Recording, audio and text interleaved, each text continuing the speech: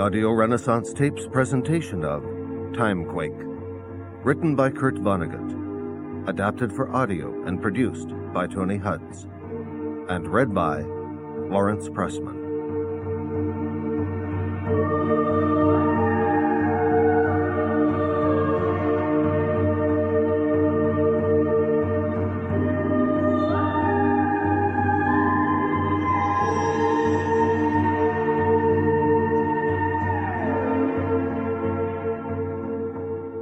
Ernest Hemingway in 1952 published in Life magazine a long short story called The Old Man and the Sea. It was about a Cuban fisherman who hadn't caught anything for 84 days. The Cuban hooked an enormous marlin. He killed it and lashed it alongside his little boat. Before he could get it to shore, though, sharks bit off all the meat on the skeleton. I was living in Barnstable Village on Cape Cod when the story appeared. I asked a neighboring commercial fisherman what he thought of it. He said the hero was an idiot. He should have hacked off the best chunks of meat and put them in the bottom of the boat, and left the rest of the carcass for the sharks. It could be that the sharks Hemingway had in mind were critics who hadn't much liked his first novel in 10 years, Across the River and Into the Trees, published 2 years earlier. As far as I know, he never said so, but the marlin could have been that novel. And then I found myself, in the winter of 1996, the creator of a novel which did not work, which had no point, which had never wanted to be written in the first place. Merde. I had spent nearly a decade on that ungrateful fish, if you will. It wasn't even fit for shark chum. I had recently turned 73. My mother made it to 52, my father to 72. Hemingway almost made it to 62. I had lived too long. What was I to do? Answer: fillet the fish. Throw the rest away. This I did in the summer and autumn of 1996. Yesterday, November 11th of that year, I turned 74. 74. Johannes Brahms quit composing symphonies when he was 55. Enough. My father was sick and tired of architecture when he was 55. Enough. American male novelists have done their best work by then. Enough. 55 is a long time ago for me now. Have pity. My great big fish, which stunk so, was entitled Timequake. Let us think of it as Timequake 1. And let us think of this one, a stew made from its best parts mixed with thoughts and experiences during the past 7 months or so, as Timequake 2. Okay? The premise of Timequake 1 was that a timequake, a sudden glitch in the space-time continuum, made everybody and everything do exactly what they'd done during a past decade, for good or ill, a second time. It was déjà vu that wouldn't quit for 10 long years. You couldn't complain about life's being nothing but old stuff, or ask if just you were going nuts, or if everybody was going nuts. There was absolutely nothing you could say during the rerun if you hadn't said it the first time through the decade. You couldn't even save your own life or that of a loved one if you had failed to do that the first time through. I had the timequake zap everybody and everything in an instant from February 13th, 2001 back to February 17th, 1991.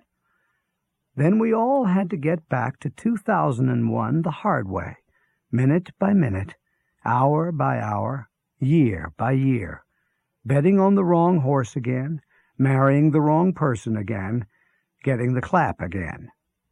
You name it. Only when people got back to when the timequake hit did they stop being robots of their pasts. As the old science fiction writer Kilgore Trout said, only when free will kicked in again Could they stop running obstacle courses of their own construction? Trout doesn't really exist. He has been my alter ego in several of my other novels. But most of what I have chosen to preserve from Timequake 1 has to do with his adventures and opinions. I have salvaged a few of the thousands of stories he wrote between 1931, when he was 14, and 2001, when he died at the age of 84. A hobo for much of his life, he died in luxury in the Ernest Hemingway suite of the Writers' Retreat Xanadu in the summer resort village of Point Zion, Rhode Island. That's nice to know. His very first story, he told me as he was dying, was set in Camelot, the court of King Arthur in Britain. Merlin, the court magician, casts a spell that allows him to equip the knights of the Round Table with Thompson submachine guns and drums of .45 caliber dum-dums. Sir Galahad, the purist in heart and mind, familiarizes himself with this new virtue-compelling appliance. While doing so, he puts a slug through the Holy Grail and makes a Swiss cheese of Queen Guinevere. Here is what Trout said when he realized that the 10-year rerun was over, that he and everybody else were suddenly obligated to think of new stuff to do, to be creative again. "Oh, Lordy, I am much too old and experienced to start playing Russian roulette with free will again." Yes, and I myself was a character in Timequake 1, making a cameo appearance at a clam bake on the beach at the Writers' Retreat Xanadu in the summer of 2001. 6 months after the end of the rerun, 6 months after free will kicked in again. I was there with several fictitious persons from the book, including Kilgore Trout. I was privileged to hear the old, long-out-of-print science fiction writer describe for us, and then demonstrate, the special place of Earthlings in the cosmic scheme of things.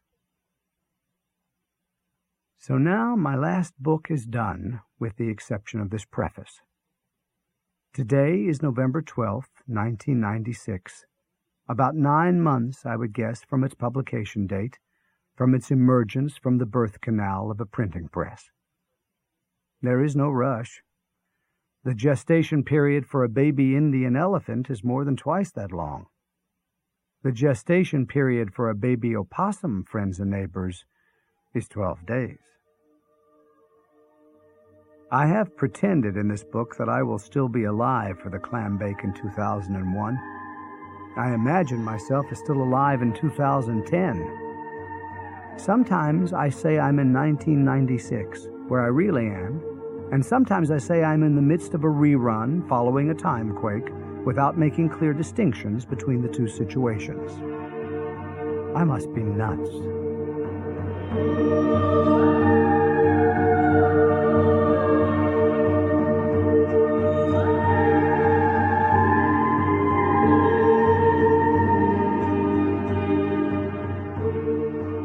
Call me Junior. My 6 grown kids do. 3 are adopted nephews, 3 are my own. They call me Junior behind my back. They think I don't know that. I say in speeches that a plausible mission of artists is to make people appreciate being alive at least a little bit. I am then asked if I know of any artists who pull that off. I reply, the Beatles did. It appears to me that the most highly evolved earthling creatures find being alive embarrassing, or much worse. Never mind cases of extreme discomfort such as idealists being crucified.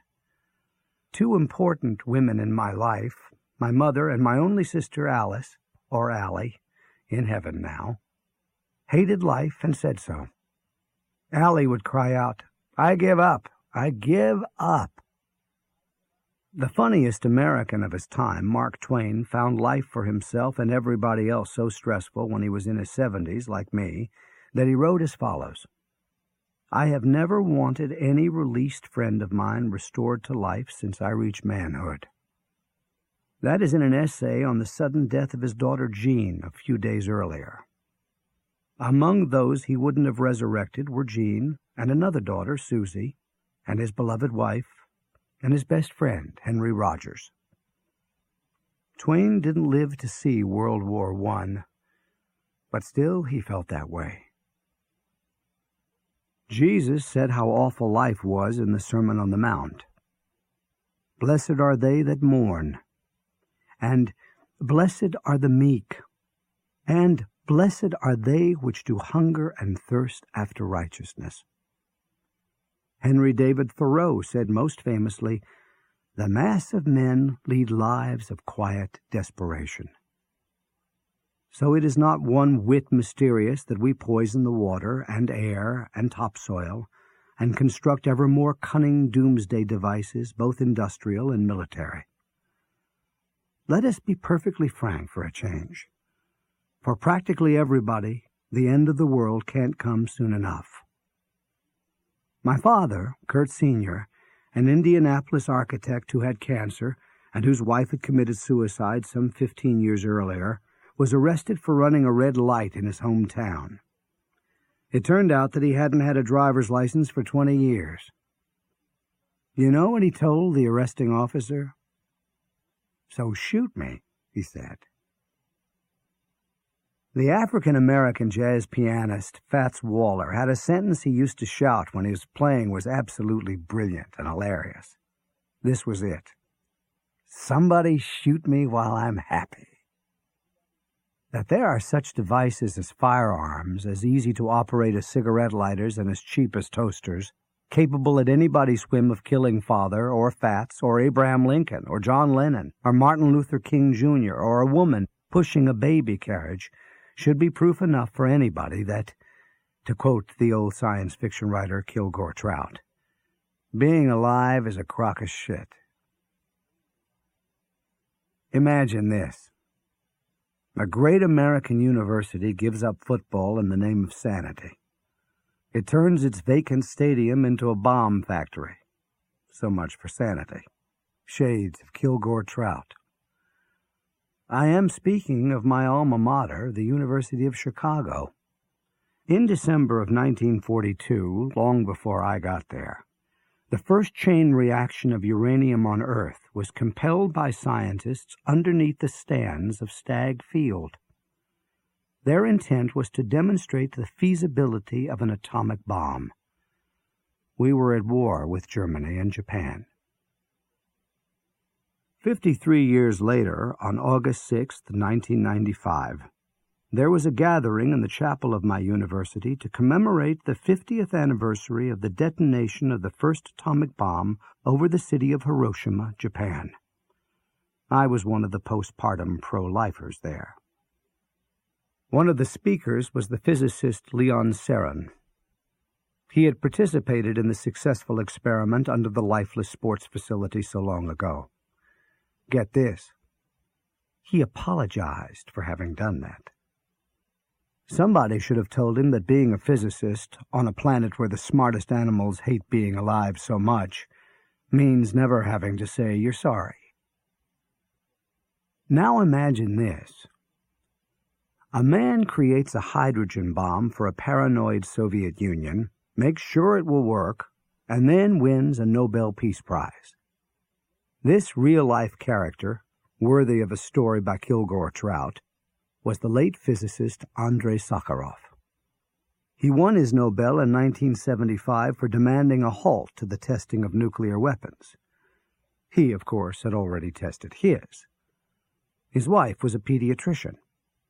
What sort of person could perfect a hydrogen bomb while married to a child care specialist? What sort of physician would stay with a mate who cracked?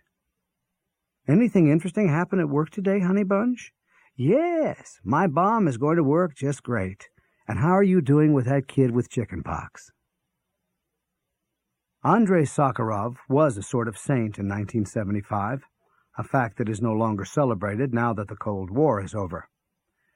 He was a dissident in the Soviet Union. He called for an end to the development and testing of nuclear weapons, and also for more freedoms for his people. He was kicked out of the USSR's Academy of Sciences. He was exiled from Moscow to a whistle stop on the permafrost. He was not allowed to go to Oslo to receive his Peace Prize. His pediatrician wife, Elena Bonner, accepted it for him there. But isn't it time for us to ask now if she, or any pediatrician or healer, wasn't more deserving of a Peace Prize than anyone who had a hand in creating an H-bomb for any kind of government, anywhere? Human rights? What could be more indifferent to the rights of any form of life than an H-bomb? Sakharov was, in June of 1987, awarded an honorary doctorate by Staten Island College in New York City. Once again, his government wouldn't let him accept in person. So I was asked to do that for him. All I had to do was deliver a message he had sent. This was it. Don't give up on nuclear energy. I spoke it like a robot. I was so polite. But this was 1 year after this crazy planet's most deadly nuclear calamity so far, at Chernobyl, Ukraine. Children all over Northern Europe will be sickened, or worse, for years to come by that release of radiation. Plenty of work for pediatricians. More heartening to me than Sakharov's cockamamie exhortation was the behavior of firemen in Schenectady, New York after Chernobyl. I used to work in Schenectady. The firemen sent a letter to their brother firemen over there, congratulating them on their courage and selflessness while trying to save lives and property. Hooray for firemen. Scum of the earth as some may be in their daily lives, they can all be saints in emergencies. Hooray for firemen. In Timequake 1, Kilgore Trout wrote a story about an atom bomb. Because of the timequake, he had to write it twice. The 10-year rerun following the timequake, remember, made him and me and you and everybody else do everything we'd done from February 17th, 1991 to February 13th, 2001 a second time. Trout didn't mind writing it again. Rerun or not, he could tune out the crock of shit being alive was, as long as he was scribbling, head down, with a ballpoint pen on a yellow legal pad. He called the story No Laughing Matter. He threw it away before anybody else could see it, and then he had to throw it away again during the rerun. At the clam bake at the end of Timequake 1, in the summer of the year 2001, after free will had kicked in again, Trout said this about all the stories he had torn to pieces and flushed down toilets or tossed into trash-strewn vacant lots or whatever. Easy come, easy go. No Laughing Matter got its title from what a judge in the story said during a top-secret court-martial of the crew of the American bomber Joy's Pride on the Pacific island of Honolulu 1 month after the end of World War II. Joy's Pride itself was perfectly okay and in a hangar there on Honolulu. It was named in honor of the pilot's mother, Joy Peterson, a nurse in obstetrics in a hospital in Corpus Christi, Texas. Pride had a double meaning. It meant self-respect.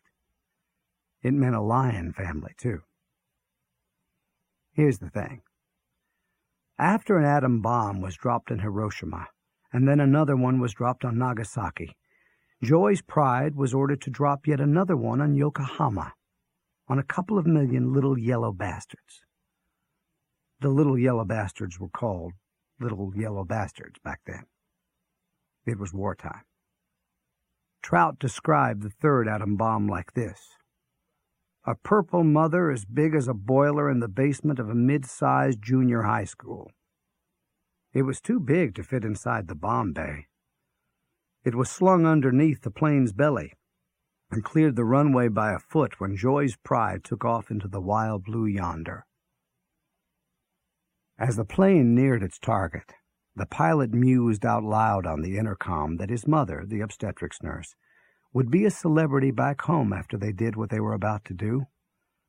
The bomber Enola Gay and the woman in whose honor it was named had become as famous as movie stars after it dropped its load on Hiroshima. Yokohama was twice as populous as Hiroshima and Nagasaki combined. The more the pilot thought about it, though, the surer he was that his sweet widowed mother could never tell reporters she was happy that her son's airplane had killed a world's record number of civilians all at once. Trout's story reminds me of the time my late great-aunt Emma Vonnegut said she hated the Chinese. Her late son-in-law, Curfew Stewart, who used to own Stewart's bookstore in Louisville, Kentucky, admonished her that it was wicked to hate that many people all at once. Whatever. The crewmen aboard Joy's Pride, at any rate, told the pilot on the intercom that they felt much as he did. They were all alone up there in the sky. They didn't need a fighter escort since the Japanese didn't have any airplanes left. The war was over, except for the paperwork. Arguably the situation even before Enola Gay cremated Hiroshima. To quote Kilgore Trout, "This wasn't war anymore, and neither had been the atom bombing of Nagasaki. This was thanks to the Yanks for a job well done. This was showbiz now." Trout said in no laughing matter that the pilot and his bombardier had felt somewhat godlike on previous missions, when they'd had nothing more than incendiaries and conventional high explosives to drop on people. But that was godlike with a little g, he wrote. They identified themselves with minor deities who only avenged and destroyed. Up there in the sky, all alone, with the purple mother slung underneath their plane, they felt like the boss god himself, who had an option which hadn't been theirs before, which was to be merciful. Trout himself had been in World War II, but not as an airman and not in the Pacific. He'd been a forward observer for the Army Field Artillery in Europe, a lieutenant with binoculars and a radio, up with the infantry or even ahead of it. He would tell batteries to the rear where their shrapnel or white phosphorus or whatever might help a lot. He himself had certainly not been merciful, nor, by his own account, had he ever felt he should have been. I asked him at the Clambake in 2001 at the Writers' Retreat Xanadu what he'd done during the war, which he called civilization's second unsuccessful attempt to commit suicide. He said, without a scintilla of regret, "I made sandwiches of German soldiers between an erupting earth and an exploding sky and in a blizzard of razor blades." The pilot of Joy's Pride made a U-turn way up in the sky. The purple mother was still slung underneath. He did it, wrote Trout, because that is what his mother would have wanted him to do. At the top-secret court-martial afterward, everybody was convulsed with laughter at one point in the proceedings. This caused the chief judge to bang his gavel and declare that what those on trial had done was no laughing matter. What people found so funny was the prosecutor's description of what people did at the base when Joy's Pride came in for a landing with the purple mother only a foot above the tarmac. People jumped out of windows. They peed in their pants. There were all kinds of collisions between different kinds of vehicles, wrote Kilgore Trout. No sooner had the judge restored order, though, than a huge crack opened in the floor of the Pacific Ocean. It swallowed Honolulu, court-martial, Joy's Pride, unused atom bomb, and all. When the excellent German novelist and graphic artist Günter Grass heard that I was born in 1922, he said to me, "There are no males in Europe your age for you to talk to." He himself was a kid during Kilgore Trout's and my war, as were Elie Wiesel and Jerzy Kaczynski and Milos Forman, and on and on. I was lucky to be born over here instead of over there, and white and middle class, and into a house full of books and pictures, and into a large extended family which exists no more. I heard the poet Robert Pinsky give a reading this summer, in which he apologized didactically for having had a much nicer life than normal. I should do that too. At least I seized the opportunity this past May to thank my birthplace as a graduation speaker at Butler University. I said, if I had it to do all over, I would choose to be born again in a hospital in Indianapolis. I would choose to spend my childhood again at 4365 North Illinois Street, about 10 blocks from here, and to again be a product of its public schools. I would again take courses in bacteriology and qualitative analysis in the summer school of Butler University.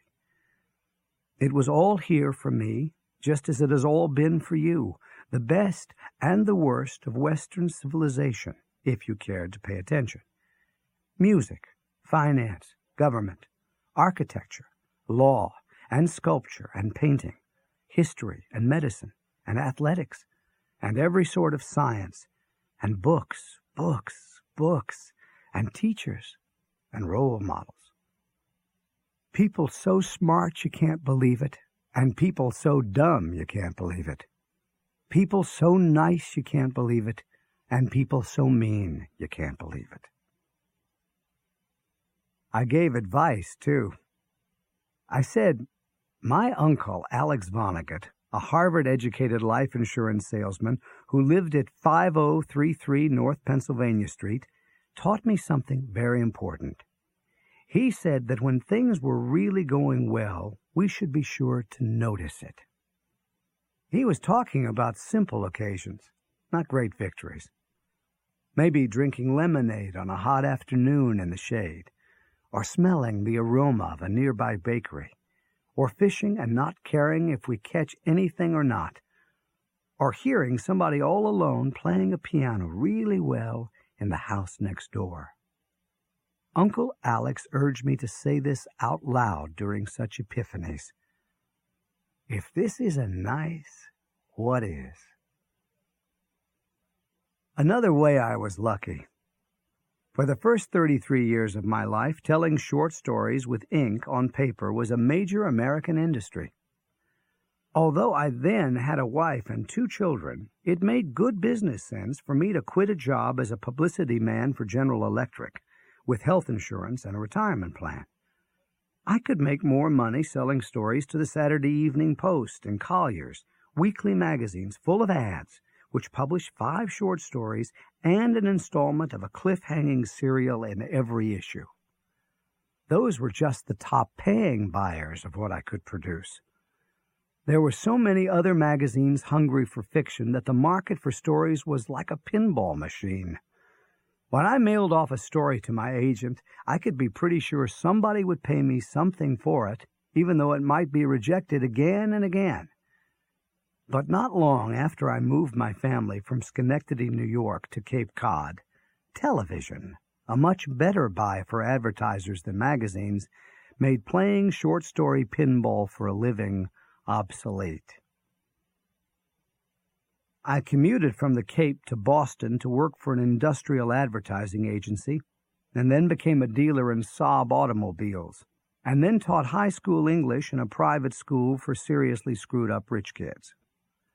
My son, the Dr. Mark Vonnegut, who wrote a swell book about his going crazy in the 1960s, and then graduated from Harvard Medical School, had an exhibition of his watercolors in Milton, Massachusetts this summer.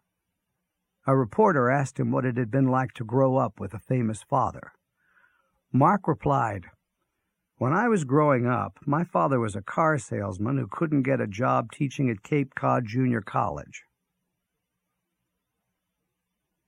I still think up short stories from time to time, as though there were money in it.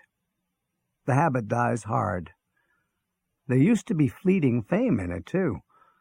Highly literate people once talked enthusiastically to one another about a story by Ray Bradbury, or J.D. Salinger, or John Cheever, or John Collier, or John O'Hara, or Shirley Jackson, or Flannery O'Connor, or whomever, which had appeared in a magazine in the past few days. No more. All I do with short story ideas now is rough them out, credit them to Kilgore Trout, and put them in a novel. Here's the start of another one hacked from the carcass of Timequake 1 and entitled The Sisters B-36. On the matriarchal planet Boo-Boo in the Crab Nebula, there were 3 sisters whose last name was B-36. It could only be a coincidence that their family name was also that of an Earthling airplane designed to drop bombs on civilian populations with corrupt readerships.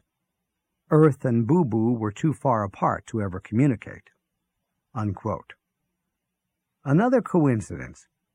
The written language of Boo Boo was like English on Earth, in that it consisted of idiosyncratic arrangements and horizontal lines of 26 phonetic symbols, 10 numbers, and about 8 punctuation marks. All 3 of the sisters were beautiful, so went Trout's tale, but only 2 of them were popular, one a picture painter and the other a short story writer. Nobody could stand the third one, who was a scientist. She was so boring.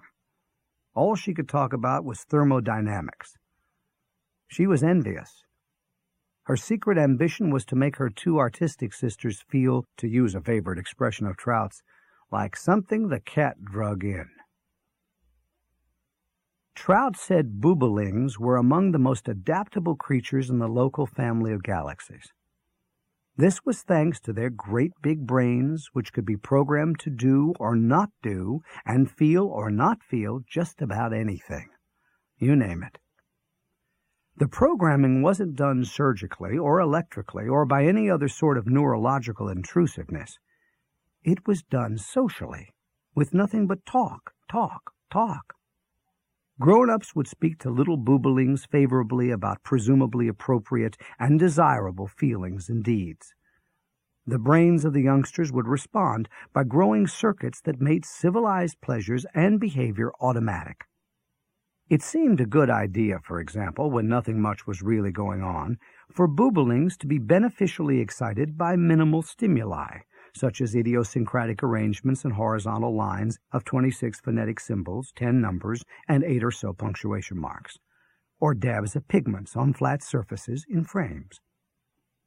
When a little boobaling was reading a book, a grown-up might interrupt to say, depending on what was happening in the book, "Isn't that sad? The little girl's nice little dog has just been run over by a garbage truck. Doesn't that make you want to cry?" Or a grown-up might say, about a very different sort of story, "Isn't that funny? When that conceited old rich man stepped on a nim-nim peel and fell into an open manhole, didn't that make you practically pop a gut laughing?" A nim-nim was a banana-like fruit on Boo Boo. An immature boobaling taken to an art gallery might be asked about a certain painting whether the woman in it was really smiling or not. Couldn't she be sad about something and still look that way? Is she married, do you think? Does she have a kid? Is she nice to it? Where do you think she's going next? Does she want to go? If there was a bowl of fruit in the painting, a grown-up might ask, "Don't those nim-nims look good enough to eat? Yummy, yum, yum." These examples of boobaling pedagogy aren't mine. They're Kilgore Trout's. Thus were the brains of most, but not quite all, boobalings made to grow circuits, microchips, if you like, which on Earth would be called imaginations. Yes, and it was precisely because a vast majority of boobalings had imaginations that 2 of the B-36 sisters, the short story writer and the painter, were so beloved. The bad sister had an imagination, all right, but not in the field of art appreciation. She wouldn't read books or go to art galleries. She spent every spare minute when she was little in the garden of a lunatic asylum next door.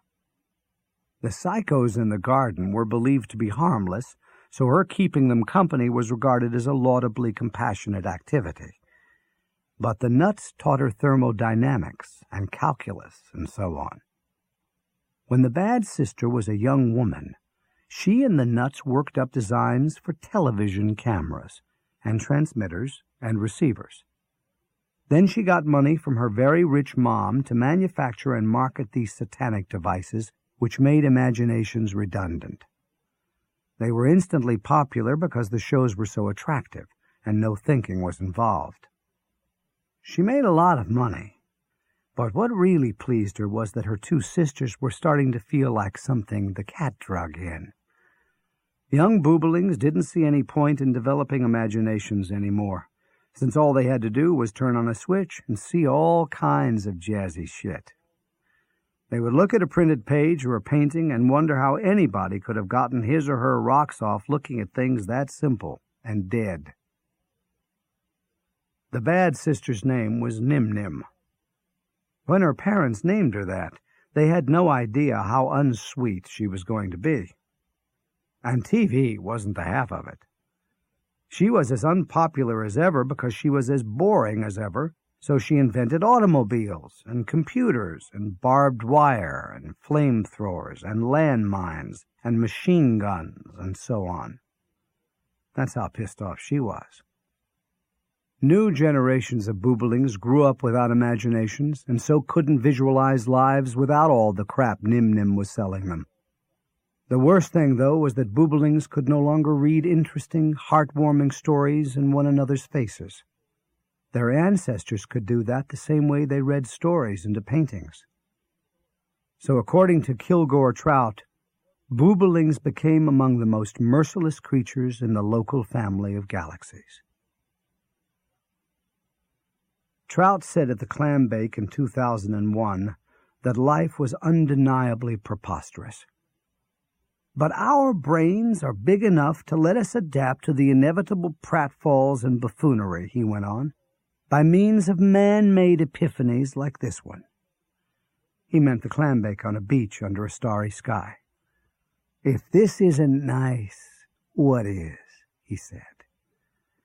He declared the corn on the cob, steamed in seaweed with lobsters and clams, to be heavenly.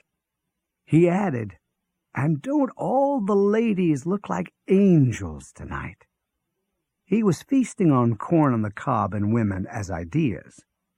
He couldn't eat the corn because the upper plate of his false teeth was insecure.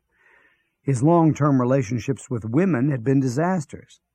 In the only love story he ever attempted, Kiss Me Again, he had written, "There is no way a beautiful woman can live up to what she looks like for any appreciable length of time." The moral at the end of that story is this: men are jerks. Women are psychotic. Chief among man-made epiphanies for me have been stage plays. Trout called them artificial timequakes.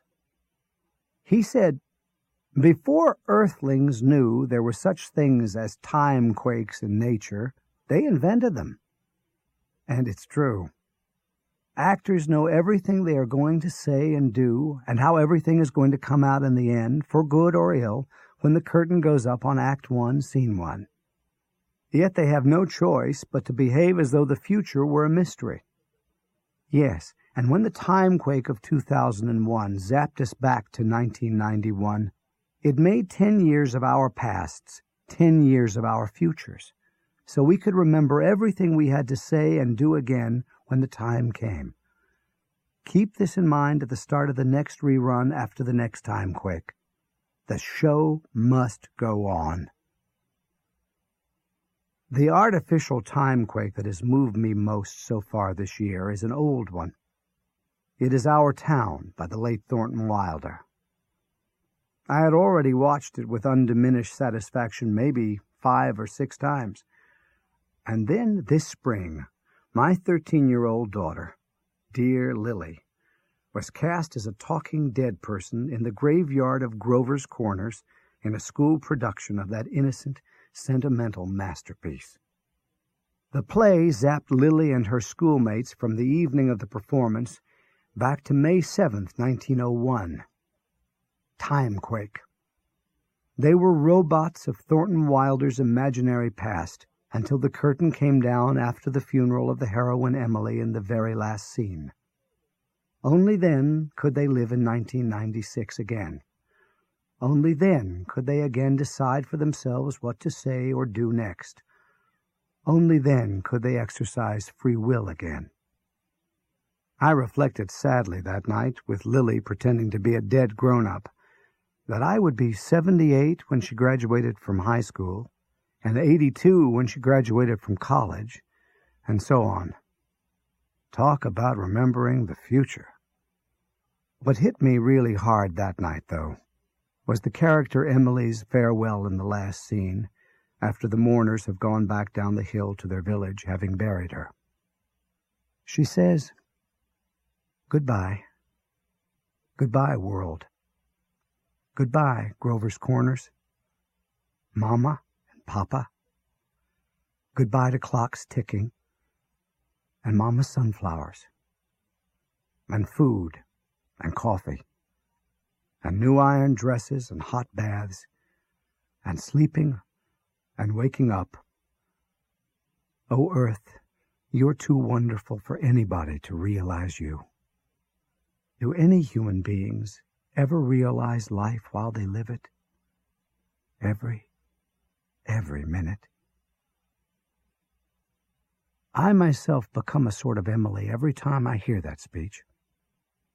I haven't died yet, but there is a place as seemingly safe and simple, as learnable, as acceptable as Grover's Corners at the turn of the century, with ticking clocks, and Mama and Papa, and hot baths, and new iron clothes, and all the rest of it, to which I have already said goodbye.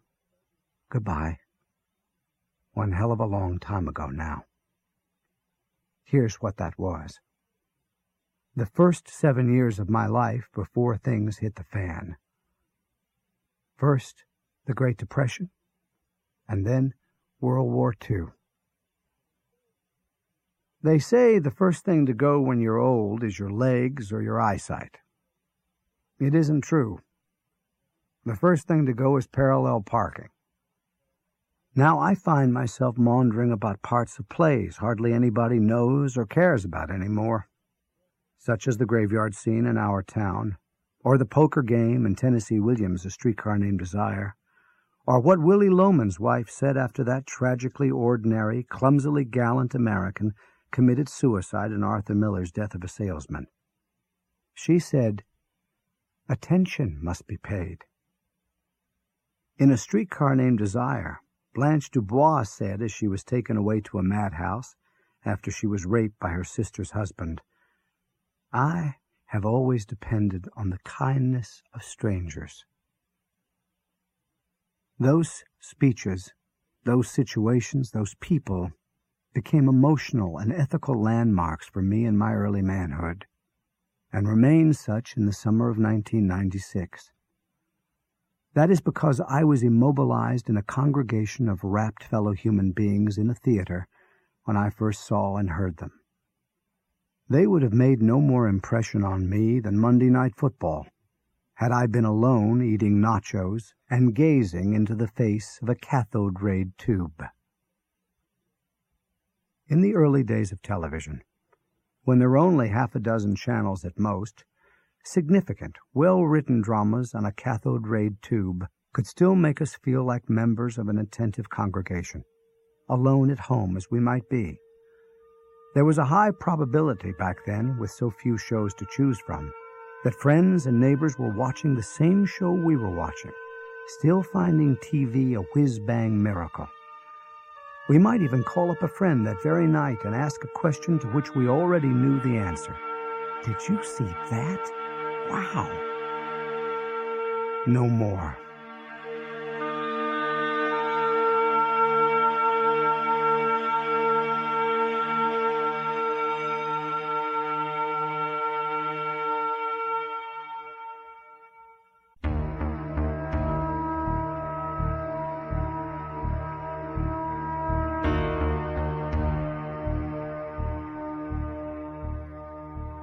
I wouldn't have missed the Great Depression or my part in World War II for anything. Trout asserted at the Clambake that our war would live forever in showbiz as other wars would not, because of the uniforms of the Nazis. He commented unfavorably on the camouflage suits our own generals wear nowadays on TV when they describe our blowing the living daylights out of some third world country because of petroleum. "I can't imagine," he said, "any part of the world where such garish pajamas would make a soldier less rather than more visible. We are evidently preparing," he said, "to fight World War III in the midst of an enormous Spanish omelet." He asked what relatives of mine had been wounded in wars. As far as I knew, only one. That was my great-grandfather Peter Lieber, an immigrant who became a brewer in Indianapolis after being wounded in one leg during our Civil War. He was a freethinker, which is to say a skeptic about conventional religious beliefs, as had been Voltaire and Thomas Jefferson and Benjamin Franklin and so on, and as would be Kilgore Trout and I. I told Trout that Peter Lieber's Anglo-American company commander gave his men, all freethinkers from Germany, Christian religious tracts for inspiration. Trout responded by giving his own revision of the book of Genesis. Fortunately, I had a tape recorder, which I turned on. "Please stop eating and pay attention," he said. "This is important." He paused to press the upper plate of his false teeth against the roof of his mouth with the ball of his left thumb. It would come unstuck again every 2 minutes or so. He was left-handed, as I was until my parents made me switch, and as are my daughters Edith and Lily, or as we call them affectionately, Edie Bucket and Lolly Boo. "In the beginning there was absolutely nothing, and I mean nothing," he said. "But nothing implies something, just as up implies down and sweet implies sour, as man implies woman and drunk implies sober and happy implies sad. I hate to tell you this, friends and neighbors, but we are teensy-weensy implications in an enormous implication. If you don't like it here, why don't you go back to where you came from?" "The first something to be implied by all the nothing but nothing," he said, "was in fact two somethings who were God and Satan. God was male, Satan was female. They implied each other, and hence were peers in the emerging power structure, which was itself nothing but an implication. It was implied by weakness. God created the heaven and the earth," the old, long-out-of-print science fiction writer went on, "and the earth was without form and void, and darkness was upon the face of the deep. And the Spirit of God moved upon the face of the waters. Satan could have done this herself, but she thought it was stupid, action for the sake of action. What was the point? She didn't say anything at first. But Satan began to worry about God when he said, 'Let there be light,' and there was light. She had to wonder, what in heck does he think he's doing? How far does he intend to go? And does he expect me to help him take care of all this crazy stuff?' And then things really hit the fan. God made man and woman, beautiful little miniatures of him and her, and turned them loose to see what might become of them. The Garden of Eden," said Trout, "might be considered the prototype for the Colosseum and the Roman Games. Satan," he said, "couldn't undo anything God had done. She could at least try to make existence for his little toys less painful. She could see what he couldn't. To be alive was to be either bored or scared witless. So she filled an apple with all sorts of ideas that might at least relieve the boredom, such as rules for games with cards and dice, and how to screw, and recipes for beer and wine and whiskey, and pictures of different plants that were smokable, and so on, and instructions on how to make music and sing and dance real crazy, real sexy, and how to spout blasphemy when they stubbed their toes. Satan had a serpent give Eve the apple. Eve took a bite and handed it to Adam. He took a bite, and then they had sex.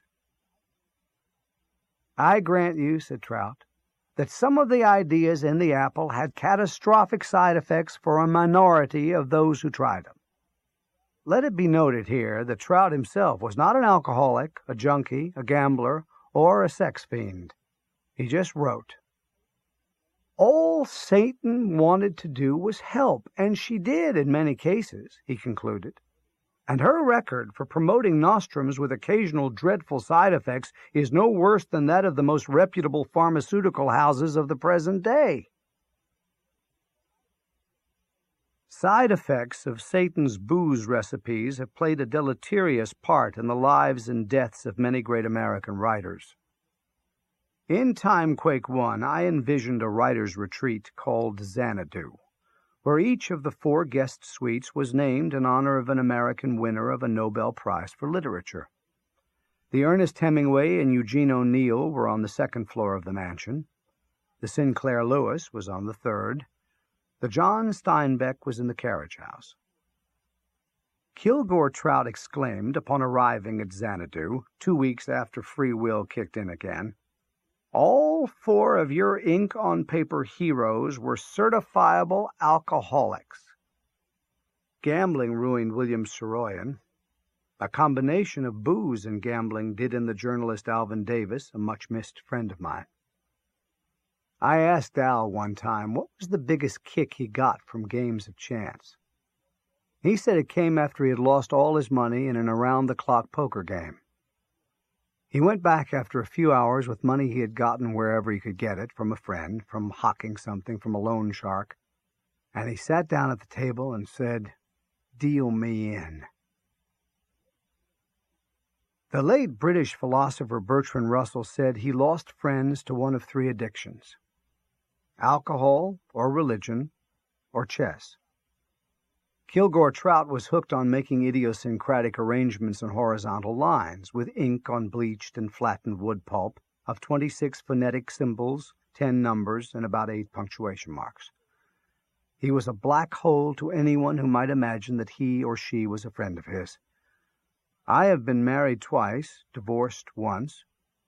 Both my wives, Jane and now Jill, have said on occasion that I am much like Trout in that regard. My mother was addicted to being rich, to servants and unlimited charge accounts, to giving lavish dinner parties, to taking frequent first-class trips to Europe. So one might say she was tormented by withdrawal symptoms all through the Great Depression. She was acculturated.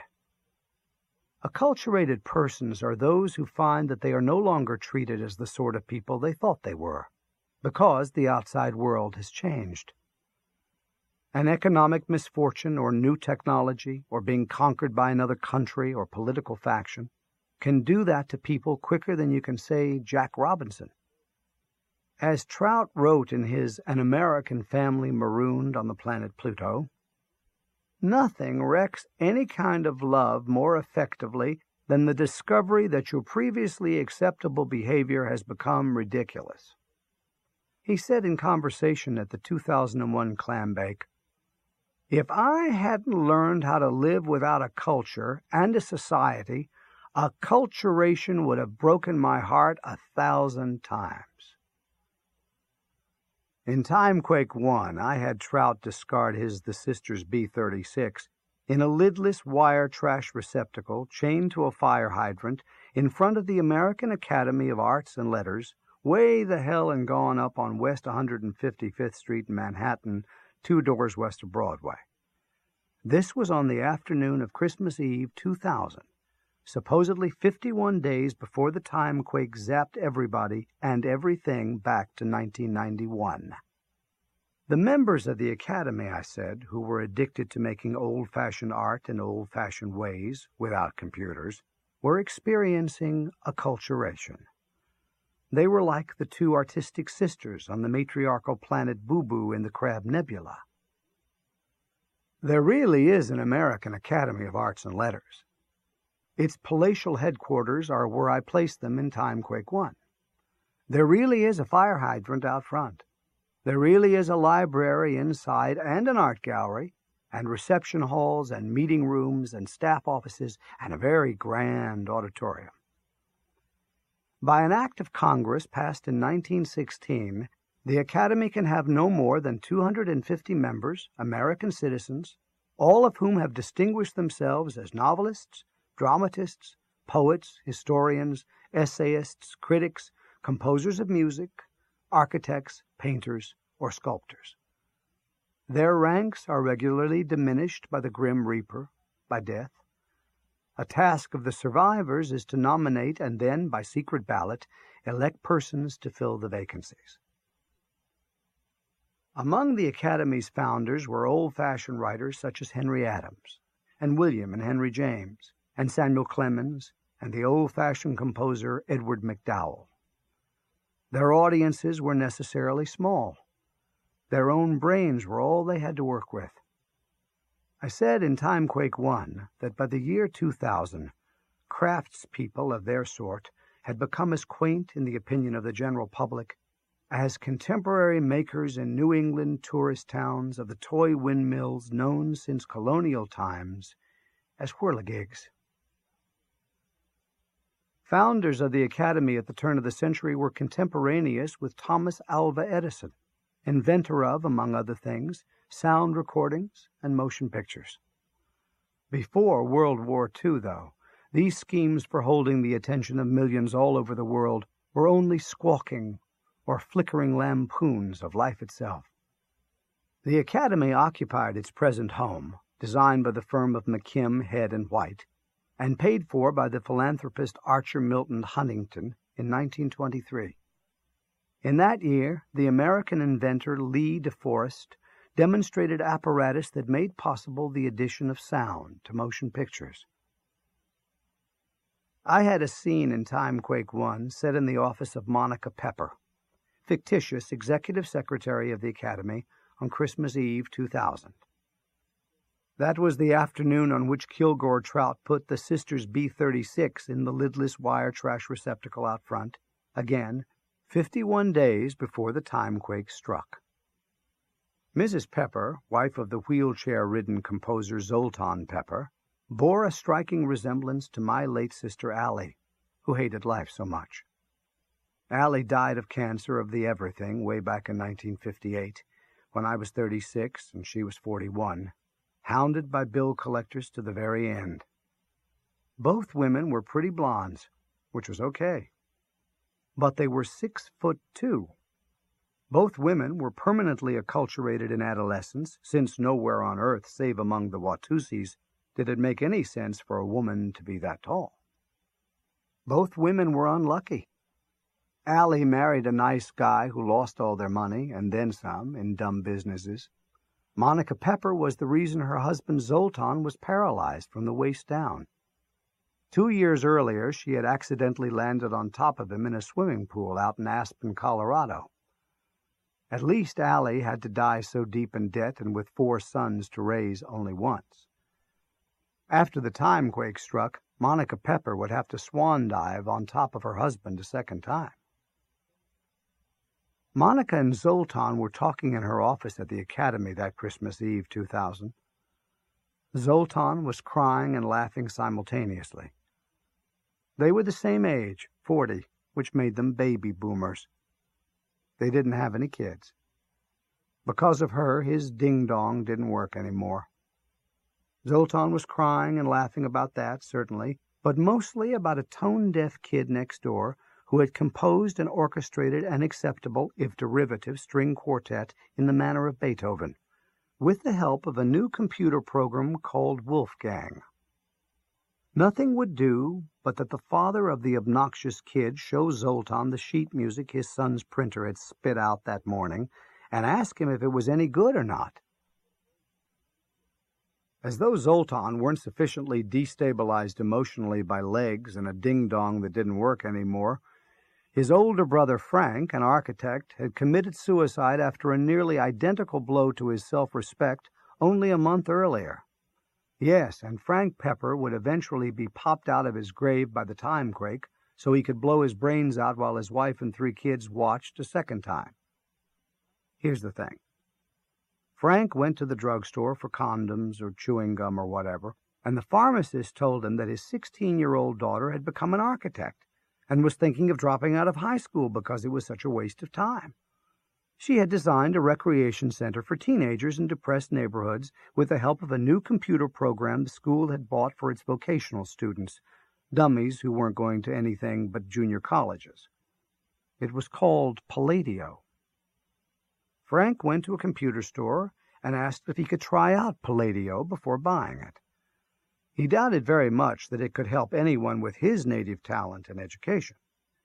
So right there in the store, and in a period of no more than half an hour, Palladio gave him what he had asked it for, working drawings that would enable a contractor to build a 3-story parking garage in the manner of Thomas Jefferson. Frank had made up the craziest assignment he could think of, confident that Palladio would tell him to take his custom elsewhere. But it didn't.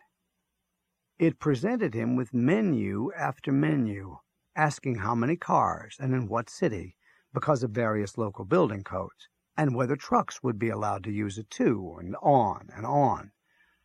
It even asked about surrounding buildings and whether Jeffersonian architecture would be in harmony with them.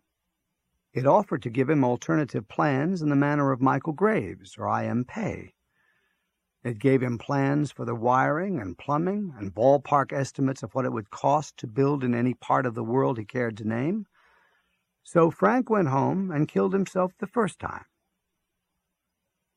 Laughing and crying there in his wife's office at the academy on the first of 2 Christmas Eves, 2000, Zoltan Pepper said this to his pretty but gawky wife. It used to be said of a man who had suffered a catastrophic setback in his line of work that he had been handed his head on a platter. We are being handed our heads with tweezers now. He was speaking, of course, of microchips. Allie died in New Jersey. She and her husband Jim, also a native Hoosier, are buried whole in Crown Hill Cemetery in Indianapolis. So is James Whitcomb Riley, the Hoosier poet, a never-married lush. So is John Dillinger, a beloved bank robber of the 1930s. So are our parents, Kurt and Edith, and Father's kid brother, Alex Vonnegut, the Harvard-educated life insurance salesman who said, whenever life was good, "If this isn't nice, what is?" So are 2 previous generations of our parents' forebears, a brewer, an architect, merchants and musicians, and their wives, of course. Full house. John Dillinger, a farm boy, escaped from jail once brandishing a wooden pistol he had whittled from a broken washtub slat. He blackened it with shoe polish. He was so entertaining. While on the run, robbing banks and vanishing into the boondocks, Dillinger wrote Henry Ford a fan letter. He thanked the old anti-Semite for making such fast and agile getaway cars. It was possible to get away from the police back then if you were a better driver with a better car. Talk about fair play. Talk about what we say we want for everyone in America. A level playing field. And he robbed only the rich and strong, banks with armed guards, and in person. Dillinger wasn't a simpering, sly swindler. He was an athlete. In the slavering search for subversive literature on the shelves of our public schools, which will never stop, the 2 most subversive tales of all remain untouched, wholly unsuspected. One is the story of Robin Hood. As ill-educated as John Dillinger was, that was surely his inspiration. A reputable blueprint for what a real man might do with life. The minds of children in intellectually humble American homes back then weren't swamped with countless stories from TV sets. They heard or read only a few stories, and so could remember them and maybe learn something from them.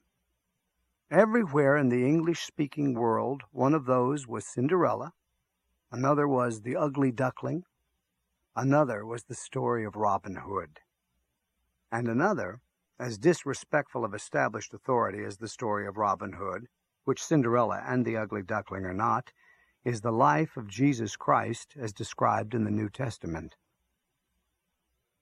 G-men, under orders from J. Edgar Hoover, the unmarried homosexual director of the FBI, shot Dillinger dead, simply executed him as he came out of a movie theater with a date. He hadn't pulled a gun, or lunged, or dived, or tried to run away. He was like anybody else coming out into the real world after a movie, awakening from enchantment. He was killed because he had for too long made G-men, all of whom then wore fedoras, look non compos mentis, like nincompoops. That was in 1934. I was 11. Allie was 16. Allie wept and raged, and we both reviled Dillinger's date at the movie. This bitch, and there was nothing else to call her, tipped off the feds about where Dillinger would be that night. She said she would be wearing an orange dress. The nondescript gink by her side when she came out would be the man the gay director of the FBI had branded public enemy number 1. She was Hungarian. As the old saying goes, if you have a Hungarian for a friend, you don't need an enemy. Allie later had her picture taken with Dillinger's big tombstone at Crown Hill, not far from the fence on West 38th Street. I myself came upon it from time to time while shooting crows with a .22 semi-automatic rifle our gun-nut father gave me for my birthday. Crows back then were classified as enemies of mankind. Given half a chance, they would eat our corn. One kid I knew shot a golden eagle. You should have seen the wings spread.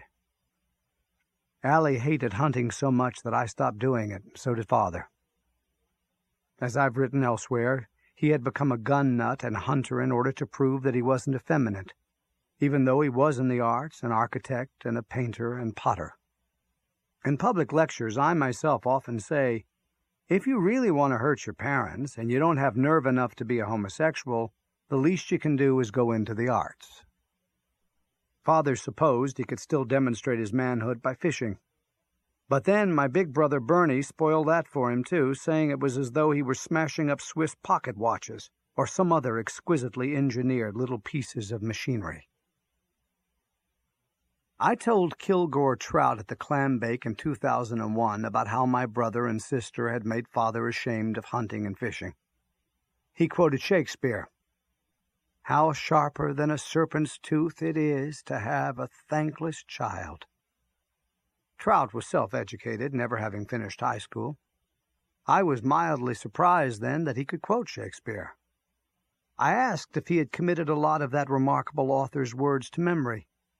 He said, "Yes, dear colleague, including a single sentence which describes life as lived by human beings so completely that no writer after him need ever have written another word." "Which sentence was that, Mr. Trout?" I asked. And he said, "All the world's a stage, and all the men and women merely players."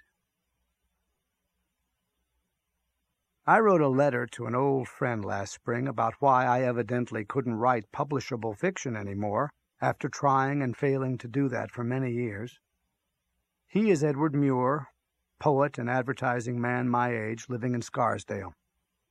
In my novel, Cat's Cradle, I say that anybody whose life keeps tangling up with yours for no logical reason is likely a member of your karass, a team God has formed to get something done for him.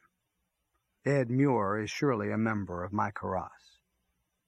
Listen to this. When I was at the University of Chicago after World War II, Ed was there, although we did not meet. When I went to Schenectady, New York, to be a publicist for the General Electric Company, Ed went there to be a teacher at Union College. When I quit GE and moved to Cape Cod, he showed up there as a recruiter for the Great Books program. At last we met, and whether in the service of God or not, my first wife Jane and I became leaders of a Great Books group. And when he took an advertising job in Boston, so did I, not knowing he had done that. When Ed's first marriage broke up, so did mine, and now we're both in New York. My point, though, is as follows. When I sent him a letter about my case of writer's block, he made it look like a poem and returned it. He left off my salutation and the first few lines, which were in praise of Reader's Block by David Markson, who had been his student at Union College. I said David shouldn't thank fate for letting him write such a good book in a time when large numbers of people could no longer be wowed by a novel, no matter how excellent. Something like that. I don't have a copy of my letter as prose. As a poem, though, this is its appearance. And no thanks to fate. When we're gone, there won't be anybody sufficiently excited by ink on paper to realize how good it is. I have this ailment not unlike ambulatory pneumonia, which might be called ambulatory writer's block. I cover paper with words every day, but the stories never go anywhere I find worth going. Slaughterhouse-Five has been turned into an opera by a young German and will have its premiere in Munich this June. I'm not going there either. Not interested. I am fond of Occam's razor, or the law of parsimony, which suggests that the simplest explanation of a phenomenon is usually the most trustworthy.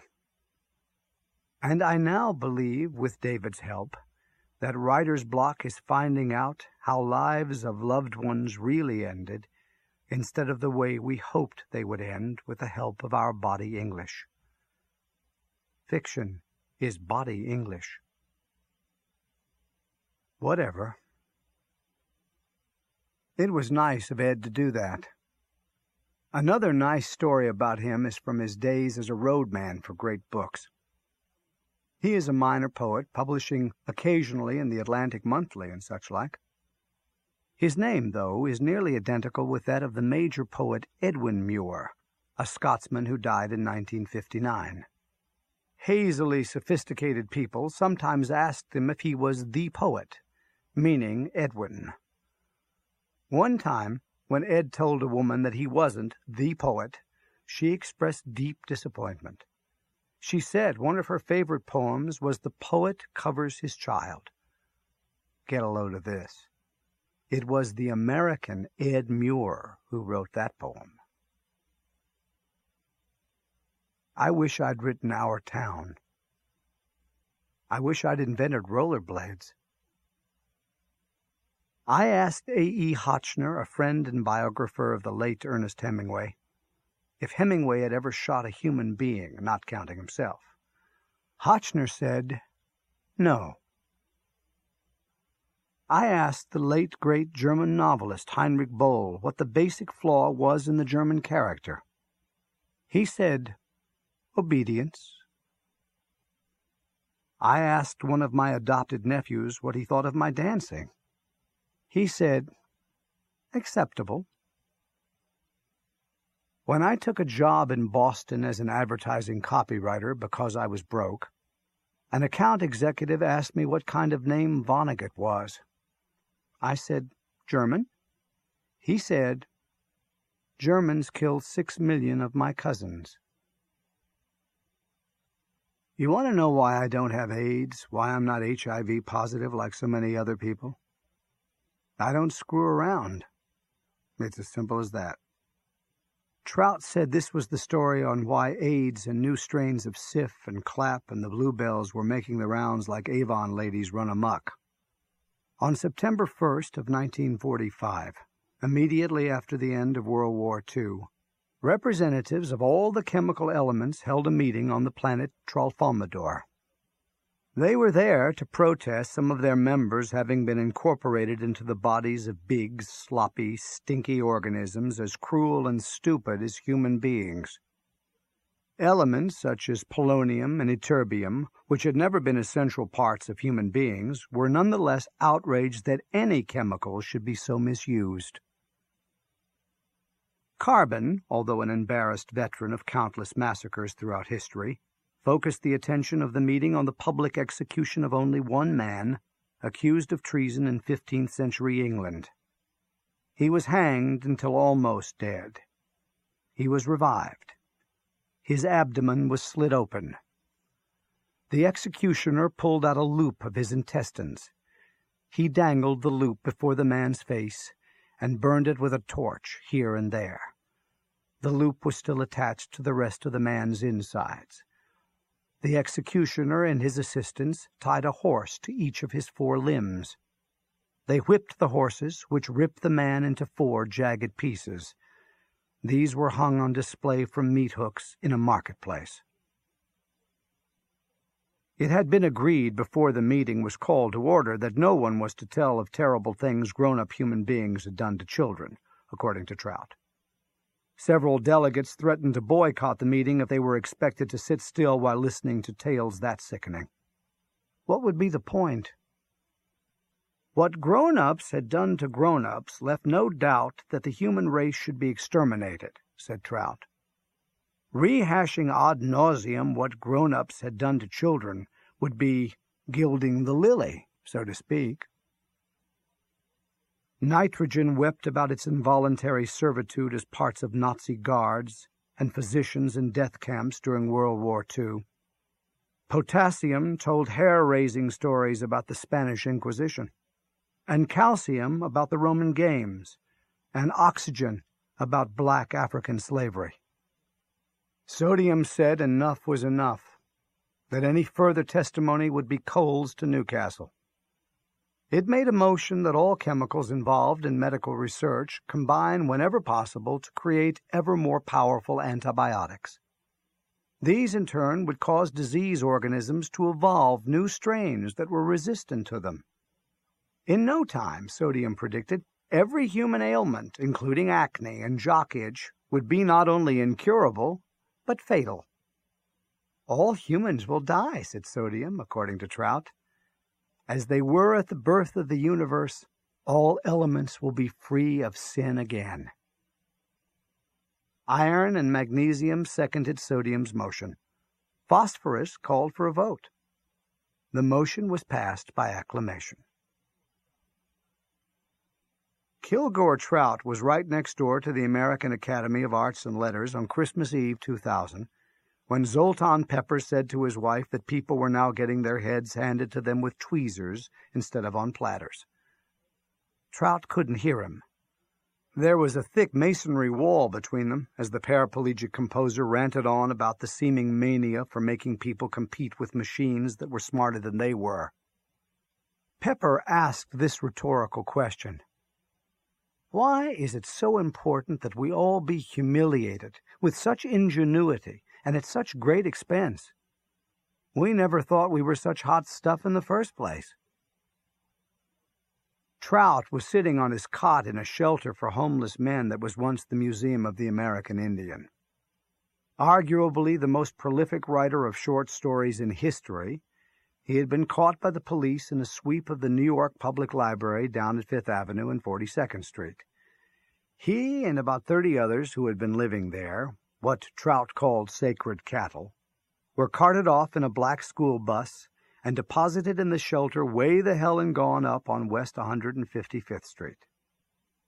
The Museum of the American Indian had moved the detritus of overwhelmed aborigines and dioramas of how they lived before things hit the fan into a safer neighborhood downtown 5 years before Trout arrived. He was 84 years old now, having passed another milestone on November the 11th, 2000. He would die on Labor Day 2001, still 84. But by then, the Timequake would have given him and all the rest of us an unexpected bonus, if you can call it that, of another 10 years. He would write of the rerun when it was over in a never-to-be-finished memoir entitled My 10 Years on Automatic Pilot. Listen, if it isn't a timequake dragging us through knothole after knothole, it's something else just as mean and powerful. This was a man, I said in Timequake 1, an only child, whose father, a college professor in Northampton, Massachusetts, murdered his mother when the man was only 12 years old. I said Trout had been a hobo, throwing away his stories instead of offering them to publications since the autumn of 1975. I said that was after he received news of the death of his own only child, Leon, a deserter from the United States Marine Corps. Leon, I said, was accidentally decapitated in a shipyard accident in Sweden, where he had been granted political asylum and was working as a welder. I said Trout was 59 when he hit the road, never to have a home again until he was given, when he was about to die, the Ernest Hemingway suite at the Rhode Island Writers' Retreat called Xanadu. When he checked into the former Museum of the American Indian, a former reminder of the most extensive and persistent genocide known to history, the Sisters B-36 was burning a hole in his pocket, so to speak. He had finished the story at the public library downtown, but the police had taken him into custody before he could get rid of it. So he kept his war surplus Navy overcoat on when he told the clerk at the shelter that his name was Vincent Van Gogh, and that he had no living relatives. Then he went outdoors again, and it was cold enough to freeze the balls off a brass monkey out there, and put the manuscript into the lidless wire trash receptacle, which was chained and padlocked to a fire hydrant in front of the American Academy of Arts and Letters. When he got back into the shelter after an absence of 10 minutes, the clerk said to him, "Where have you been? We all sure missed you, Vince." And he told him where his cot was. It was butted up against the companion wall between the shelter and the academy. On the academy side of the wall, hanging over the rosewood desk of Monica Pepper, was a painting of a bleached cow's skull on a desert floor by George O'Keeffe. On Trout's side, right over the head of his cot, was a poster telling him never to stick his ding-dong into anything without first putting on a condom. After the Timequake hit, and then the rerun was finally over, and free will had kicked in again, Trout and Monica would get to know each other. Her desk, incidentally, had once belonged to the novelist Henry James. Her chair had once belonged to the composer and conductor Leonard Bernstein. When Trout realized how close his cot had been to her desk during the 51 days before the Timequake struck, he would remark as follows: "If I'd had a bazooka, I could have blown a hole in the wall between us. If I hadn't killed one or both of us, I could have asked you, 'What's a nice girl like you doing in a place like that?'" A bum on a cot next to Trout's at the shelter wished him a Merry Christmas. Trout replied, "Ting-a-ling, ting-a-ling." It was only by chance that his reply was appropriate to the holiday, alluding, one might suppose, to the bells of Santa Claus's sleigh on a rooftop.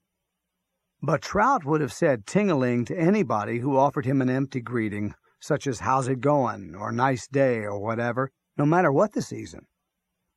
Depending on his body language and tone of voice and social circumstances, he could indeed make it mean, "And a Merry Christmas to you, too."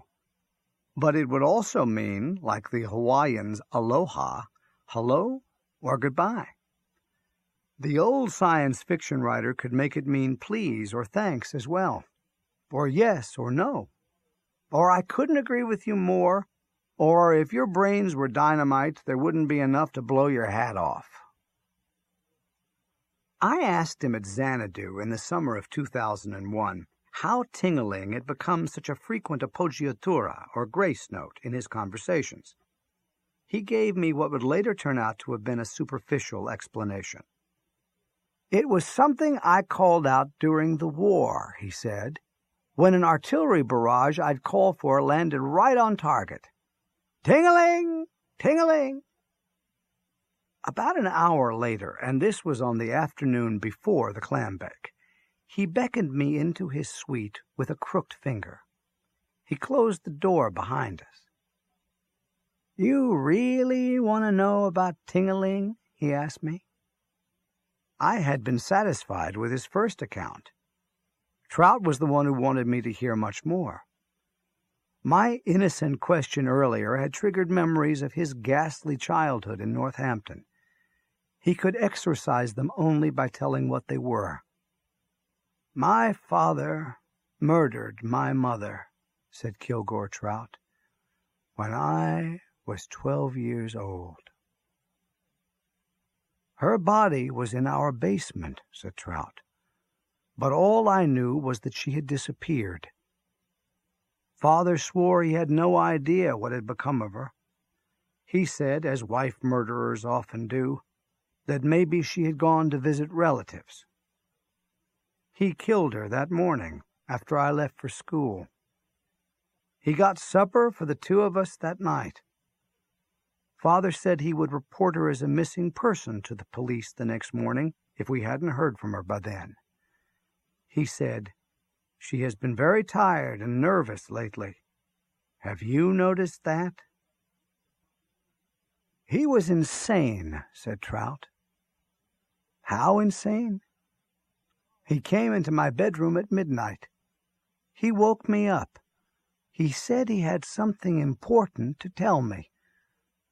It was nothing but a dirty joke, but this poor, sick man had come to believe it a parable about the awful blows that life had dealt him. It was about a fugitive who sought shelter from the police in the home of a woman he knew. Her living room had a cathedral ceiling, which is to say it went all the way up to the roof peak, with rustic rafters spanning the airspace below. Trout paused. It was as though he were as caught up in the tale as his father must have been. He went on, there in the suite named in honor of the suicide Ernest Hemingway. She was a widow, and he stripped himself naked while she went to fetch some of her husband's clothes. But before he could put them on, the police were hammering on the front door with their billy clubs. So the fugitive hid on top of a rafter. When the woman let in the police, though, his oversized testicles hung down in full view. Trout paused again. The police asked the woman where the guy was. The woman said she didn't know what guy they were talking about, said Trout. One of the cops saw the testicles hanging down from a rafter and asked what they were. She said they were Chinese temple bells. He believed her. He said he'd always wanted to hear Chinese temple bells. He gave them a whack with his billy club, but there was no sound. So he hit them again, a lot harder, a whole lot harder. Do you know what the guy on the rafter shrieked? Trout asked me. I said I didn't. He shrieked, "Ting-a-ling, you son of a bitch!" shrieked Kilgore Trout.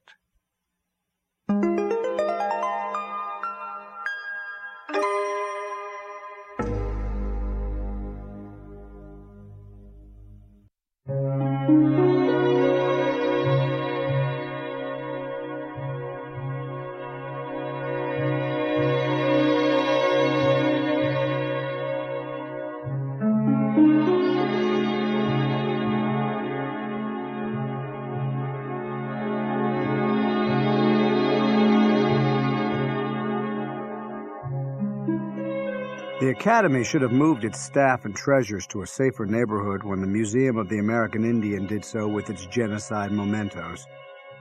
It was still stuck way the hell and gone uptown, mid nothing but people with lives not worth living for miles in every direction, because its dwindling and demoralized membership couldn't bestir itself to okay a move. To be perfectly frank, the only people who cared what became of the Academy were its staff, office workers, cleaning and maintenance people, and armed guards. Nor were most of them enraptured by old-fashioned art practices. They needed the jobs, no matter how pointless the work might be, and so were reminiscent of people during the Great Depression of the 1930s, who celebrated when they got any kind of work at all. Trout characterized the sort of work he was able to get back then as cleaning bird shit out of cuckoo clocks. The Academy's executive secretary certainly needed the work. Monica Pepper, who looked so much like my sister Allie, was the sole support of herself and her husband Zoltan, whom she had rendered hors de combat with a swan dive. So she had fortified the building by replacing the wooden front door with half-inch steel armor plate, fitted with a who's-it or peephole, which could also be closed and locked. She had done all she could to make the place look as abandoned and looted as the ruins of Columbia University 2 miles to the south. The windows, like the front door, were shuttered with steel, and the shutters were concealed in turn by rough plywood painted black and camouflaged with graffiti, which ran continuously across the whole facade. The staff had done the garish artwork. Monica herself had spray-painted "Screw Art" in orange and purple across the steel front door.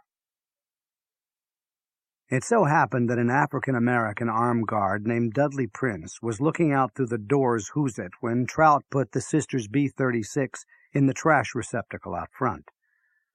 Bums interacting with the receptacle were no novelty, God knows, but Trout, whom Prince mistook for a bag lady rather than a bag gentleman, put on an unusual show out there. Here's the thing about Trout's appearance from a distance. Instead of trousers, he wore 3 layers of thermal underwear, revealing the shapes of his calves below the hem of his unisex war-surplus navy overcoat. Yes, and he wore sandals rather than boots, another seemingly feminine touch, as was his babushka, fashioned from a crib blanket printed with red balloons and blue teddy bears. Trout was out there talking to and gesturing at the lidless wire basket as though it were an editor in an old-fashioned book publishing house, and as though his 4-page handwritten yellow manuscript were a great novel, sure to sell like hotcakes. He wasn't remotely crazy. He would later say of his performance, "It was the world that had suffered the nervous breakdown. I was just having fun in a nightmare, arguing with an imaginary editor about the advertising budget and about who should play whom in the movie and personal appearances on TV shows and so on. Perfectly harmless, funny stuff." His behavior was so outre that a genuine bag lady passing by asked him, "Are you okay, honey?" To which he replied with all possible gusto, "Ting-a-ling! Ting-a-ling!" When Trout returned to the shelter, though, the armed guard Dudley Prince unbolted the steel front door and, motivated by boredom and curiosity, retrieved the manuscript. He wanted to know what it was a bag lady, with every reason to commit suicide, one would think, had deep-sixed so ecstatically. Here, for whatever it may be worth, and from Timequake 1, is Kilgore Trout's explanation of the timequake and its aftershocks, the rerun, excerpted from his unfinished memoir, My 10 Years on Automatic Pilot. The timequake of 2001 was a cosmic Charlie horse in the sinews of destiny. At what was in New York City 2:27 p.m. on February the 13th of that year, the universe suffered a crisis in self-confidence. Should it go on expanding indefinitely? What was the point? It fibrillated with indecision. Maybe it should have a family reunion back where it all began, and then make a great big bang again. It suddenly shrunk 10 years. It zapped me and everybody else back to February the 17th, 1991, which was, for me, 7:51 a.m., and a line outside a blood bank in San Diego, California. For reasons best known to itself, though, the universe canceled the family reunion, for the nonce at least. It resumed expansion. Which faction, if any, cast the deciding votes on whether to expand or shrink, I cannot say. Despite my having lived for 84 years, or 94 if you want to count the rerun, many questions remain for me unanswered. That the rerun lasted 10 years, short a mere 4 days, some are saying now is proof that there is a God, and that he is on the decimal system. He has 10 fingers and 10 toes, just as we do, they say, and uses them when he does arithmetic. I have my doubts. I can't help it, that's the way I am. Even if my father, the ornithologist, Professor Raymond Trout of Smith College in Northampton, Massachusetts, hadn't murdered my mother, a housewife and poet, I believe I would have been that way. Then again, I have never made a serious study of the different religions, and so am unqualified to comment. About all I know for certain is that devout Muslims do not believe in Santa Claus. On the first of the 2 Christmas Eves 2000, the still religious African-American armed guard Dudley Prince thought Trout's The Sisters B-36 just might be a message for the Academy from God himself. What happened to the planet Boo Boo, after all, wasn't a whole lot different from what seemed to be happening to his own planet, and especially to his employers. What was left of the American Academy of Arts and Letters, way the hell and gone up on West 155th Street, 2 doors west of Broadway. Trout got to know Prince just as he got to know Monica Pepper and me after the rerun ended and free will had kicked in again. Because of what the Timequake had done to Prince, he had become as contemptuous of the idea of a wise and just God as my sister Allie had been. Allie opined one time, not just about her life, but everybody's life. If there is a God, he sure hates people. That's all I can say. When Trout heard about how seriously Prince had taken the Sisters B-36 on the first Christmas Eve 2000, about how Prince believed a bag lady had put on such a show while throwing the yellow manuscript pages away to ensure that Prince would wonder what they were and retrieve them, the old science fiction writer commented, "Perfectly understandable, Dudley. For anybody who could believe in God as you once did, it would be a piece of cake to believe the planet Boo Boo." Get a load of what was going to happen to Dudley Prince, a monumental figure of authority and decency in the uniform of the security company that protected the beleaguered Academy around the clock. A holstered pistol at his hip, only 51 days from the first of the 2 Christmas Eves 2000. The Timequake was going to zap him back into a solitary confinement cell, into the hole, within the walls and towers of the New York State Maximum Security Adult Correctional Facility at Athena, 60 miles south of his hometown of Rochester, where he used to own a little video rental store. To be sure, the Timequake had made him 10 years younger, but that was no break in his case. It meant he was again serving 2 consecutive life sentences without hope of parole for the rape and murder of a 10-year-old girl of Chinese-American and Italian-American parentage, Kimberly Wang, in a Rochester crack house, of which he was entirely innocent. Granted, at the start of the rerun, Dudley Prince could remember, as could the rest of us, everything that was going to happen to him during the next 10 years. He knew that in 7 years he would be exonerated by DNA tests of dried ejaculate material on the victim's panties. This exculpatory evidence would again be found languishing in a glassine envelope in the walk-in vault of the district attorney, who had framed him in the hopes of being nominated for governor. And, oh yes, that same DA would be found wearing cement overshoes on the bottom of Lake Cayuga in just 6 more years. Prince, meanwhile, was going to have to earn a high school equivalency certificate again and make Jesus the center of his life again, and on and on. And then, after he was sprung again, he would have to go on TV talk shows again with other people who had been wrongly incarcerated and then rightly exonerated to say prison was the luckiest thing that had ever happened to him because he found Jesus there. On either one of the 2 Christmas Eves 2000, and it didn't matter which, except for people's opinions of what was going on, the ex-jailbird Dudley Prince delivered the Sisters B-36 to Monica Pepper's office. Her husband, Zoltan, in his wheelchair, was predicting the end of literacy in the not-too-distant future. The Prophet Muhammad couldn't do it, Zoltan was saying. Jesus, Mary, and Joseph probably couldn't do it. Mary Magdalene couldn't do it. The Emperor Charlemagne confessed he couldn't do it. It was just too hard.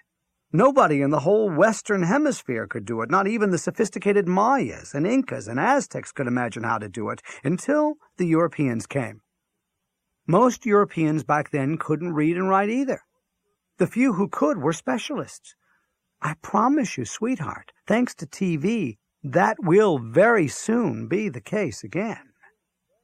And then Dudley Prince said, rerun or not, "Excuse me, but I think maybe somebody is trying to tell us something."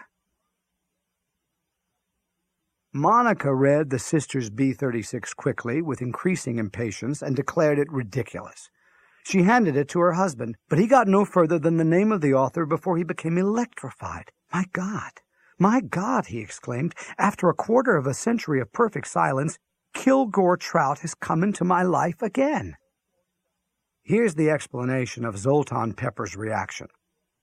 When Zoltan was a high school sophomore in Fort Lauderdale, Florida, he copied a story from one of his father's collection of old science fiction magazines.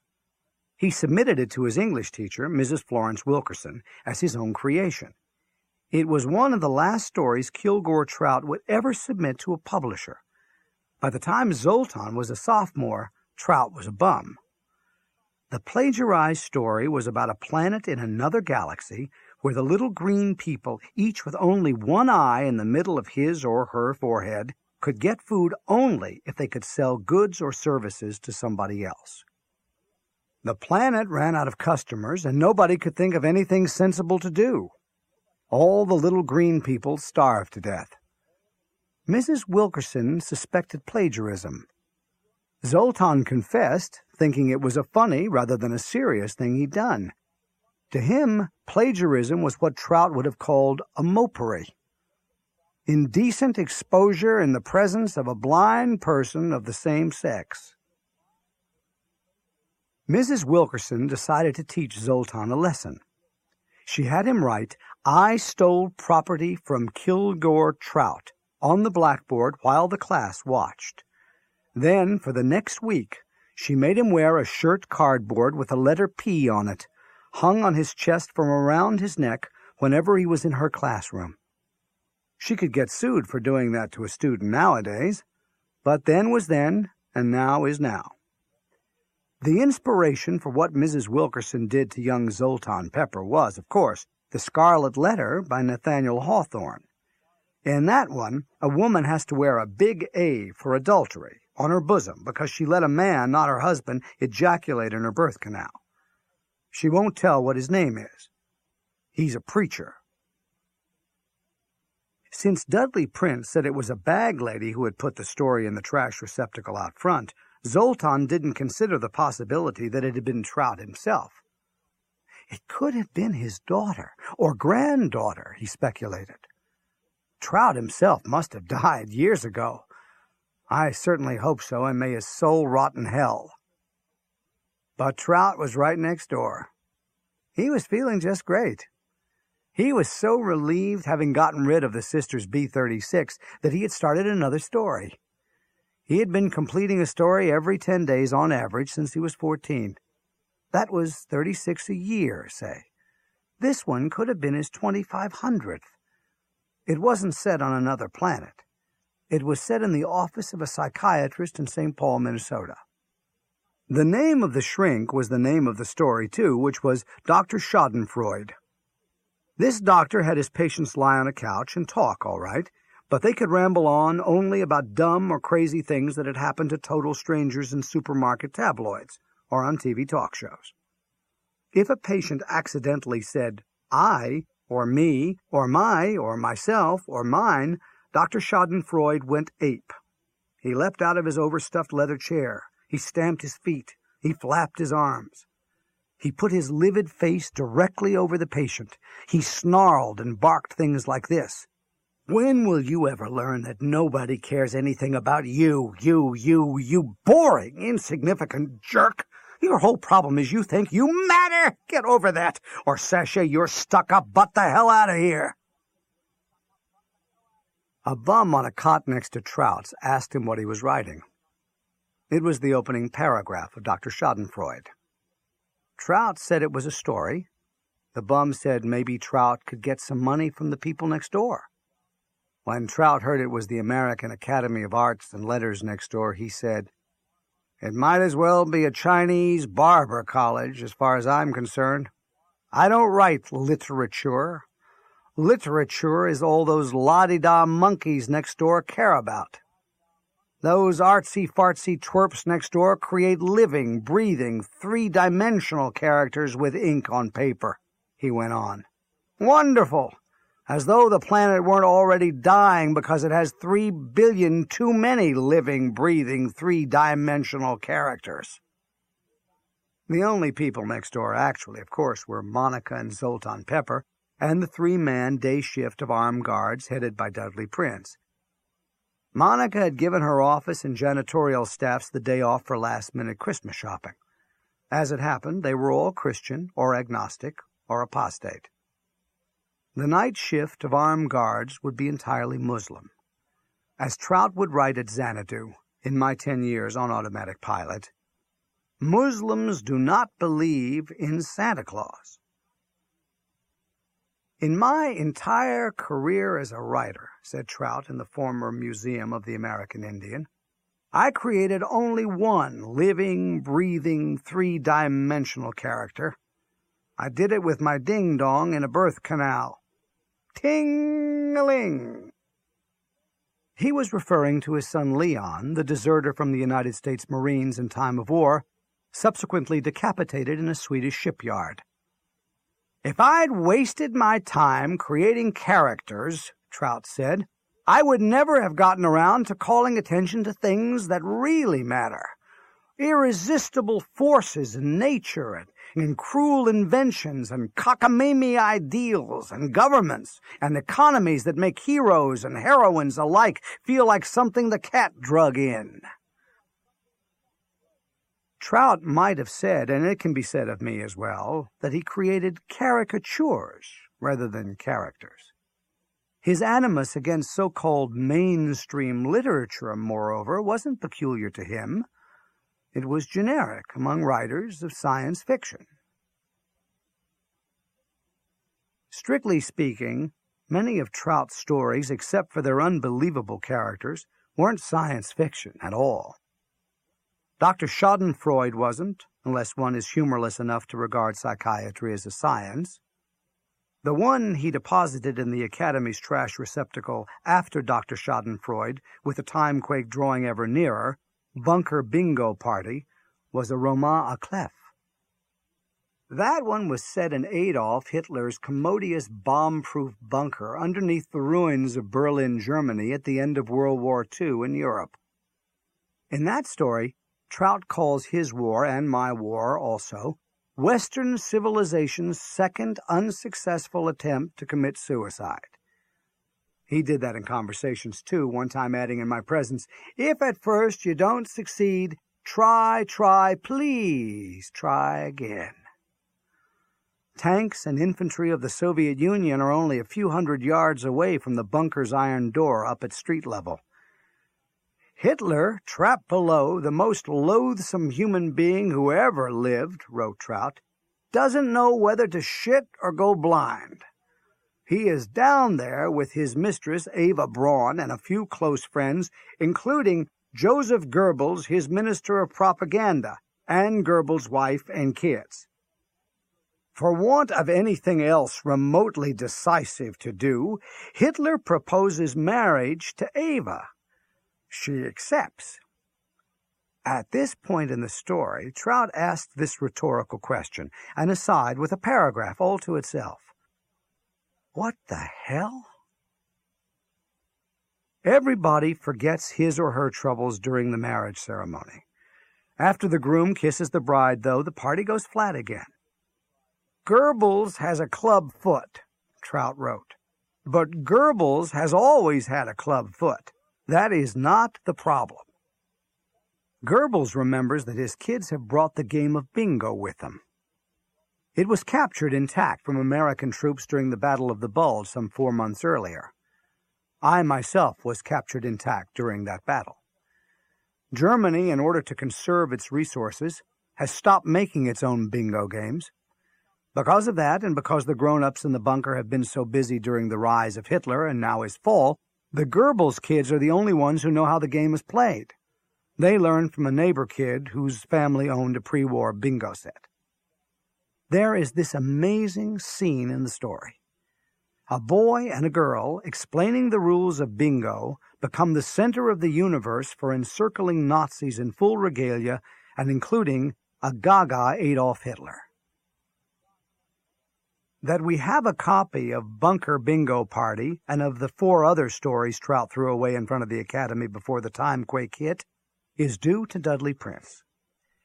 The first time through, when the decade was original material, he continued to believe, as Monica Pepper did not, that a bag lady was using the trash receptacle for a mailbox, knowing he would be watching her crazy dances through the who's-it in the steel front door. Prince retrieved each story and pondered it, hoping to discover some important message from a higher power encoded therein. After work, rerun or not, this was a lonely African American. In the summer of 2001 at Xanadu, Dudley Prince handed Trout the sheaf of stories, which Trout had expected the Department of Sanitation to incinerate, or bury, or drop in the ocean far offshore, before anyone other than himself had read them. By his own account to me, Trout riffled through the scruffy pages with distaste, while seated tailor fashion and naked on his king-size bed in the Ernest Hemingway suite. The day was hot. He was fresh from his jacuzzi. But then his gaze fell upon the scene in which two children teach bingo to high-ranking Nazis in their madly theatrical uniforms. In amazed admiration for something brilliant he himself had written, and Trout had never thought of himself as worth a hill of beans as a writer, he praised the scene as an echo of this prophecy from the book of Isaiah. "The wolf also shall dwell with the lamb, and the leopard shall lie down with the kid, and the calf and the young lion and the fatling together, and a little child shall lead them." A fatling is any young animal fattened for slaughter. "I read that scene," Trout told me and Monica, "and I asked myself, how the hell did I do that?" That wasn't the first time I'd heard a person who'd done a remarkable piece of work ask that delightful question. Back in the 1960s, long before the Timequake, I had a great big old house in Barnstable Village on Cape Cod, where my first wife, Jane Marie Vonnegut, née Cox, and I were raising 4 boys and 2 girls. The L where I did my writing was falling down. I had it pulled all the way down and hauled away. I hired my friend Ted Adler, a skilled man of all work, my age, to build me a new one like the old one. Ted alone built the forms for the footings. Ted supervised the pouring of concrete from a ready-mix truck. He personally laid concrete blocks atop the footings. He framed the superstructure, put on the sheathing and siding, and shingled the roof and wired the place. He hung the windows and doors. He nailed up and jointed the sheetrock inside. The sheetrock was the last step. I myself would do the exterior and interior painting. I told Ted I wanted to do at least that much, or he would have done that too. When he himself had finished, and he had taken all the scraps I didn't want for kindling to the dump, he had me stand next to him outside and look at my new L from 30 feet away. And then he asked it. How the hell did I do that? That question remains for me in the summer of 1996 one of my 3 favorite quotations. 2 of the 3 are questions rather than good advice of any kind. The second is Jesus Christ's, "Who is it they say I am?" The third is from my son Mark, pediatrician and watercolorist and sax player. I've already quoted him in another book saying, "We are here to help each other get through this thing, whatever it is." One might protest, "My dear Dr. Vonnegut, we can't all be pediatricians." In Bunker Bingo Party, the Nazis participate in bingo, with the Minister of Propaganda, arguably the most effective communicator in history, calling out the coordinates of winning or losing squares on the players' cards. The game proves as analgesic for war criminals in deep doo-doo as it continues to be for harmless old biddies at church fairs.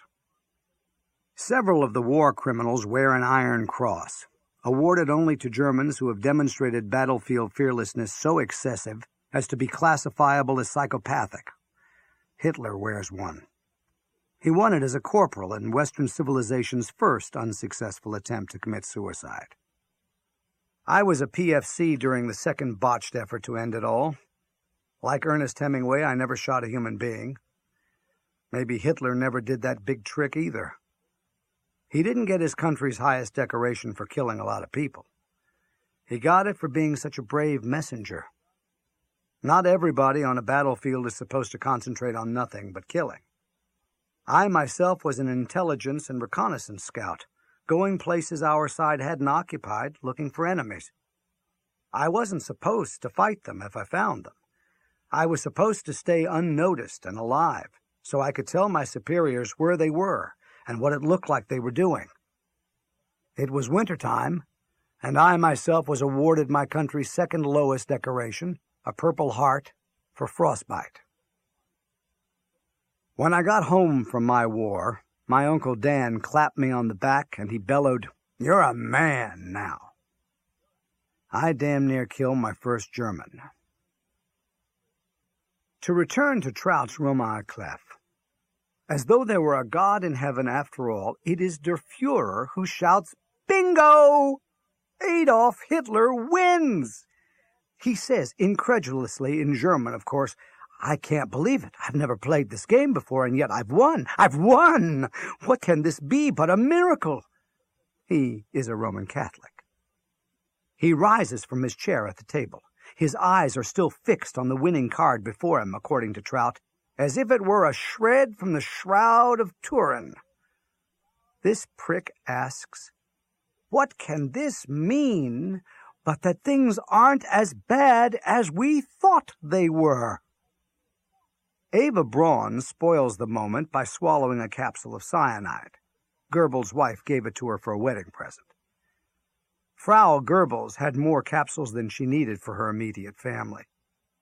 Trout wrote of Eva Braun, "Her only crime was to have allowed a monster to ejaculate in her birth canal. These things happen to the best of women." A communistic 240mm howitzer shell explodes atop the bunker. Flakes of calcimine from the shaken ceiling shower down on the deafened occupants. Hitler himself makes a joke, demonstrating that he still has his sense of humor. "It snows," he says. That is a poetic way of saying, too, it is high time he killed himself, unless he wants to become a caged superstar in a traveling freak show, along with the bearded lady and the geek. He puts a pistol to his head. Everybody says, "9, 9, 9." He convinces everyone that shooting himself is the dignified thing to do. What should his last words be?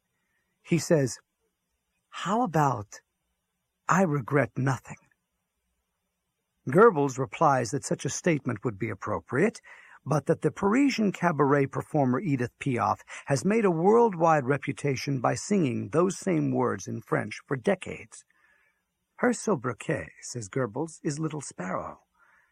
You don't want to be remembered as a little sparrow, or I miss my guess. Hitler still hasn't lost his sense of humor. He says, "How about bingo?" But he is tired. He puts the pistol to his head again. He says, "I never asked to be born in the first place." The pistol goes bang. I am honorary president of the American Humanist Association, whose headquarters in Amherst, New York, I have never seen. I succeeded the late author and biochemist Dr. Isaac Asimov in that functionless capacity. That we have an organization, a boring business, is to let others know we are numerous. We would prefer to live our lives as humanists and not talk about it, or think more about it than we think about breathing. Humanists try to behave decently and honorably without any expectation of rewards or punishments in an afterlife. The Creator of the universe has been to us unknowable so far. We serve as well as we can the highest abstraction of which we have some understanding, which is our community. Are we enemies of members of organized religions? No. My great war buddy, Bernard V. O'Hare, now dead, lost his faith as a Roman Catholic during World War II. I didn't like that. I thought that was too much to lose. I had never had faith like that because I had been raised by interesting and moral people who, like Thomas Jefferson and Benjamin Franklin, were nonetheless skeptics about what preachers said was going on. But I knew Bernie had lost something important and honorable. Again, I did not like that. did not like it because I liked him so much. I spoke at a Humanist Association memorial service for Dr. Asimov a few years back. I said, Isaac is up in heaven now. That was the funniest thing I could have said to an audience of humanists. I rolled them in the aisles. The room was like the court-martial scene in Trout's No Laughing Matter, right before the floor of the Pacific Ocean swallowed up the third atomic bomb and Joy's pride and all the rest of it.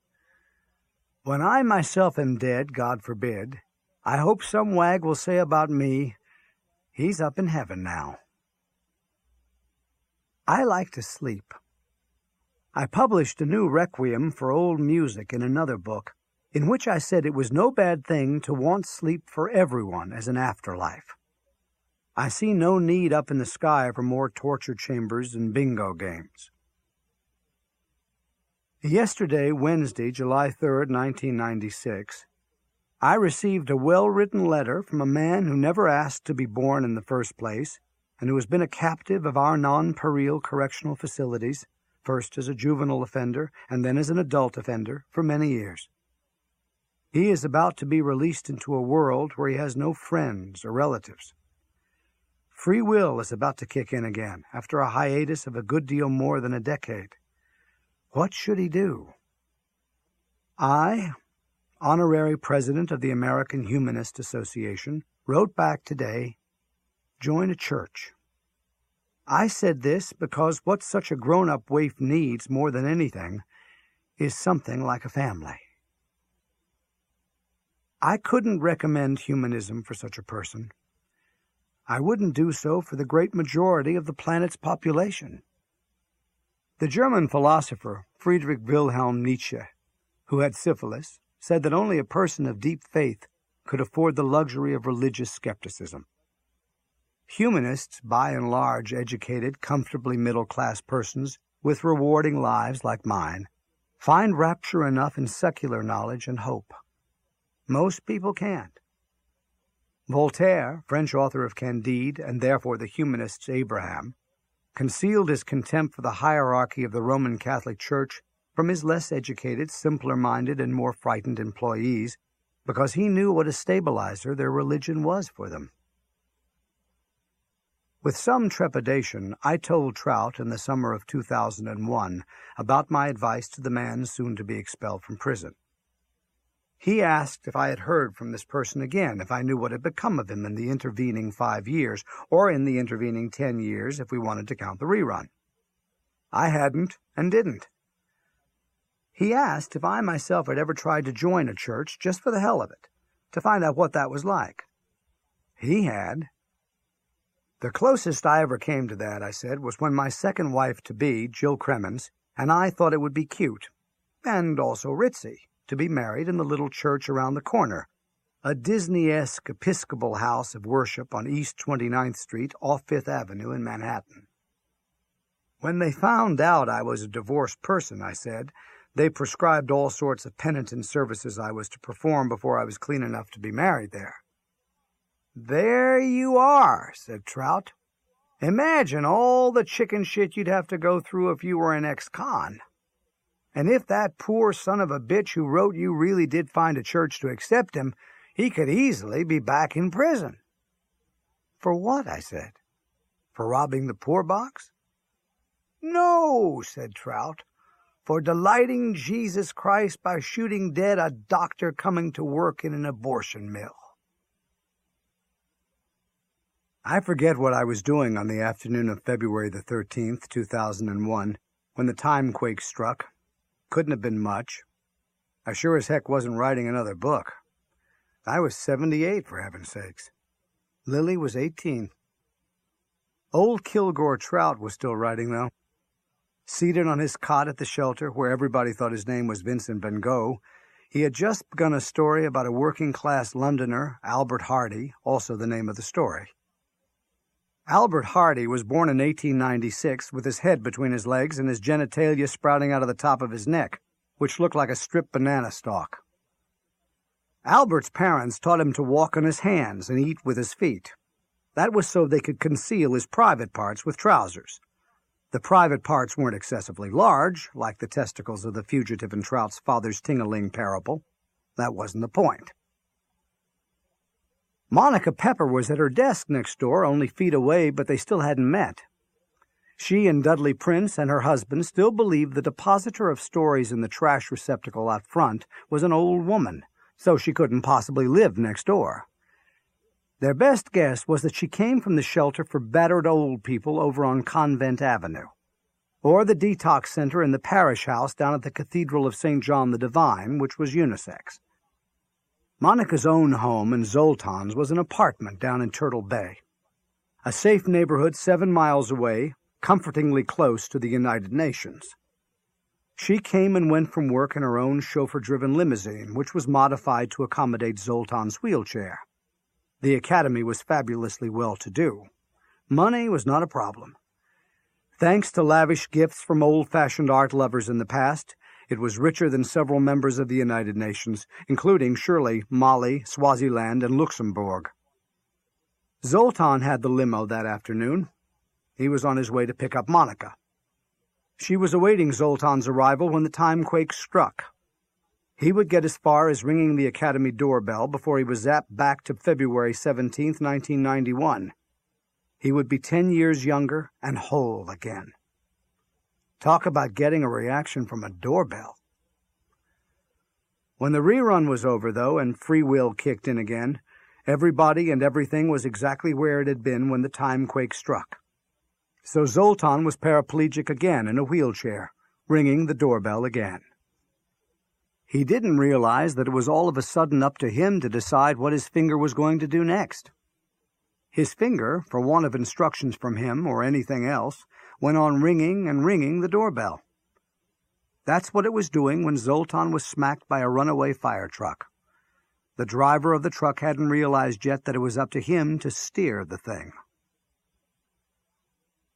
As Trout wrote in My 10 Years on Automatic Pilot, "It was free will that did all the damage. The timequake and its aftershocks didn't snap as much as a single strand in a spider's web unless some other force had snapped that strand the first time through." Monica was working on the budget for Xanadu when the timequake struck. The endowment of that writer's retreat up in Point Zion, Rhode Island, the Julius King Bowen Foundation, was administered by the Academy. Julius King Bowen, who died before Monica was born, was a never-married white man who made a fortune during the 1920s and early 1930s with stories and lectures about the hilarious but touching, too, efforts by American black people to imitate successful American white people so they could be successful, too. A cast-iron historical marker on the border between Point Zion's public beach and Xanadu said the mansion had been Bowen's home and place of work from 1922 until his death in 1936. It said President Warren G. Harding had proclaimed Bowen Laughter Laureate of the United States, Master of Darky Dialects, and heir to the crown of King of Humor once worn by Mark Twain. As Trout would point out to me when I read that marker in 2001, Warren G. Harding sired an illegitimate daughter by ejaculating in the birth canal of a stenographer in a broom closet at the White House.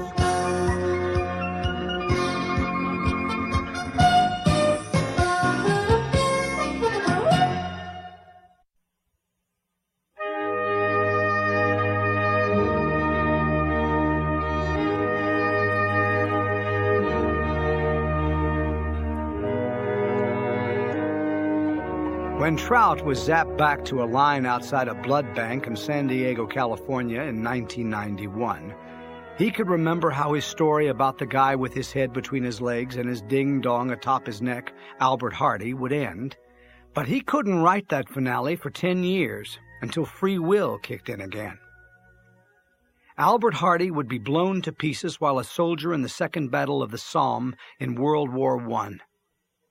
Albert Hardy's dog tags wouldn't be found.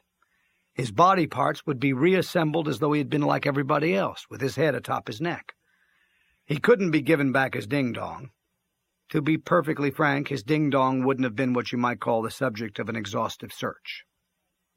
Albert Hardy would be buried under an eternal flame in France in the tomb of the unknown soldier, normal at last. I myself was zapped back to this house near the tip of Long Island, New York, where I'm writing now, halfway through the rerun. In 1991, as now, I was gazing at a list of all I'd published and wondering, how the hell did I do that? I was feeling, as I feel now, like whalers Herman Melville described, who didn't talk anymore. They had said absolutely everything they could ever say. I told Trout in 2001 about a red-headed boyhood friend of mine, David Craig, now a builder in New Orleans, Louisiana, who won a Bronze Star in our war for knocking out a German tank in Normandy. He and a buddy came upon this steel monster parked all alone in a woods. Its engine wasn't running. There wasn't anybody outside. A radio was playing popular music inside. Dave and his buddy fetched a bazooka. When they got back, the tank was still there. A radio was still playing music inside. They shot the tank with the bazooka. Germans didn't pop out of the turret. The radio stopped playing. That was all. That was it. Dave and his buddy skedaddled away from there. Trout said it sounded to him as though my boyhood friend's Bronze Star was well-deserved. He almost certainly killed people as well as a radio, he said, thus sparing them years of disappointments and tedium in civilian life. He made it possible for them, to quote the English poet A.E. Housman, to die in their glory and never be old. Trout paused, secured his upper plate with his left thumb, and then went on. I could have written a bestseller if I'd had the patience to create three-dimensional characters. The Bible may be the greatest story ever told, but the most popular story you can ever tell is about a good-looking couple having a real swell time copulating outside wedlock and having to quit for one reason or another while it is still a novelty. I was reminded of Steve Adams, one of my sister Allie's 3 sons my first wife Jane and I adopted after Allie's unlucky husband Jim died in a railroad train that went off an open drawbridge in New Jersey. And then, 2 days later, Allie died of cancer of the everything. When Steve came home to Cape Cod for Christmas vacation from his freshman year at Dartmouth, he was close to tears because he had just read, having been forced to do so by a professor, A Farewell to Arms by Ernest Hemingway. Steve, now a middle-aged comedy writer for movies and TV, was so gorgeously wrecked back then that I was moved to reread what it was that had done this to him. A Farewell to Arms turned out to be an attack on the institution of marriage. Hemingway's hero is wounded in war. He and his nurse fall in love. They honeymoon far away from the battlefields, consuming the best food and wine without having been married first. She gets pregnant, proving, as if it could be doubted, that he is indeed all man. She and the baby die, so he doesn't have to get a regular job and a house and life insurance and all that crap, and he has such beautiful memories. I said to Steve, the tears Hemingway has made you want to shed are tears of relief. It looked like the guy was going to have to get married and settle down. But then he didn't have to. Phew, what a close shave. Trout said he could think of only one other book that despised matrimony as much as A Farewell to Arms. Name it, I said. He said it was a book by Henry David Thoreau called Walden. Loved it, I said. I say in lectures in 1996 that 50% or more of American marriages go bust because most of us no longer have extended families. When you marry somebody now, all you get is one person. I say that when couples fight, it isn't about money or sex or power. What they're really saying is, you're not enough people. Sigmund Freud said he didn't know what women wanted. I know what women want. They want a whole lot of people to talk to. I thank Trout for the concept of the man-woman hour as a unit of measurement of marital intimacy. This is an hour during which a husband and wife are close enough to be aware of each other, and for one to say something to the other without yelling if he or she feels like it. Trout says in his story, Golden Wedding, that they needn't feel like saying anything in order to credit themselves with a man-woman hour. Golden Wedding is another story Dudley Prince rescued from the trash receptacle before the Timequake. It is about a florist who tries to increase his business by convincing people who both work at home or who spend long hours together running a ma and pa joint that they are entitled to celebrate several wedding anniversaries a year. He calculates that an average couple with separate places of work logs 4 man-woman hours each weekday and 16 of them on weekends. Being sound asleep with each other doesn't count. This gives him a standard man-woman week of 36 man-woman hours. He multiplies that by 52. This gives him, when rounded off, a standard man-woman year of 1,800 man-woman hours.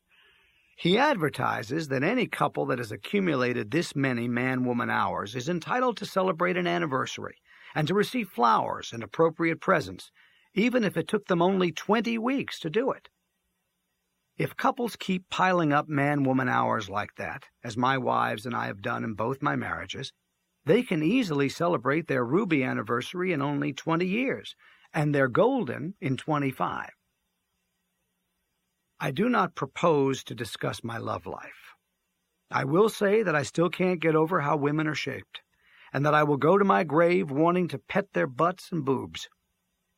I will say, too, that love-making, if sincere, is one of the best ideas Satan put in the apple she gave to the serpent to give to Eve. The best idea in that apple, though, is making jazz. Allie's husband, Jim Adams, really did go off an open drawbridge in a railroad train 2 days before Allie died in a hospital. Stranger than fiction.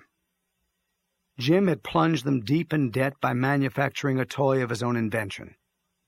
It was a corked rubber balloon with a blob of permanently malleable clay inside. It was clay with a skin. The face of a clown was printed on the balloon.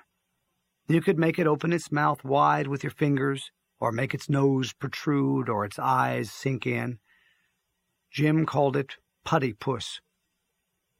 Putty Puss never became popular. Moreover, Putty Puss amassed enormous debts for its manufacture and advertising. Allie and Jim, Indianapolis people in New Jersey, had 4 boys and no girls.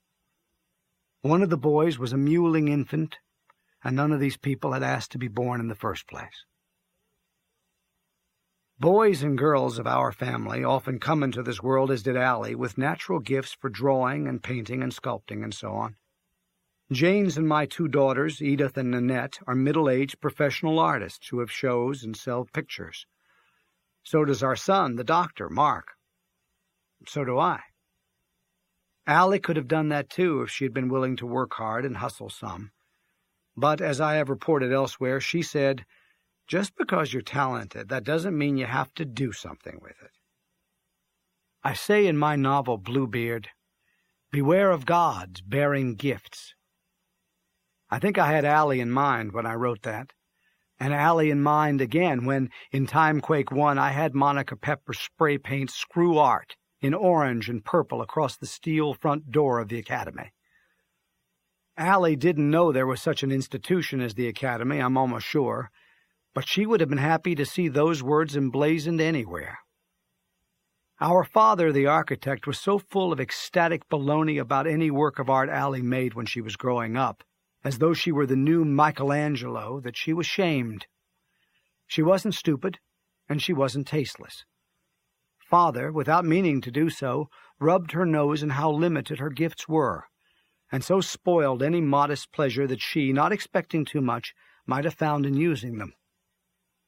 Allie may have felt patronized, too, lavishly praised for very little because she was a pretty girl. Only men could become great artists.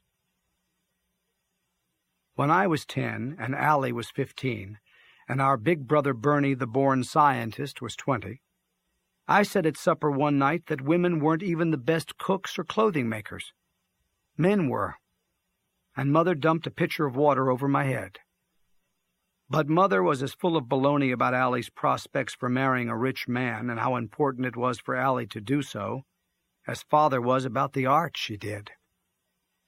During the Great Depression, financial sacrifices were made to send Allie to school with Hoosier heiresses at Tudor Hall, School for Girls, or as it was sometimes called, Two-Door Hell Dump for Dames, 4 blocks south of Shortridge High School, where she could have received what I received, a free and much richer and more democratic and madly heterosexual education. The parents of my first wife, Jane, Harvey and Rhea Cox, did the same thing, sent their only daughter to Tudor Hall and bought her rich girl's clothes and maintained for her sake membership in the Woodstock Golf and Country Club they could ill afford, so she could marry a man whose family had money and power.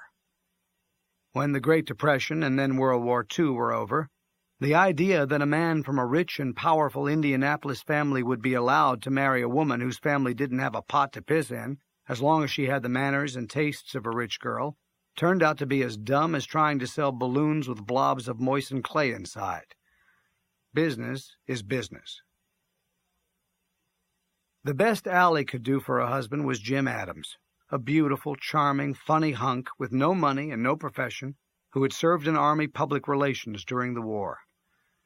The best Jane could do, and it was a time of panic for unmarried women, was a guy who came home a PFC, who had been flunking all his courses at Cornell when he went off to war, and who didn't have a clue as to what to do next, now that free will had kicked in again. Get this. Not only did Jane have rich girl's manners and clothes, she was a Phi Beta Kappa from Swarthmore and had been the outstanding writer there. I thought maybe I could be some kind of half-assed scientist, since that had been my education.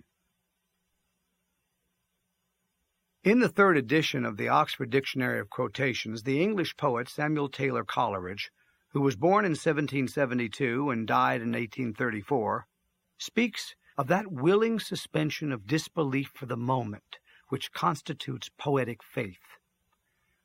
This acceptance of balderdash is essential to the enjoyment of poems, and of novels and short stories, and of dramas, too. Some assertions by writers, however, are simply too preposterous to be believed. Who, for example, could believe Kilgore Trout when he wrote as follows in My 10 Years on Automatic Pilot? There is a planet in the solar system where the people are so stupid they didn't catch on for 1,000,000 years that there was another half to their planet. They didn't figure that out until 500 years ago. Only 500 years ago. And yet they are now calling themselves Homo sapiens. Dumb? You want to talk dumb? The people in one of the halves were so dumb they didn't have an alphabet. They hadn't invented the wheel yet. Give us a break, Mr. Trout. He appears to be heaping scorn in particular on Native Americans, who have already been adequately penalized, one would think, for their stupidity. According to Noam Chomsky, a professor at the Massachusetts Institute of Technology, where my brother, my father, and my grandfather all earned advanced degrees, but where my maternal uncle Peter Lieber flunked out, current estimates suggest that there may have been about 80 million Native Americans in Latin America when Columbus discovered the continent, as we say, and about 12 to 15 million more north of the Rio Grande. Chomsky continues, by 1650, about 95% of the population of Latin America had been wiped out, and by the time the continental borders of the United States had been established, some 200,000 were left of the indigenous population. Unquote. In my opinion, Trout, far from giving yet another high colonic to our aborigines, is raising the question, perhaps too subtly, of whether great discoveries such as the existence of another hemisphere or of accessible atomic energy really make people any happier than they were before.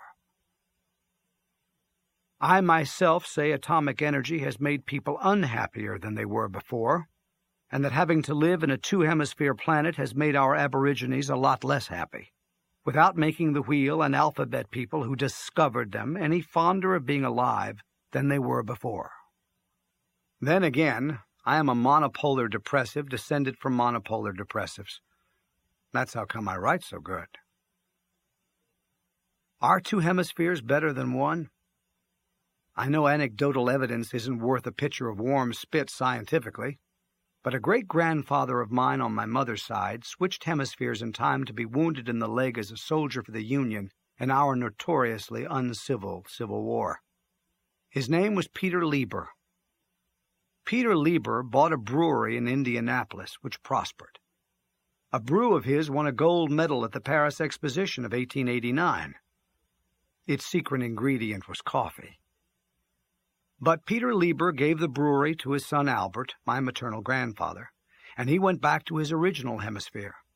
He decided he liked that one better, and I am told there is a photograph often used in our textbooks that supposedly shows immigrants disembarking here, but actually they are getting on a ship to go back to where they came from. This hemisphere is no bed of roses. My mother committed suicide in this one, and then my brother-in-law went off an open drawbridge in a railroad train. The first story Trout had to rewrite after the Timequake zapped him back to 1991, he told me, was called Dog's Breakfast. It was about a mad scientist named Fleon Sunoco, who was doing research at the National Institutes of Health in Bethesda, Maryland. Dr. Sunoco believed really smart people had little radio receivers in their heads and were getting their bright ideas from somewhere else. The smarties had to be getting outside help, Trout said to me at Xanadu. While personifying the mad Sunoco, Trout himself seemed convinced that there was a great big computer somewhere which, by means of radio, had told Pythagoras about right triangles, and Newton about gravity, and Darwin about evolution, and Pasteur about germs, and Einstein about relativity, and on and on. That computer, wherever it is, whatever it is, while pretending to help us, may actually be trying to kill us dummies with too much to think about, said Kilgore Trout. Trout said he hadn't minded writing Dog's Breakfast again, or the 300 or more stories he redid and threw away before free will kicked in again. Write or rewrite, it's all the same to me, he said. At the age of 84, I am as amazed and entertained as I was when I was only 14 and discovered that if I put the tip of a pen on paper, it would write a story of its own accord. Wonder why I tell people my name is Vincent van Gogh, he asked. And I had better explain that the real Vincent van Gogh was a Dutchman who painted in the south of France, whose pictures are now numbered among the world's most precious treasures, but who in his own lifetime sold only 2 of them. It isn't only because he, like me, took no pride in his appearance and disgusted women, although that surely has to be factored in, said Trout. The main thing about Van Gogh and me, said Trout, is that he painted pictures that astonished him with their importance, even though nobody else thought they were worth a damn, and I write stories that astonish me, even though nobody else thinks they're worth a damn. How lucky can you get? Trout was the only appreciative audience he needed for what he was and did. That let him accept the conditions of the rerun as unsurprising. It was just more foolishness in the world outside his own, and no more worthy of his respect than wars, or economic collapses, or plagues, or tidal waves, or TV stars, or what you will. He was capable of being such a rational hero in the neighborhood of the Academy the instant free will kicked in again, because, in my opinion, Trout, unlike most of the rest of us, had found no significant differences between life as déjà vu and life as original material. As for how little he was affected by the rerun, as compared with the hell it had been for most of the rest of us, he wrote in my 10 years on automatic pilot, "I didn't need a timequake to teach me being alive was a crock of shit. I already knew that from my childhood in crucifixes and history books. For the record, Dr. Fleon Sunoco at the National Institutes of Health, who is independently rich, hires grave robbers to bring him the brains of deceased members of Mensa, a nationwide club for persons with high intelligence quotients, or IQs, as determined by standardized tests of verbal and nonverbal skills, which pit the testees against the Joe and Jane six-packs, against the lumpen proletariat. His ghouls also bring him brains of people who died in really stupid accidents, crossing busy streets against the light, starting charcoal fires at cookouts with gasoline, and so on, for comparison. So as not to arouse suspicion, they deliver the fresh brains one at a time in buckets stolen from a nearby Kentucky Fried Chicken franchise. Needless to say, Sunoco's supervisors have no idea what he's really doing when he works late, night after night. They do notice how much he likes fried chicken, apparently, ordering it by the bucket, and that he never offers anybody else some. They also wonder how he stays so skinny.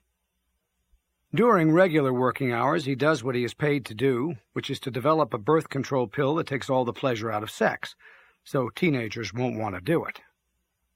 At night, though, with nobody around, he slices up high IQ brains looking for little radios. He doesn't think Mensa members had them inserted surgically. He thinks they were born with them, so the receivers have to be made of meat. Sunoco has written in his secret journal, "There is no way an unassisted human brain, which is nothing more than a dog's breakfast, 3.5 pounds of blood-soaked sponge, could have written Stardust, let alone Beethoven's Ninth Symphony." One night he finds an unexplained little snot-colored bump, no larger than a mustard seed, in the inner ear of a Mensa member, who as a high schooler had won spelling bee after spelling bee. Eureka! He re-examines the inner ear of a moron who was killed when she was grabbing door handles of fast-moving vehicles while wearing rollerblades. Neither of her inner ears has a snot-colored bump. Eureka! Sunoco examines 50 more brains, half from people so stupid you couldn't believe it, half from people so smart you couldn't believe it. Only the inner ears of the rocket scientists, so to speak, have bumps. The bumps have to have been the reason the smarties were so good at taking IQ tests. An extra piece of tissue that little, and as nothing but tissue, couldn't possibly have been much more help than a pimple. It has to be a radio. And radios like that have to be feeding correct answers to questions, no matter how recondite, to Mensas and Phi Beta Kappas and to quiz show contestants. This is a Nobel Prize-type discovery. So even before he is published, Fleon Sunoco goes out and buys himself a suit of tails for Stockholm. Trout said, "Fleon Sunoco jumped to his death in the National Institutes of Health parking lot. He was wearing his new suit of tails, which would never get to Stockholm. He realized that his discovery proved that he didn't deserve credit for making it. He was hoist by his own petard. Anybody who did anything as wonderful as what he had done couldn't possibly have done it with just a human brain, with nothing but the dog's breakfast in his brain case. He could have done it only with outside help." When free will kicked in after a 10-year hiatus, Trout made the transition from déjà vu to unlimited opportunities almost seamlessly. The rerun brought him back to the point in the space-time continuum when he was again beginning his story about the British soldier whose head was where his ding-dong should have been, and whose ding-dong was where his head should have been. Without warning and silently, the rerun stopped. This was one heck of a moment for anyone operating a form of self-propelled transportation, or who was a passenger in one, or who stood in the path of one. For 10 years, machinery, like people, had been doing whatever it had done the first time through the decade, often with fatal results, to be sure. As Trout wrote in My 10 Years on Automatic Pilot, "Rerun or not, modern transportation is a game of inches." The second time through, though, The hiccuping universe, not humanity, was responsible for any and all fatalities.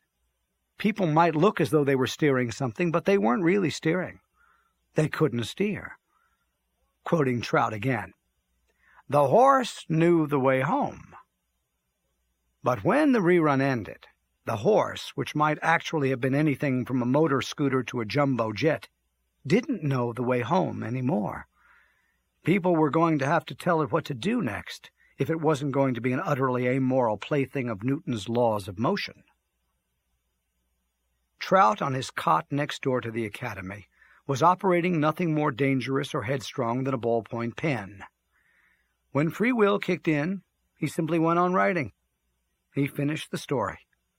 The wings of a narrative, begging to be told, had carried its author over what was for most of us a yawning abyss.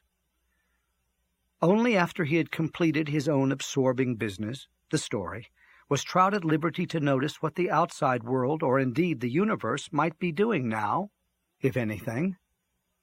And as a man without a culture or a society, he was uniquely free to apply Occam's razor, or, if you like, the law of parsimony, to virtually any situation, to wit, the simplest explanation of a phenomenon is, 9 times out of 10, say, truer than a really fancy one. Trout's ruminations about how he had been able to complete a story whose completion had been so long opposed were uncomplicated by conventional paradigms of what life was all about, and what the universe can or cannot do, and so on. Thus was the old science fiction writer able to go directly to this simple truth, that everybody had been going through what he had been going through for the past 10 years, that he hadn't gone nuts or died and gone to hell, and that the universe had shrunk a little bit and had then resumed expansion, making everybody and everything a robot of its own past, and demonstrating, incidentally, that the past was unmalleable and indestructible, to wit, the moving finger writes, and having writ, moves on, nor all your piety nor wit shall lure it back to cancel half a line, nor all your tears wash out a word of it. And then, on what was the afternoon of February 13th, 2001, in New York City, way the hell and gone up on West 155th Street, and everywhere, free will had all of a sudden kicked in again. I, too, went from déjà vu to unlimited opportunities in a series of actions that were continuous. An outside observer might have said I exercised free will the instant it became available. But here's the thing. I had dumped a cup of very hot chicken noodle soup into my lap, and had jumped out of my chair and was with my bare hands sweeping the scalding broth and noodles from the front of my trousers right before the timequake struck. That's what I had to be doing again at the end of the rerun. When free will kicked in, I simply kept on trying to get the soup off me before it could seep all the way through to my underwear. Trout said, quite correctly, that my actions had been reflexes, and not sufficiently creative to be considered acts of free will. "If you'd been thinking," he said, "you would have unzipped your pants and dropped them around your ankles, since they were already soaked with soup. No amount of frenzied brushing of the surface of your pants was going to stop the soup from seeping all the way through to your underwear." Trout was surely among the first people in the whole wide world, and not just way the hell and gone up on West 155th Street, to realize that free will had kicked in. This was very interesting to him, as it certainly wasn't to many others. Most other people, after the relentless reprise of their mistakes and bad luck and hollow victories during the past 10 years, had, in Trout's words, stopped giving a damn what was going on or what was liable to happen next. This syndrome would eventually be given a name: post-timequake apathy, or PTA.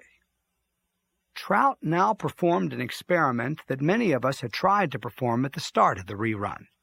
He said nonsensical things on purpose and out loud, like boop-boop-a-doop, dingle-dangle, artsy-fartsy, wah-wah, and so on. We all tried to say things on that order back in the second 1991, hoping to prove we could still say or do whatever we liked if we tried hard enough. We couldn't, of course. But when Trout tried to say blue mink bifocals or whatever after the rerun, of course he could. No problem. People in Europe and Africa and Asia were in darkness when free will kicked in. Most of them were in bed or sitting down somewhere. Not nearly as many of them fell down in their hemisphere as fell down in ours, where a clear majority was wide awake. A person walking in either hemisphere was commonly off balance, leaning in the direction he or she was going, and with most of his or her weight unevenly distributed between his or her feet. When free will kicked in, he or she, of course, fell down and stayed down, even in the middle of a street with onrushing traffic because of post-Timequake apathy. You can imagine what the bottoms of staircases and escalators, in the Western Hemisphere in particular, looked like after free will kicked in. That's the new world for you. My sister Allie, in real life, which for her lasted only 41 years, God rest her soul, thought falling down was one of the funniest things people could do. I don't mean people who fell on account of strokes or heart attacks or snapped hamstrings or whatever. I am talking about people 10 years old or older, of any race and either sex, and in reasonably good physical condition, who, on a day like any other day, all of a sudden fell down. When Allie was dying for sure, with not long to go, I could still fill her with joy, give her an epiphany, if you like, by talking about somebody falling down. My story couldn't be from the movies or hearsay. It had to be about a rude reminder of the power of gravity that I myself had witnessed. Only one of my stories was about a professional entertainer. It was from back when I was lucky enough to see the death throes of vaudeville on the stage of the Apollo Theater in Indianapolis. A perfectly wonderful man, my kind of saint, as a regular part of his act, at one point fell into the orchestra pit, and then climbed back onto the stage wearing the big bass drum. All my other stories, which Allie never tired of hearing until she was dead as a doornail, involved amateurs. One time when Allie was maybe 15 and I was 10, she heard somebody fall down our basement stairs. Bloopity bloop bloop. She thought it was I, so she stood at the top of the stairs laughing her fool head off. This would have been 1932, 3 years into the Great Depression. But it wasn't I. It was a guy from the gas company who had come to read the meter. He came clumping out of the basement all bunged up and absolutely furious. Another time, when Allie was 16 or older, since she was driving a car with me as a passenger, we saw a woman come out of a stopped streetcar horizontally, head first and parallel to the pavement. Her heels had caught somehow. As I've written elsewhere and said in interviews, Allie and I laughed for years about that woman. She wasn't seriously hurt. She got back on her feet okay. One thing that only I saw, but which Allie liked to hear about anyhow, was a guy who offered to teach a beautiful woman, not his wife, how to do the tango. It was at the tail end of a cocktail party that had pretty much petered out. I don't think the man's wife was there. I can't imagine he would have made the offer if his wife had been there. He was not a professional dance instructor. There were maybe 10 people in all there, including the host and hostess. This was in the days of phonographs. The host and hostess had made the tactical mistake of putting an acetate recording of tango music on their phonograph. So this guy, his eyes flashing, his nostrils flaring, took this beautiful woman in his arms, and he fell down. Yes, and all the people falling down in Timequake 1 and now in this program are like screw art spray-painted across the steel front door of the Academy. They are homage to my sister Allie. They are Allie's kind of porno. People deprived of dignified postures by gravity instead of sex. Here is a verse from a song popular during the Great Depression. Papa came home late last night. Mama said, "Pop, you're tight." When he tried to find the light, he fall down and go boom. That the impulse to laugh at healthy people who nonetheless fall down is by no means universal, however, was brought to my attention unpleasantly at a performance of Swan Lake by the Royal Ballet in London, England. I was in the audience with my daughter Nanny, who was about 16 then. She is 41 now, in the summer of 1996. That must have been 25 years ago now. A ballerina, dancing on her toes, went deedly-deedly-deedly into the wings as she was supposed to do. But then there was a sound backstage as though she had put her foot in a bucket, and then gone down an iron stairway with her foot still in the bucket. I instantly laughed like hell. I was the only person to do so. A similar incident happened at a performance of the Indianapolis Symphony Orchestra when I was a kid. It didn't involve me, though, and it wasn't about laughter. There was this piece of music that was getting louder and louder and was supposed to stop all of a sudden. There was this woman in the same row with me, maybe 10 seats away. She was talking to a friend during the crescendo, and she had to get louder and louder, too. The music stopped. She shrieked, "I fry mine in butter!"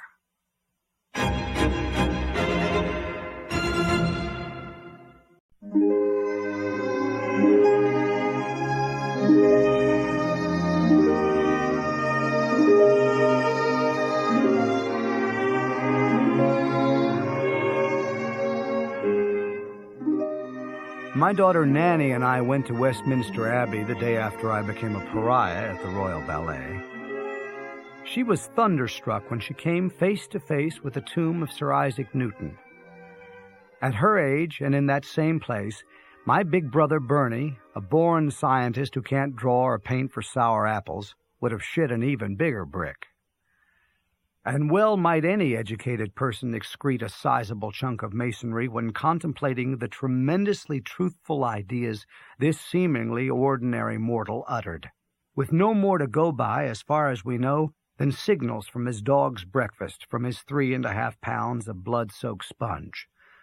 This one naked ape invented differential calculus. He invented the reflecting telescope. He discovered and explained how a prism breaks a beam of sunlight into its constituent colors. He detected and wrote down previously unknown laws governing motion and gravity and optics. Give us a break. Calling Dr. Fleon Sunoco. Sharpen your microtome. Do we ever have a brain for you? My daughter Nanny has a son, Max, who is 12 now in 1996, halfway through the rerun. He will be 17 when Kilgore Trout dies. This past April, Max wrote for school a really swell report on Sir Isaac Newton, a Superman so ordinary in appearance. It told me something I hadn't known before. That Newton was advised by those who were his nominal supervisors to take time out from the hard truths of science to brush up on theology. I like to think they did this not because they were foolish, but to remind him of how comforting and encouraging the make-believe of religion can be for common folk. To quote from Kilgore Trout's story Empire State, which is about a meteor the size and shape of the Manhattan skyscraper, approaching Earth point first at a steady 54 miles an hour. Science never cheered up anyone.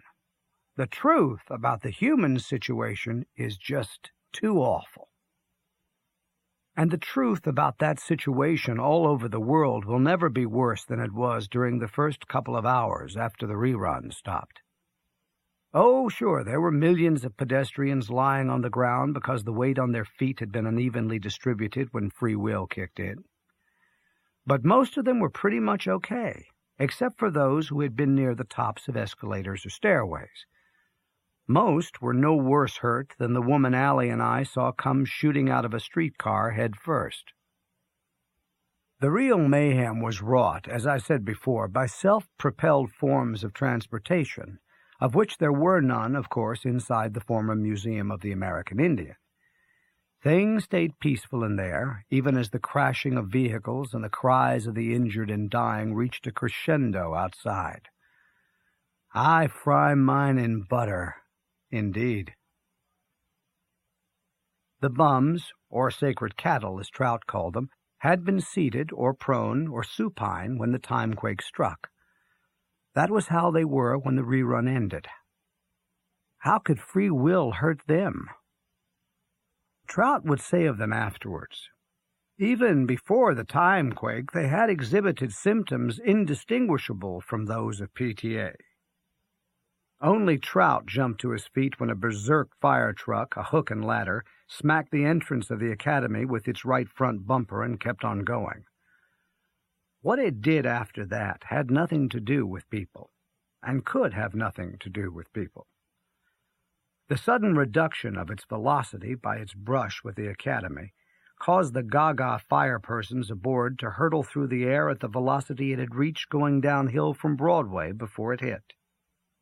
Trout's best guess, based on how far the fire persons flew, was about 50 miles an hour.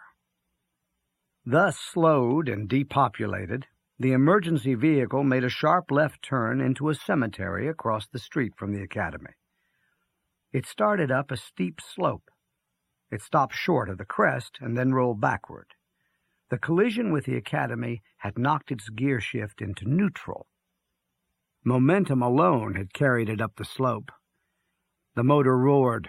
Its throttle was stuck. But the only opposition it could offer to gravity was the inertia of its own mass. It wasn't connected by the drive shaft to the back wheels anymore. Listen to this.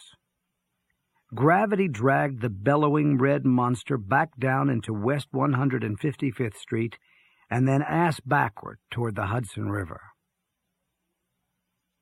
The rescue vehicle's blow to the academy was so severe, albeit glancing, that it caused a crystal chandelier to drop to the floor of the foyer. The fancy light fixture missed the armed guard, Dudley Prince, by inches. If he hadn't been standing upright, his weight equally distributed between his feet when free will kicked in, he would have fallen prone in the direction he was facing, toward the front door. The chandelier would have killed him. You want to talk about luck? At the very end of the rerun, Monica Pepper's paraplegic husband, Zoltan, was outside the steel front door in his wheelchair, ringing the doorbell. Dudley Prince was about to go unbolt the door and let him in. But then a smoke alarm in the picture gallery went off. Which way to go? At Xanadu, Trout would say of Dudley, "The horns of a dilemma saved his life. We should give him one of those animals for Christmas, and he should treat it lovingly." But the uniformed ex-convict, thanks to PTA, was a motivationally kaput statue when Kilgore Trout scampered in through the entrance, which was no longer blocked, minutes after the harsh rules of free will had been reinstated. Trout was shouting, "Wake up! For God's sake, wake up! Free will! Free will!" Not only was the steel front door lying flat on the floor, so Trout had to lope across it to reach Prince, it was still hinged and locked to the doorframe. The doorframe itself had let go on impact. It had parted from the surrounding masonry.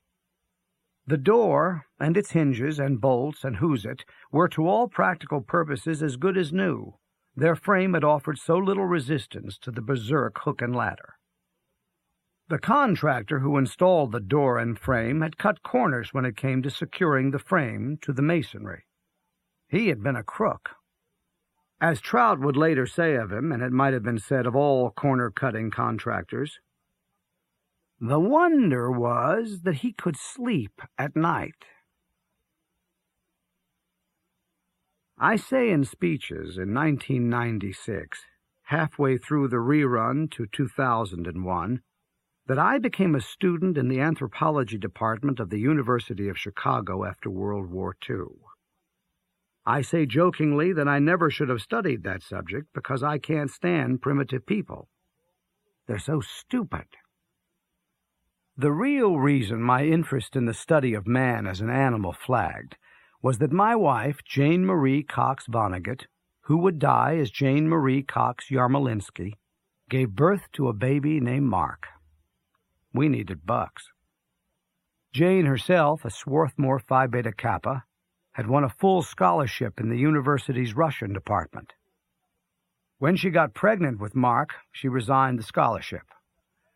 We found the head of the Russian department in the library, I remember, and she told this melancholy refugee from Stalinism that she had to quit because she had become infected with progeny. Even without a computer, I can never forget what he said to Jane. My dear Mrs. Vonnegut, pregnancy is the beginning, not the end of life. The point I want to make, though, is that one course I took required me to read and then be ready to discuss a study of history by the English historian Arnold Toynbee, who is up in heaven now. He wrote about challenges and responses, saying that various civilizations persisted or failed, depending on whether or not the challenges they faced were just too much for them.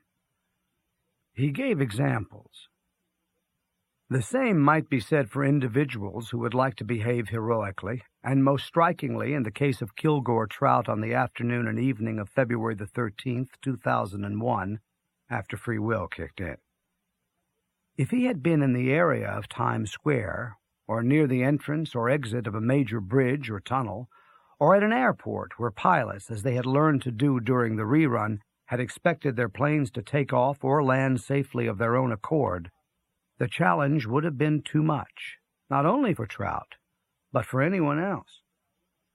What Trout beheld when he came out of the shelter in response to the crash next door was a horrifying scene, all right, but the cast was small.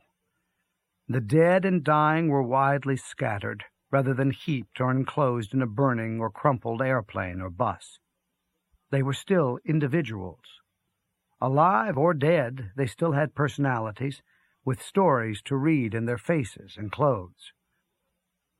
Vehicular traffic on that stretch of West 155th Street, way the hell and gone uptown and leading nowhere, was at any time of day virtually non-existent. This made the roaring Hook and Ladder a solo entertainer, as Trout watched gravity drag it ass backward in the direction of the Hudson River. He was so free to think about the luckless fire truck in detail, despite the racket coming from busier thoroughfares, that he concluded calmly, as he would tell me at Xanadu, that one of three explanations for its helplessness had to be the right one. Either its gear shift was in reverse or neutral, or the drive shaft had snapped, or the clutch was shot. He did not panic. His experiences as a forward observer for the artillery had taught him that panic only made things worse. He would say at Xanadu, "In real life, as in grand opera, arias only make hopeless situations worse." True enough, he didn't panic. At the same time, though, he had yet to realize that he alone was ambulatory and wide awake. He had figured out the bare bones of what the universe itself had done, contracted and then expanded. That was the easy part. What was actually happening, except for its actuality, might easily have been the ink-on-paper consequences of a premise for a story he himself had written and torn to pieces and flushed down a toilet in a bus terminal or whatever years ago. Unlike Dudley Prince, Trout hadn't even earned a high school equivalency certificate, but he bore at least one surprising resemblance to my big brother Bernie, who has a Ph.D. in physical chemistry from MIT. Bernie and Trout had both, since their earliest adolescence, played games in their heads that began with this question: if such and such were the case in our surroundings, what then? What then? What Trout had failed to extrapolate from the premise of the Timequake and rerun in the relative peace of the far end of West 155th Street, was that everybody for miles around was immobilized, if not by death or serious injury, then by PTA. He wasted precious minutes waiting for the arrival of healthy young ambulance crews and police persons and more fire persons, and disaster specialists from the Red Cross and the Federal Emergency Management Agency who would take care of things. Please remember, for God's sake, he was 84 years old. Since he shaved every day, he was often mistaken for a bag lady rather than a bag gentleman, even without his baby blanket babushka, and so incapable of inspiring any respect whatsoever. As for his sandals, at least they were tough. They were made of the same material as the brake shoes on the Apollo 11 spacecraft, which had delivered Neil Armstrong to the moon, where he was the first human being ever to walk on it in 1969. The sandals were government surplus from the Vietnam War, the only war we ever lost, and during which Trout's only child, Leon, had been a deserter. American soldiers on patrol in that conflict wore the sandals over their lightweight jungle boots. They did that because the enemy used to stick spikes pointed upward and dipped in excrement, so as to cause serious infections, in paths leading through the jungle. Trout, so reluctant to play Russian roulette with free will again at his age, and especially with the lives of others at stake, finally realized that, for better or worse, he had better get his ass in gear. But what could he do? My father often misquoted Shakespeare, but I never saw him read a book. Yes, and I am here to suggest that the greatest writer in the English language so far is Lancelot Andrewes, born 1555, died 1626, and not the Bard of Avon, who was born in 1564 and died in 1616. Poetry was certainly in the air back then. Try this. The Lord is my shepherd, I shall not want. He maketh me to lie down in green pastures. He leadeth me beside the still waters. He restoreth my soul. He leadeth me in the paths of righteousness for his name's sake. Yea, though I walk through the valley of the shadow of death, I will fear no evil, for thou art with me. Thy rod and thy staff, they comfort me. Thou preparest a table before me in the presence of mine enemies. Thou anointest my head with oil. My cup runneth over. Surely goodness and mercy shall follow me all the days of my life, and I will dwell in the house of the Lord forever.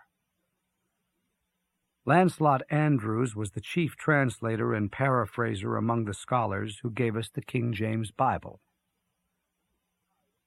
Did Kilgore Trout ever write poems? So far as I know, he wrote only one. He did it on the penultimate day of his life. He was fully aware that the Grim Reaper was coming, and coming soon. It is helpful to know that there is a tupelo tree between the mansion and the carriage house at Xanadu. Trout wrote, "When the tupelo goes poopelo, I'll come back to Upelo." My first wife, Jane, and my sister Allie had mothers who went nuts from time to time. Jane and Allie were graduates of Tudor Hall and had once been two of the prettiest, merriest girls at the Woodstock Golf and Country Club. All male writers, incidentally, no matter how broke or otherwise objectionable, have pretty wives. Somebody should look into this. Jane and Allie missed the Timequake, thank goodness. My guess is that Jane would have found some goodness in the rerun. Allie would not have. Jane was life-loving and optimistic, a scrapper against carcinoma to the very end. Allie's last words expressed relief and nothing more. They were, as I've recorded elsewhere, no pain. No pain. I didn't hear her say it, and neither did our big brother Bernie. A male hospital attendant with a foreign accent relayed those words to us via telephone. I don't know what Jane's last words may have been. I've asked. She was Adam Yarmolinsky's wife by then, not mine. Jane evidently slipped away without speaking, not realizing that she wouldn't be coming up for air again. At her funeral in an Episcopal church in Washington, D.C., Adam said to those gathered that her favorite exclamation was, "I can't wait." What Jane anticipated with such joy again and again was some event involving one or more of our 6 children, all adults with children of their own. A cabinet maker, a comedy writer, a pediatrician, a painter, an airline pilot, and a printmaker. I did not speak at her Episcopal obsequy. I wasn't up to it. Everything I had to say was for her ears alone, and she was gone. The last conversation we had, we 2 old friends from Indianapolis, was 2 weeks before she died. It was on the telephone. She was in Washington, D.C., where the Yarmolinskys had their home. I was in Manhattan and married, as I still am, to the photographer and writer Jill Cremens. I don't know which of us initiated the call, whose nickel it was. It could have been either one of us. Whoever it was, it turned out that the point of the call was to say goodbye. Our son, the doctor Mark, would say, after she died, that he himself would never have submitted to all the medical procedures she acquiesced to in order to stay alive as long as she could, to go on saying, her eyes shining, "I can't wait."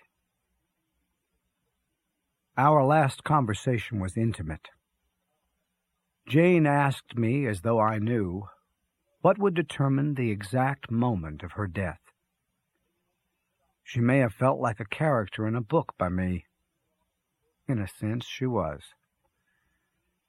During our 22 years of marriage, I had decided where we were going next, to Chicago, to Schenectady, to Cape Cod. It was my work that determined what we did next. She never had a job. Raising 6 kids was enough for her. I told her on the telephone that a sunburned, raffish, bored but not unhappy 10-year-old boy, whom we did not know, would be standing on the gravel slope of the boat-launching ramp at the foot of Scudder's Lane. He would gaze out at nothing in particular, birds, boats, or whatever, in the harbor of Barnstable, Cape Cod. At the head of Scudder's Lane, on Route 6A, 1/10 of a mile from the boat-launching ramp, is the big old house where we cared for our son and 2 daughters, and 3 sons of my sister until they were grown-ups. Our daughter Edith and her builder husband John Squibb, and their small sons Will and Buck, live there now. I told Jane that this boy, with nothing better to do, would pick up a stone, as boys will. He would arc it over the harbor. When the stone hit the water, she would die. Jane could believe with all her heart anything that made being alive seem full of white magic. That was her strength. She was raised a Quaker, but stopped going to meetings of Friends after her 4 happy years at Swarthmore. She became an Episcopalian after marrying Adam, who remained a Jew. She died believing in the Trinity and heaven and hell and all the rest of it. I'm so glad. Why? Because I loved her. Tellers of stories with ink on paper, not that they matter anymore, have been either swoopers or bashers. Swoopers write a story quickly, higgledy-piggledy, crinkum-crankum, any which way. Then they go over it again painstakingly, fixing everything that is just plain awful or doesn't work. Bashers go 1 sentence at a time, getting it exactly right before they go on to the next one. When they're done, they're done. I am a basher. Most men are bashers, and most women are swoopers. Again, somebody should look into this. It may be that writers of either sex are born to be swoopers or bashers. I visited Rockefeller University recently, and they are seeking and finding more and more genes that tend to make us behave this way or that way, just as a rerun after a timequake would do. Even before that visit, it had appeared to me that Jane's and my children, and Allie's and Jim's children, while not alike as grown-ups, had each become the sort of grown-ups they practically had to be. All 6 are okay. Then again, all 6 have had countless opportunities to be okay. If you can believe what you read in the papers or what you hear and see on TV and the information superhighway, most people don't. Writers who are swoopers, it seems to me, find it wonderful that people are funny or tragic or whatever, worth reporting, without wondering why or how people are alive in the first place. Bashers, while ostensibly making sentence after sentence as efficient as possible, may actually be breaking down seeming doors and fences, cutting their ways through seeming barbed wire entanglements, under fire and in an atmosphere of mustard gas, in search of answers to these eternal questions. What in heck should we be doing? What in heck is really going on? If bashers are unwilling to settle for the basher Voltaire's "Il faut cultiver notre jardin," that leaves the politics of human rights, which I am prepared to discuss. I begin with a couple of true stories from the end of Trout's and my war in Europe. Here's the thing. For a few days after Germany surrendered, on May 7th, 1945, having been directly or indirectly responsible for the deaths of maybe 40 million people, there was a pocket of anarchy south of Dresden, near the Czech border, which had yet to be occupied and policed by troops of the Soviet Union. I was in it, and have described it some in my novel Bluebeard. Thousands of prisoners of war like myself had been turned loose there, along with death camp survivors with tattooed arms, and lunatics and convicted felons and gypsies and who knows what else. Get this. There were also German troops there, still armed but humbled, and looking for anybody but the Soviet Union to surrender to. My particular war buddy, Bernard V. O'Hare, and I talked to some of them. O'Hare, having been a lawyer for both the prosecution and the defense, is up in heaven now. Back then, though, we could both hear the Germans saying that America would now have to do what they had been doing, which was to fight the godless communists. We replied that we didn't think so. We expected the USSR to try to become more like the USA, with freedom of speech and religion and fair trials, and honestly elected officials, and so on. We, in turn, would try to do what they claimed to be doing, which was to distribute goods and services and opportunities more fairly, from each according to his abilities, to each according to his needs. That sort of thing. Occam's razor. And then O'Hare and I, not much more than kids actually, went into an undefended barn there in the springtime countryside. We wanted something to eat, anything to eat. But we found a wounded and obviously dying captain of the notoriously heartless Nazi Schutzstaffel, the SS, in a haymow instead. He might easily have been in charge of tormenting and planning the extinction of some of the death camp survivors not far away. Like all members of the SS and like all death camp survivors as well, this captain presumably had a serial number tattooed on his arm. Want to talk about post-war irony? There was a lot of that. He asked O'Hare and me to go away. He would soon be dead, and said he looked forward to being such. As we prepared to depart, not feeling much about him one way or the other, He cleared his throat, signaling that he had something more to say after all. This was the last words business again. If he had any, who but us could hear them? "I have just wasted the past 10 years of my life," he said. "You want to talk about a timequake?" My wife thinks I think I'm such hot stuff. She's wrong. I don't think I'm such hot stuff. My hero, George Bernard Shaw, socialist and shrewd and funny playwright, said in his 80s that if he was considered smart, he sure pitied people who were considered dumb. He said that, having lived as long as he had, he was at last sufficiently wise to serve as a reasonably competent office boy. That's how I feel. When the City of London wanted to give Shaw its Order of Merit, he thanked them for it, but said he had already given it to himself. I would have accepted it.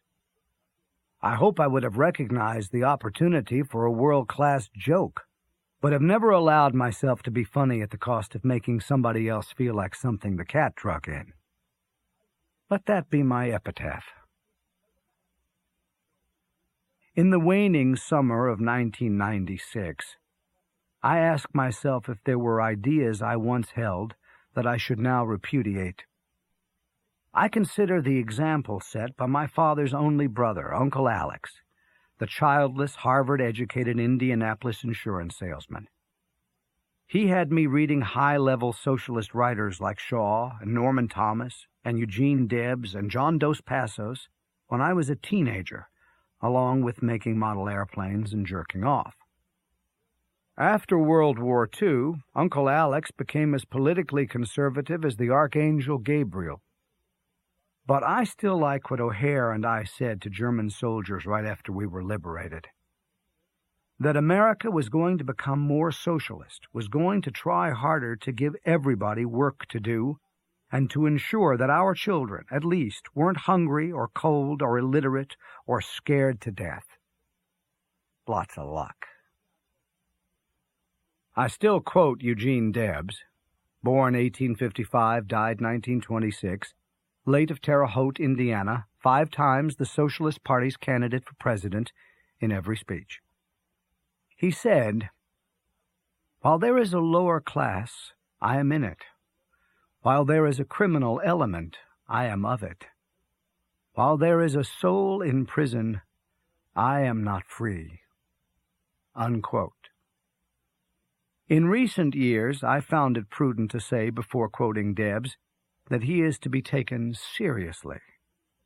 Otherwise, many in the audience will start to laugh. They are being nice, not mean, knowing I like to be funny. But it is also a sign of these times that such a moving echo of the Sermon on the Mount can be perceived as outdated, wholly discredited horse crap, which it is not. Kilgore Trout's rugged jungle sandals crunched on crystal fragments from the fallen chandelier as he loped across the face of the fallen steel front door and frame. Since there were crystal shards atop the door and frame instead of underneath them, a forensic scientist would have had to testify in a lawsuit, if one had ever been filed against the crooked contractor, that the crook's handiwork fell first. The chandelier must have dangled for a second or so before letting gravity do to it what gravity apparently would have liked to do to simply everything. The smoke alarm in the picture gallery was still ringing, presumably, Trout would later say, continuing to do so of its own free will. He was joking, making fun, as was his wont, of the idea that there had ever been free will for anyone or anything, rerun or not. The Academy doorbell had clammed up the moment Zoltan Pepper was hit by the fire truck. Trout's words again. "Quoth the doorbell with its silence, 'No comment at this time.'" Trout himself, as I've said, was nevertheless espousing free will as he entered the Academy, and was invoking the Judeo-Christian deity as well. "Wake up! For God's sake, wake up, wake up! Free will! Free will! He would say at Xanadu that even if he had been a hero that afternoon and night, his entering the academy, in his words, pretending to be Paul Revere in the space-time continuum, had been an act of sheer cowardice. He was seeking shelter from the growing din on Broadway, half a block away, and from the sounds of really serious explosions from other parts of the city. A mile and a half to the south, near Grant's tomb, a massive Department of Sanitation truck, for want of sincere steering, plowed through the lobby of a condominium and into the apartment of the building superintendent. It knocked over his gas range. The ruptured pipe of that major appliance filled the stairwell and elevator shaft of the 6-story structure with methane laced with skunk smell. Most of the tenants were on Social Security. And then, kaboom. An accident waiting to happen, as Kilgore Trout would say at Xanadu. The old science fiction writer wanted to galvanize the armed and uniformed Dudley Prince into action, he later confessed, so that he himself wouldn't have to do anything more. Free will! Free will! Fire! Fire! He shouted at Prince. Prince did not move a muscle. He batted his eyes, but those were reflexes and not free will, like me in the chicken noodle soup. One thing Prince was thinking, by his own account, was that if he moved a muscle, he might find himself in the New York State Maximum Security Adult Correctional Facility at Athena back in 1991 again. Understandable. So Trout bypassed Prince for the moment, confessedly still looking out for numero uno. A smoke alarm was raising hell. If the building was really on fire, and the fire could not be brought under control, then Trout was going to have to find someplace else where a senior citizen could hunker down until whatever was going on outside died down some. He found a lit cigar resting on a saucer in the picture gallery. The cigar, although illegal everywhere in New York County, was not yet, and probably never would be, a danger to anyone but itself. Its midpoint was centered in the saucer, so it wasn't going anywhere else as it oxidized. But the smoke alarm was yelling about the end of civilization as we had known it. Trout, in my 10 years on automatic pilot, would synthesize what he should have said to the smoke alarm that afternoon. Nonsense! Get a grip on yourself, you brainless, nervous breakdown! Here's the spooky part. There wasn't anybody but Trout in the gallery. Could it be that the American Academy of Arts and Letters was haunted by poltergeists? I got a good letter today, Friday, August 23rd, 1996, from a young stranger named Jeff Mihalik, one would guess of Serb or Croat descent, who is majoring in physics at the University of Illinois at Urbana. Jeff says he enjoyed his physics course in high school and got top grades, but ever since I have had physics at the university, I have had much trouble with it. This was a huge blow to me because I was used to doing well in school. I thought there was nothing I couldn't do if I just wanted it bad enough. My reply will go like this. You might want to read the picaresque novel The Adventures of Augie March by Saul Bellow. The epiphany at the end, as I recall, is that we shouldn't be seeking harrowing challenges, but rather tasks we find natural and interesting, tasks we were apparently born to perform. As for the charms of physics, two of the most entertaining subjects taught in high school or college are mechanics and optics. Beyond these playful disciplines, however, lie mind games as dependent on native talent as playing the French horn or chess. Of native talent itself, I say in speeches, if you go to a big city, and a university is a big city, you are bound to run into Wolfgang Amadeus Mozart. Stay home.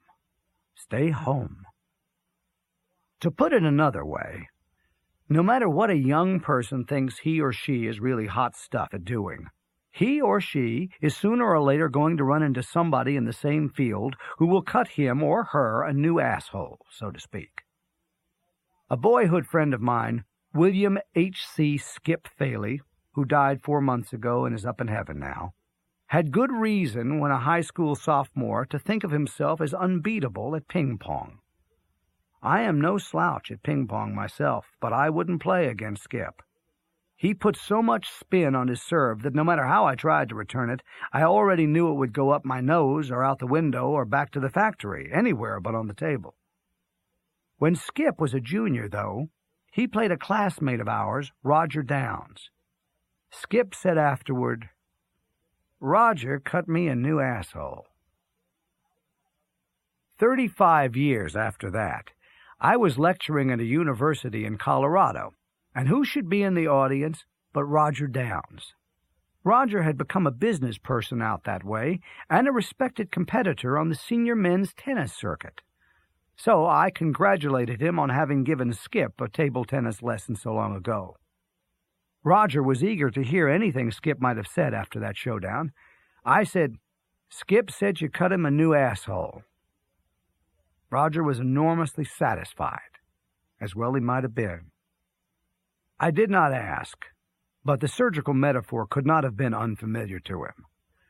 Furthermore, life being the Darwinian experiment, or crock of shit, as Trout liked to call it, that it is, Roger himself had surely departed more than one tennis tournament, having, like Skip, undergone a colostomy to his self-regard. More news of this day in August, halfway through the rerun, as yet another autumn draws near. My big brother Bernie, the born scientist who may know more about the electrification of thunderstorms than anyone, has an invariably fatal cancer, too far advanced to be daunted by the 3 horsemen of the oncologic apocalypse: surgery, chemotherapy, and radiation. Bernie still feels fine. It is much too early to talk about. But when he dies, God forbid, I don't think his ashes should be put in Crown Hill Cemetery with James Whitcomb Riley and John Dillinger, who belonged only to Indiana. Bernie belongs to the world. His ashes should be scattered over the dome of a towering thunderhead. So there was Roger Downs of Indianapolis in Colorado. Here am I of Indianapolis on the South Fork of Long Island. The ashes of my Indianapolis wife, Jane Marie Cox, are mixed with the roots of a flowering cherry tree, unmarked, in Barnstable Village, Massachusetts. The branches of that tree can be seen from the L that Ted Adler rebuilt from scratch, after which he asked, "How the hell did I do that?" The best man at Jane's and my wedding in Indianapolis, Benjamin D. Hitz of Indianapolis, is a widower now in Santa Barbara, California. Ben dated an Indianapolis cousin of mine several times this spring. She is a widow on the seacoast of Maryland, and my sister died in New Jersey, and my brother, although he doesn't feel like it yet, is dying in Albany, New York. My boyhood pal, David Craig, who made a radio in a German tank stop playing popular music during World War II, is a builder in New Orleans. My cousin Emmy, whose dad told me I was at last a man when I came home from war, and who was my lab partner in physics class at Shortridge High School, lives only about 30 miles east of Dave in Louisiana. Diaspora. Why did so many of us bug out of a city built by our ancestors, where our family names were respected, whose streets and speech were so familiar, and where, as I said at Butler University last June, there was indeed the best and worst of Western civilization? Adventure. It may be, too, that we wanted to escape the powerful pull, not of gravity, which is everywhere, but of Crown Hill Cemetery. Crown Hill got my sister Allie. It didn't get Jane. It won't get my big brother Bernie. It won't get me. I lectured in 1990 at a university in southern Ohio. They put me up in a motel nearby. When I returned to the motel after my speech and was having my customary scotch and soda so I would sleep like a baby, which is the way I like to sleep, the bar was most congenially populated by obviously local old people who seemed to really like each other. They had a lot to laugh about. They were all comedians. I asked the bartender who they were. He said they were the 50th reunion of the class of 1940 of Zanesville High School. It sure looked nice. It sure looked right. I was in the class of 1940 at Shortridge High School and was then skipping my own reunion. Those people might have been characters out of Our Town by Thornton Wilder, as sweet a play as can ever be. They and I were so old that we could remember when it didn't matter all that much economically whether you did or didn't go to college. You could still amount to something. And I told my father back then that maybe I didn't want to become a chemist like my big brother Bernie. I could save him a ton of money if I went to work in a newspaper instead. Understand, I could go to college only if I took the same sorts of courses my brother had. Father and Bernie were agreed on that. Any other sort of higher education was what they both called ornamental. They laughed at Uncle Alex, the insurance salesman, because his education at Harvard had been so ornamental. Father said I had better talk to his close friend Fred Bates Johnson, a lawyer who as a young man had been a reporter for the now-defunct Democratic daily, the Indianapolis Times. I knew Mr. Johnson pretty well. Father and I used to go hunting for rabbits and birds with him down in Brown County before Allie cried so much we had to give it up. He asked me there in his office, leaning back in his swivel chair, his eyes slits, how I planned to begin my career as a journalist. Well, sir, I said, I thought maybe I could get a job on the Culver Citizen and work there for 3 or 4 years. I know the area pretty well. Culver was on Lake Maxinkuckee in northern Indiana. We used to have a summer cottage on that lake. And then, he said, with that much experience, I said, I should be able to get a job with a much bigger paper, maybe in Richmond or Kokomo. And then, he said, after maybe 5 years on a paper like that, I said, I think I'd be ready to take a shot at Indianapolis. You'll have to excuse me, he said, but I have to make a phone call. Of course, I said. He swiveled around so his back was to me when he made the call. He spoke softly, but I wasn't trying to overhear. I figured it was none of my business. He hung up the phone and swiveled around to face me again. Congratulations, he said. You have a job on the Indianapolis Times.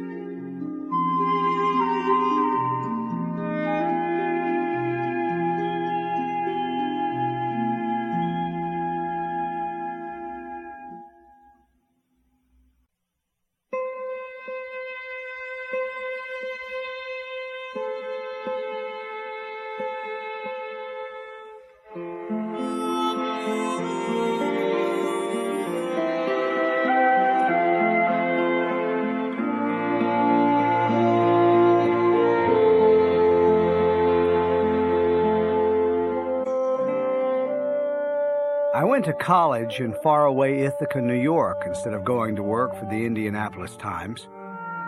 Ever since, I, like Blanche Dubois in A Streetcar Named Desire, have always depended on the kindness of strangers.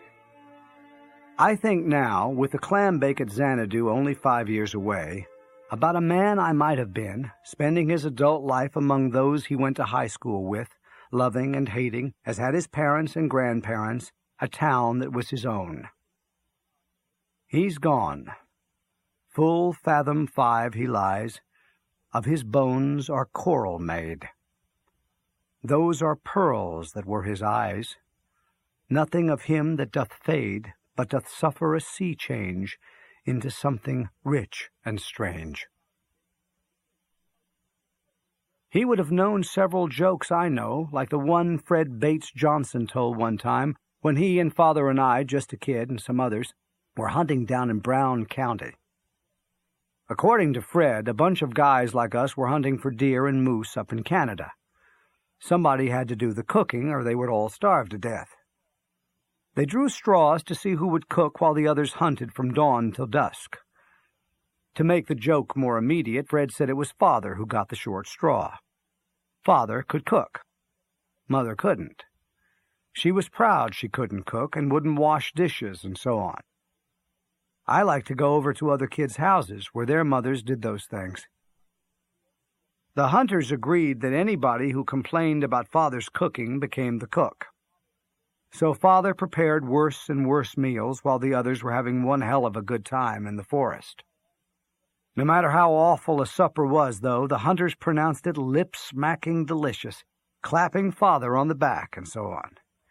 After they marched off one morning, Father found a pile of fresh moose poop outside. He fried it in motor oil. That night he served it as steaming patties. The first guy to taste one spit it out. He couldn't help himself. He spluttered, "Jesus Christ, that tastes like moose poop fried in motor oil." But then he added, "But good, but good." I think Mother was raised to be so useless because her father, Albert Lieber, the brewer and speculator, believed that America was going to have an aristocracy based on the European model. Proofs of membership in such a caste over there, and so it would be over here too, he must have reasoned, were wives and daughters who were ornamental. I don't think I missed the boat when I failed to write a novel about Albert Lieber, and how he was largely responsible for my mother's suicide on Mother's Day Eve, 1944. German Americans in Indianapolis lack universality. They have never been sympathetically or even villainously stereotyped in movies or books or plays. I would have had to explain them from scratch. Lots of luck. The great critic H.L. Mencken, himself a German American, but living all his life in Baltimore, Maryland, confessed that he had difficulty in concentrating on the novels of Willa Cather. Try as he might, he couldn't really care a whole lot about Czech immigrants in Nebraska. Same problem.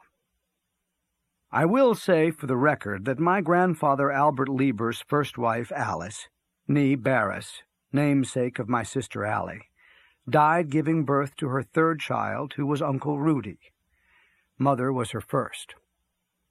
The middle child was Uncle Pete, who flunked out of MIT, but who nonetheless sired a nuclear scientist, my cousin Albert, in Del Mar, California. Cousin Albert reports that he has just gone blind. It isn't radiation that has made Cousin Albert blind. It is something else which could have happened to anybody in or out of science. Cousin Albert himself has sired a non-nuclear type scientist, a computer whiz. As Kilgore Trout used to exclaim from time to time, "Life goes on." The point I want to make is that Mother's father, the brewer, Republican big shot, and neo-aristocratic bon vivant, married a violinist after his first wife died. She turned out to be clinically bughouse. Face it, some women are. She hated his kids with a passion. She was jealous of his love for them. She wanted to be the whole show. Some women do. This female bat out of hell, who could play a fiddle like nobody's business, abused Mother and Uncle Pete and Uncle Rudy so ferociously, both physically and mentally, during their formative years, before Grandfather Lieber divorced her, that they never got over it. If there had been a significant body of potential book buyers who might care about rich German Americans in Indianapolis, it would have been a piece of cake for me to bang out a roman fleuve demonstrating that my grandfather in fact murdered my mother, albeit very slowly, by double-crossing her so long ago. Ting-a-ling, you son of a bitch. Working title? Gone with the Wind. When Mother married my father, a young architect in moderate circumstances, politicians and saloon keepers and the cream of Indianapolis German-American society gave them a treasure trove of crystal, and linens, and china, and silver, and even some gold. Scheherazade. Who could doubt that even Indiana had its own hereditary aristocracy, with useless possessions to rival those of horses' asses in the other hemisphere? It all seemed like a lot of junk to my brother and my sister and our father and me during the Great Depression. It is now as widely dispersed as the class of 1940 at Shortridge High School. Auf Wiedersehen. I always had trouble ending short stories in ways that would satisfy a general public. In real life, as during a rerun following a timequake, people don't change, don't learn anything from their mistakes, and don't apologize. In a short story, they have to do at least 2 out of 3 of those things, or you might as well throw it away in the lidless wire trash receptacle chained and padlocked to the fire hydrant in front of the American Academy of Arts and Letters. Okay, I could handle that. But after I had a character change, and or learn something, and or apologize, that left the cast standing around with their thumbs up their asses. That is no way to tell a reader the show is over. In my salad days, when I was green in judgment, and never having asked to be born in the first place, I sought the advice of my then literary agent as to how to end stories without killing all the characters. He had been fiction editor of an important magazine and a story consultant for a Hollywood studio as well. He said, "Nothing could be simpler, dear boy. The hero mounts his horse and rides off into the sunset." Many years later, he would kill himself on purpose with a 12-gauge shotgun. Another friend and client of his said he couldn't possibly have committed suicide. It was so out of character. I replied, "Even with military training, there is no way a man can accidentally blow his head off with a shotgun." Many years earlier, so long ago that I was a student at the University of Chicago, I had a conversation with my thesis advisor about the arts in general. At that time, I had no idea that I personally would go into any sort of art. He said, "You know what artists are?" I didn't. "Artists," he said, "are people who say, 'I can't fix my country, or my state, or my city, or even my marriage. But by golly, I can make this square of canvas, or this 8.5 by 11 piece of paper, or this lump of clay, or these 12 bars of music, exactly what they ought to be.'" About 5 years after that, he did what Hitler's Minister of Propaganda and his wife and their kids did at the end of World War II. He swallowed potassium cyanide. I wrote a letter to his widow saying how much his teachings had meant to me. I did not get an answer. It could be that she was overwhelmed with grief. Then again, she may have been sore as hell at him for taking the easy way out. This very summer, I asked the novelist William Styron in a Chinese restaurant how many people on the whole planet had what we had, which was lives worth living. Between the two of us, we came up with 17%. The next day, I took a walk in Midtown Manhattan with a longtime friend, a physician who treats every sort of addict at Bellevue Hospital. Many of his patients are homeless and HIV positive as well. I told him about Styron's and my figure of 17%. He said it sounded about right to him. As I have written elsewhere, this man is a saint. I define a saint as a person who behaves decently in an indecent society. I asked him why half his patients at Bellevue didn't commit suicide. He said the same question had occurred to him. He sometimes asked them, as though it were an unremarkable part of a diagnostic routine, if they had thoughts of self-destruction. He said that they were almost without exception surprised and insulted by the question. An idea that sick had never entered their heads. It was about then that we passed an ex-patient of his who was toting a plastic bag filled with aluminum cans he had gathered. He was one of Kilgore Trout's sacred cattle, somehow wonderful despite his economic uselessness. "Hi, Doc," he said. Question: what is the white stuff in bird poop? Answer: that is bird poop, too. So much for science and how helpful it can be in these times of environmental calamities. Chernobyl is still hotter than a Hiroshima baby carriage. Our underarm deodorants have eaten holes in the ozone layer. And just get a load of this. My big brother Bernie, who can't draw for sour apples, and who at his most objectionable used to say he didn't like paintings because they didn't do anything, just hung there year after year, has this summer become an artist. I kid you not. This Ph.D. physical chemist from MIT is now the poor man's Jackson Pollock. He squoozles glurps of various colors and consistencies between two flat sheets of impermeable materials, such as window panes or bathroom tiles. He pulls them apart, et voila! This has nothing to do with his cancer. He didn't know he had it yet, and the malignancy was in his lungs and not in his brain in any case. He was just farting around one day, a semi-retired old geezer without a wife to ask him what in the name of God he thought he was doing, et voila! Better late than never, that's all I can say. So he sent me some black and white Xeroxes of his squiggly miniatures, mostly dendritic forms, maybe trees or shrubs, maybe mushrooms or umbrellas full of holes, but really quite interesting. Like my ballroom dancing, they were acceptable. He has since sent me multicolored originals, which I like a lot. The message he sent me along with the Xeroxes, though, wasn't about unexpected happiness. It was an unreconstructed technocrat's challenge to the artsy-fartsy, of which I was a prime exemplar. "Is this art or not?" he asked. He couldn't have put that question so jeeringly 50 years ago, of course, before the founding of the first wholly American school of painting, abstract expressionism, and the deification in particular of Jack the Dripper, Jackson Pollock, who also couldn't draw for sour apples.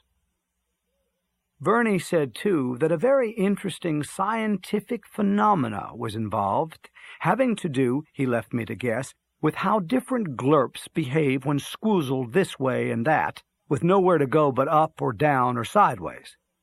If the artsy-fartsy world had no use for his pictures, he seemed to imply, his pictures could still point the way to better lubricants or suntan lotions or who knows what, the all-new Preparation H. He would not sign his pictures, he said, or admit publicly that he had made them, or describe how they were made. He plainly expected puffed-up critics to sweat bullets and excrete sizable chunks of masonry when trying to answer his cunningly innocent question, art or not?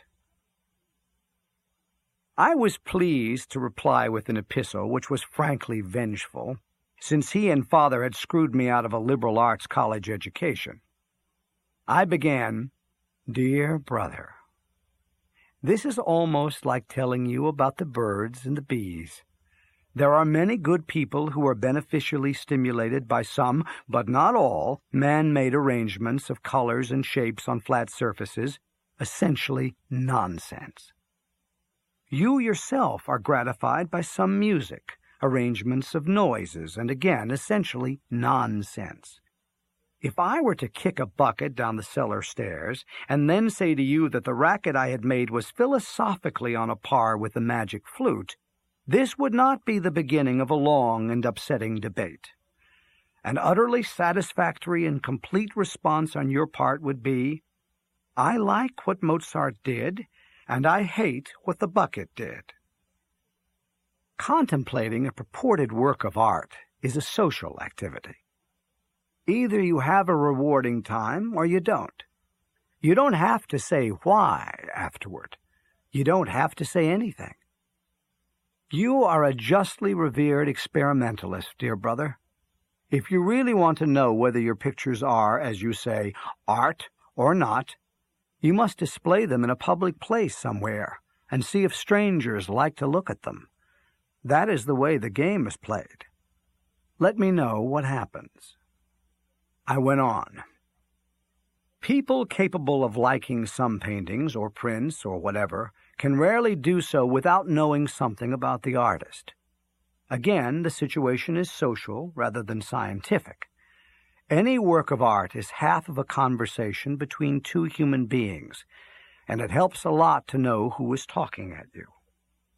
Does he or she have a reputation for seriousness, for religiosity, for suffering, for concupiscence, for rebellion, for sincerity, for jokes? There are virtually no respected paintings made by persons about whom we know zilch. We can even surmise quite a bit about the lives of whoever did the paintings in the caverns underneath Lascaux, France. I dare to suggest that no picture can attract serious attention without a particular sort of human being attached to it in the viewer's mind. If you are unwilling to claim credit for your pictures and to say why you hoped others might find them worth examining, there goes the ball game. Pictures are famous for their humanness and not for their pictureness. I went on. There is also the matter of craftsmanship. Real picture lovers like to play along, so to speak, to look closely at the surfaces, to see how the illusion was created. If you are unwilling to say how you made your pictures, there goes the ball game a second time. Good luck and love, as always, I wrote, and I signed my name. I myself paint pictures on sheets of acetate with black India ink. An artist half my age, Joe Petro III, who lives and works in Lexington, Kentucky, prints them by means of the silkscreen process. I paint a separate acetate sheet, again in opaque black, for each color I want Joe to use. I do not see my pictures, which I have painted in black alone, in color until Joe has printed them, one color at a time. I make negatives for his positives. There may be easier, quicker, and cheaper ways to create pictures. They might leave us more time for golf and for making model airplanes and whacking off. We should look into that. Joe's studio looks like something out of the Middle Ages. I can't thank Joe enough for having me make negatives for his positives after the little radio in my head stopped receiving messages from wherever it is the bright ideas come from. Art is so absorbing. It is a sopper-upper. Listen.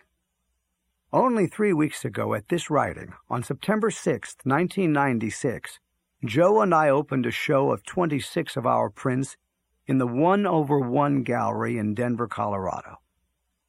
A local microbrewery, Wine Coop, bottled a special beer for the occasion. The label was one of my self-portraits. The name of the beer was Kurt's Mile High Malt. You think that wasn't fun? Try this.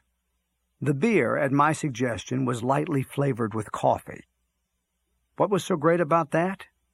It tasted really good, for one thing, but it was also an homage to my maternal grandfather, Albert Lieber, who was a brewer until he was put out of business by Prohibition in 1920.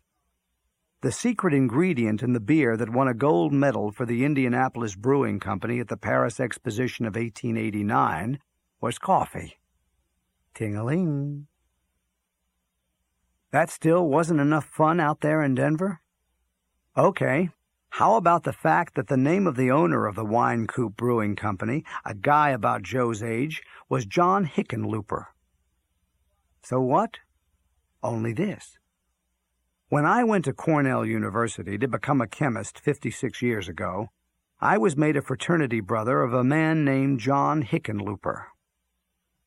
Ting-a-ling? This was his son. My fraternity brother had died when his son was only 7.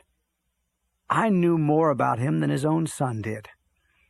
I was able to tell this young Denver brewer that his dad, in partnership with another Delta Upsilon brother, John Locke, sold candy and soft drinks and cigarettes out of a big closet at the top of the stairs on the second floor of the fraternity house. They christened it Hickenlooper's Lockin' Bar.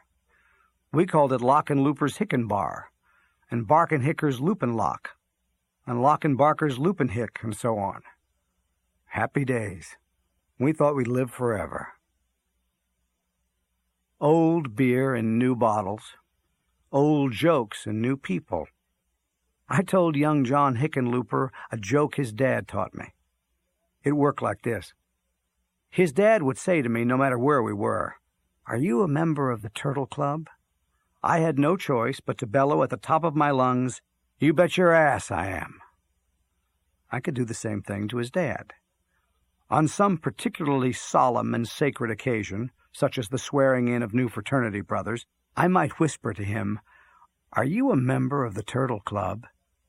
He would have no choice but to bellow at the top of his lungs, "You bet your ass I am." Another old joke. "Hello, my name is Spaulding.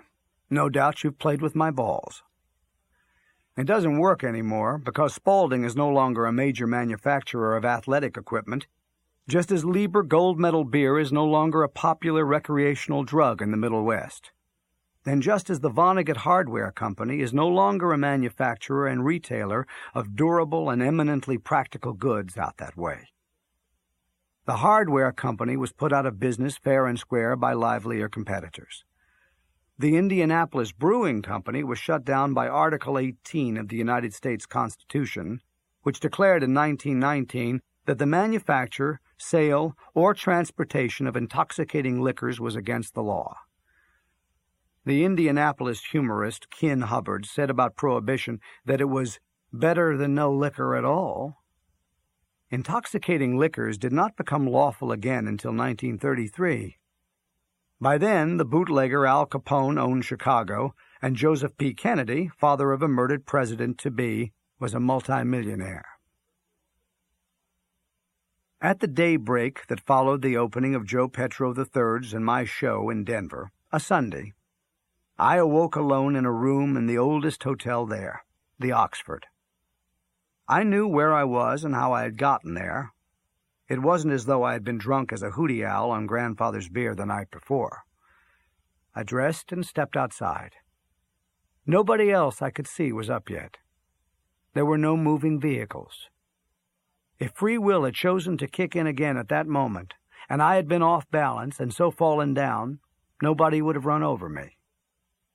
The best thing to be when free will kicks in, probably, is a mabuti, a pygmy in a rainforest in Zaire, Africa. 200 yards from my hotel was the husk of what used to be the throbbing heart of the city, its turgid auricles and ventricles. I mean its passenger railroad station. It was completed in 1880. Only 2 trains a day stop there nowadays. I myself was antique enough to remember its terrific music, the hissing and rolling thunder of steam locomotives, and their mournful whistles, and the metronomic clicks of wheels on joints in the rails, and the apparent rise and fall, thanks to the Doppler effect, of the pitch of warning bells at crossings. I remembered labor history, too, because the first effective strikes by American working people for better pay and more respect and safer working conditions were called against the railroads, and then against owners of coal mines and steel mills and textile mills, and on and on. Much blood was shed in what appeared to most members of my generation of American writers to be battles as worth fighting as any against a foreign enemy. The optimism that infused so much of our writing was based on our belief that after Magna Carta, and then the Declaration of Independence, and then the Bill of Rights, and then the Emancipation Proclamation, and then Article 19 of the Constitution, which in 1920 entitled women to vote, some scheme for economic justice could also be devised. That was the logical next step. And even in 1996, I, in speeches, proposed the following amendments to the Constitution. Article 28. Every newborn shall be sincerely welcomed and cared for until maturity. Article 29. Every adult who needs it shall be given meaningful work to do at a living wage. What we have created instead, as customers and employees and investors, is mountains of paper wealth so enormous that a handful of people in charge of them can take millions and billions for themselves without hurting anyone. Many members of my generation are disappointed. Can you believe it? Kilgore Trout, who never even saw a stage play until he got to Xanadu, not only wrote a play after he got home from our war, which was World War II, but he copyrighted it. I have just retrieved it from the memory banks of the Library of Congress, and it is entitled The Wrinkled Old Family Retainer. It is like a birthday present from my computer here in the Sinclair Lewis suite at Xanadu. Wow! The date yesterday was November the 11th, 2010. I have just turned 88, or 98 if you want to count the rerun. My wife, Monica Pepper Vonnegut, says 88 is a very lucky number, and so is 98. She is heavily into numerology. My darling daughter Lily will turn 28 on December 15th. Who ever thought I would live to see that day? The Wrinkled Old Family Retainer is about a wedding. The bride is mirabile dictu, a virgin. The groom is flagrante delicto, a heartless womanizer. Sotto voce, a male guest standing at the fringe of the ceremony, says out of the corner of his mouth to a guy standing next to him, "I don't bother with all this. I simply find a woman who hates me, and I give her a house." And the other guy says, as the groom is kissing the bride, "All women are psychotic. All men are jerks." The eponymous Wrinkled Old Family Retainer, crying his rheumy eyes out behind a potted palm, is Scrotum. Monica is still obsessed by the mystery of who left a cigar smoldering beneath the smoke alarm in the picture gallery of the Academy minutes before free will kicked in again. That was more than 9 years ago. Who cares? What difference can knowing that make? That's like knowing what the white stuff in bird poop is. What Kilgore Trout did with that cigar was scrooch it out in the saucer. He scrooched and scrooched and scrooched it, by his own admission to Monica and me, as though it were responsible not only for the yelling of the smoke alarm, but for all the din outside as well. "The wheel that squeaks the loudest gets the oil," he said. He realized the absurdity of what he was doing, he said, only when, as he took a painting down from the wall, preparing to hit the alarm with a corner of the frame, the alarm fell silent of its own accord. He hung up the painting again, and even made sure it was hanging straight. "That seems somehow important, that the picture was nice and straight," he said, "and evenly spaced from the others. At least I could make that little part of the chaotic universe exactly as it should be. I was grateful for the opportunity to do that." He returned to the entrance hall, expecting the armed guard to be awakening from his torpor. But Dudley Prince was still a statue, still convinced that if he budged, he would find himself back in prison again. Trout again confronted him, saying, "Wake up! Wake up! You've got free will again, and there's work to do!" And so on. Nothing. Trout had an inspiration. Instead of trying to sell the concept of free will, which he himself didn't believe in, he said this: "You've been very sick.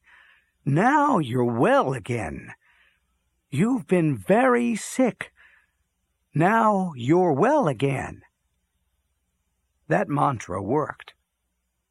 Trout could have been a great advertising man. The same has been said of Jesus Christ. The basis of every great advertisement is a credible promise. Jesus promised better times in an afterlife. Trout was promising the same thing in the here and now. Dudley Prince's spiritual rigor mortis began to thaw. Trout hastened his recovery by telling him to snap his fingers and stamp his feet and stick out his tongue and wiggle his butt and so on. Trout, who had never even earned a high school equivalency certificate, had nonetheless become a real-life Dr. Frankenstein. Uncle Alex Vonnegut, who said we should exclaim out loud whenever we were accidentally happy, was considered a fool by his wife, Aunt Ray. He certainly started out as a fool when a spanking new freshman at Harvard. Uncle Alex was asked to explain in an essay why he had come to Harvard all the way from Indianapolis. By his own gleeful account, he wrote, "Because my big brother is at MIT." He never had a kid and never owned a gun. He owned a lot of books, though, and kept buying new ones and giving me those he thought were particularly well done. It was an ordeal for him to find this book or that one so he could read some particularly magical passage aloud to me. Here's why. His wife, Aunt Ray, who was said to be artistic, arranged his library according to the size and color of the volumes and stair-step style. So he might say of a collection of essays by his hero H.L. Mencken, "I think it was green and about this high."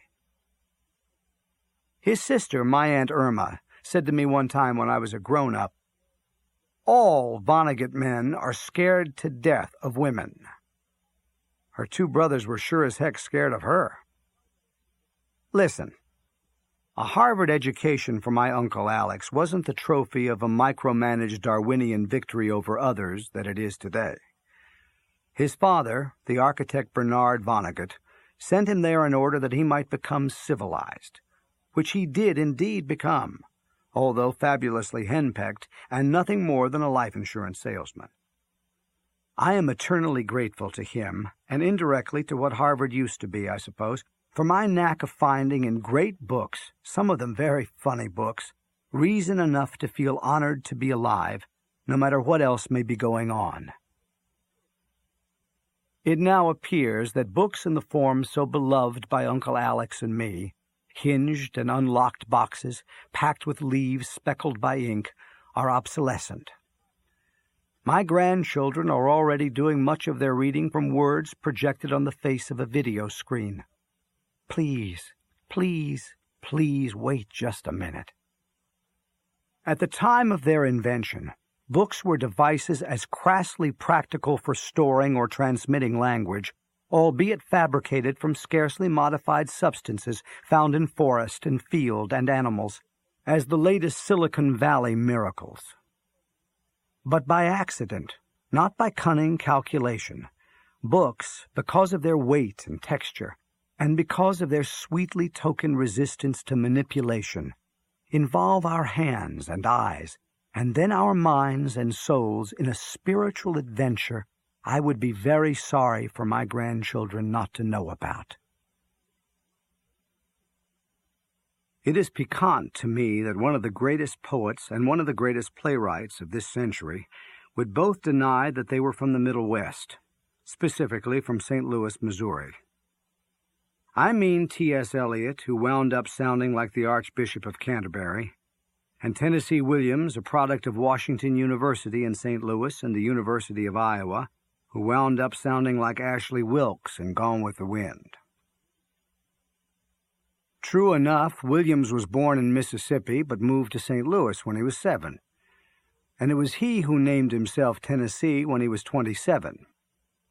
Before he did that to himself, he was Tom. Cole Porter was born in Peru, Indiana. Night and day, begin the begin. Not bad, not bad. Kilgore Trout was born in a hospital in Bermuda, near where his father, Raymond, was gathering material for a follow-up on his doctoral dissertation on the last of the Bermuda urns. The sole remaining rookery of those great blue birds, the largest of all pelagic raptors, was on Dead Man's Rock, an otherwise uninhabited lava steeple in the center of the notorious Bermuda Triangle. Trout was in fact conceived on Dead Man's Rock during his parents' honeymoon. What was particularly interesting about these urns was that the female birds, and not anything people had done, so far as anybody could tell, were to blame for the rapidly dwindling population. In the past, and presumably for thousands of years, the females had hatched their eggs and tended the young and finally taught them to fly by kicking them off the top of the steeple. But when Raymond Trout went there as a doctoral candidate with his bride, he found that the females had taken to Baudelarizing the nurturing process by kicking the eggs off the top of the steeple. Thus did Kilgore Trout's father providentially become a specialist, thanks to the female Bermuda Urns Initiative, or whatever you want to call it, in evolutionary mechanisms governing fates of species, mechanisms other than the Occam's razor of Darwin's natural selection. Nothing would do, then, but that the Trout family, when little Kilgore was 9, spend the summer of 1926 camped on the shore of Disappointment Lake in inland Nova Scotia. The Dalhousie woodpeckers in that area had quit the brain-rattling business of pecking wood and were feasting on the plentiful black flies on the backs of deer and moose instead. Dalhousies, of course, are the commonest woodpeckers in eastern Canada mainly, ranging from Newfoundland to Manitoba and from Hudson Bay to Detroit, Michigan. Only those around Disappointment Lake, however, identical with the rest in plumage and beak size and shape and so on, had stopped getting at bugs the hard way, digging them out one at a time from holes the bugs had made or found in tree trunks. They were first observed gorging on black flies in 1916, with World War I going on in the other hemisphere. The Disappointment Lake Dalhousies, however, had not been subjected to observation year after year before that, or since.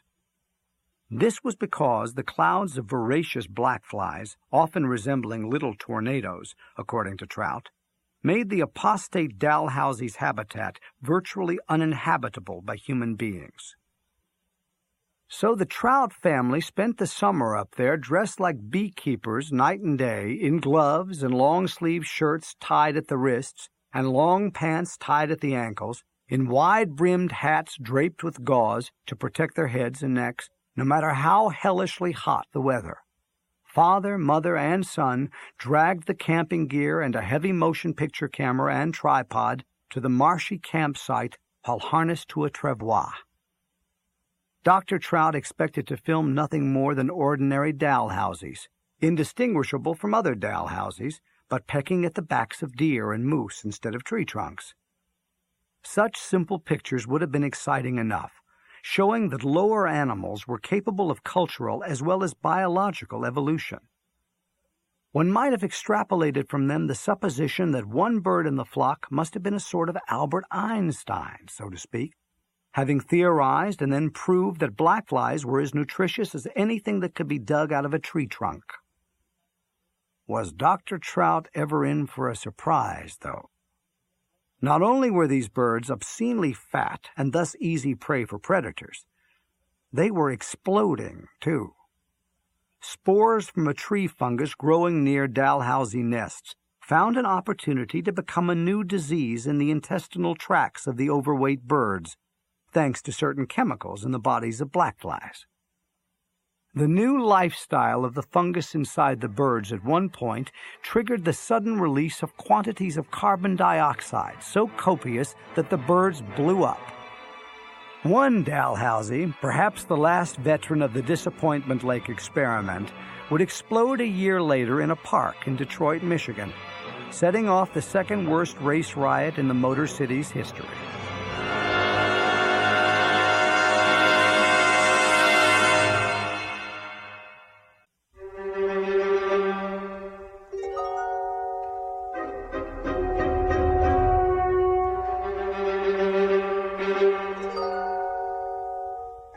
Trout wrote a story one time about another race riot. It was on a planet twice as big as Earth, orbiting Puke, a star the size of a BB, 2 billion years ago.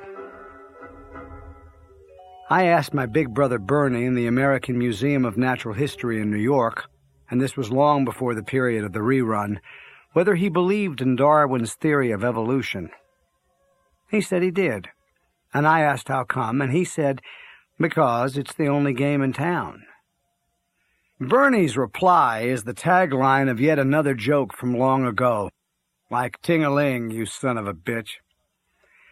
It seems a guy is off to play cards, and a friend tells him the game is crooked. The guy says, "Yeah, I know, but it's the only game in town." I am too lazy to chase down the exact quotation, but the British astronomer Fred Hoyle said something to this effect: that believing in Darwin's theoretical mechanisms of evolution was like believing that a hurricane could blow through a junkyard and build a Boeing 747. No matter what is doing the creating, I have to say that the giraffe and the rhinoceros are ridiculous. And so is the human brain, capable, in cahoots with the more sensitive parts of the body, such as the ding-dong, of hating life while pretending to love it and behaving accordingly. Somebody shoot me while I'm happy. Kilgore Trout, the ornithologist's son, wrote in my 10 years on automatic pilot, "The fiduciary is a mythological bird. It has never existed in nature, never could, never will." Trout is the only person who ever said a fiduciary was a sort of bird. The noun, from the Latin fiducia, meaning confidence or trust, in fact identifies a sort of Homo sapiens who will conserve the property, and especially paper or computer representations of wealth nowadays, belonging to other people, including the treasuries of their governments. He or she or it cannot exist, thanks to the brain and the ding-dong, etc. So we have, in this summer of 1996, rerun or not, and as always, faithless custodians of capital, making themselves multimillionaires and multi-billionaires, while playing beanbag with money better spent on creating meaningful jobs and training people to fill them, and raising our young and retiring our old in surroundings of respect and safety. For Christ's sake, let's help more of our frightened people get through this thing, whatever it is. Why throw money at problems? That is what money is for. Should the nation's wealth be redistributed? It has been and continues to be redistributed to a few people in a manner strikingly unhelpful. Let me note that Kilgore Trout and I have never used semicolons. They don't do anything, don't suggest anything. They are transvestite hermaphrodites. Yes, and any dream of taking better care of our people might as well be a transvestite hermaphrodite, without some scheme for giving us all the support and companionship of extended families, within which sharing and compassion are more plausible than in an enormous nation. And the fiduciary may not be as mythical as the rock and the phoenix after all. I, of course, understand that the widespread revulsion inspired even now, and perhaps forever, by the word communism, is a sane response to the cruelties and stupidities of the dictators of the USSR, who called themselves, hey presto, communists, just as Hitler called himself, hey presto, a Christian. The word communism is a word full of poison, supposedly, but one which can be spoken in polite company, provided the speaker's tone implies fear and loathing. To children of the Great Depression, however, it still seems a mild shame to outlaw from polite thought, because of the crimes of tyrants, a word that in the beginning described for us nothing more than a possibly reasonable alternative to the Wall Street crapshoot. Yes, and the word socialist was the second S in USSR, so goodbye socialism, along with communism. Goodbye to the soul of Eugene Debs of Terre Haute, Indiana, where the moonlight's staining bright along the Wabash. From the fields there comes the breath of new-mown hay. While there is a soul in prison, I am not free. The Great Depression was a time for discussing all sorts of alternatives to the Wall Street crapshoot, which had suddenly killed so many businesses, including banks. The crapshoot left millions and millions of Americans without any way to pay for food and shelter and clothing. So what? That was almost a century ago, if you want to count the rerun. Forget it. Practically everybody who was alive back then is deader than a mackerel. Happy socialism to them in the afterlife. What matters now is that, on the afternoon of February the 13th, 2001, Kilgore Trout roused Dudley Prince from his post-Timequake apathy. Trout urged him to speak, to say anything, no matter how nonsensical. Trout suggested he say, "I pledge allegiance to the flag," or whatever, to prove to himself thereby that he was again in charge of his own destiny. Prince spoke groggily at first. He didn't pledge allegiance, but indicated instead that he was trying to understand everything Trout had said to him so far. He said, "You told me I had something." "You were sick, but now you're well, and there's work to do," said Trout. "Before that," said Prince, "you said I had something." "Forget it," said Trout. "I was all excited. I wasn't making sense." "I still want to know what you said I had," said Prince. "I said you had free will," said Trout. "Free will, free will, free will," echoed Prince with wry wonderment. "I always wondered what it was I had. Now I got a name for it." "Please forget what I said," said Trout. "There are lives to save." "You know what you can do with free will?" said Prince. "No," said Trout. "You can stuff it up your ass," said Prince.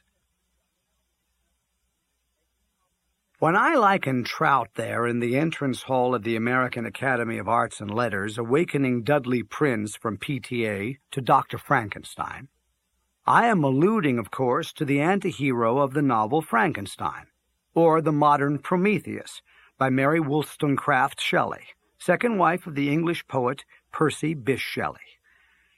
In that book, the scientist Frankenstein puts a bunch of body parts from different corpses together in the shape of a man. Frankenstein jazzes them with electricity.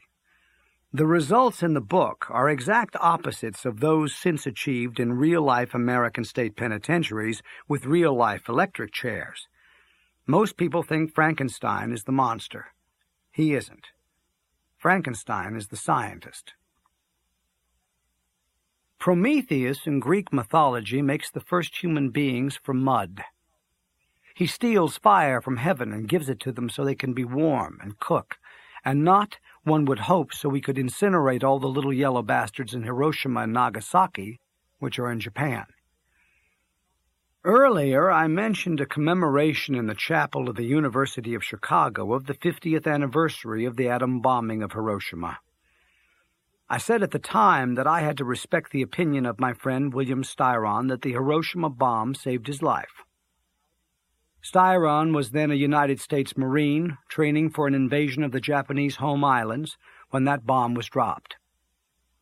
I had to add, though, that I knew a single word that proved our democratic government was capable of committing obscene, gleefully rabid and racist, Yahooistic murders of unarmed men, women, and children, murders wholly devoid of military common sense.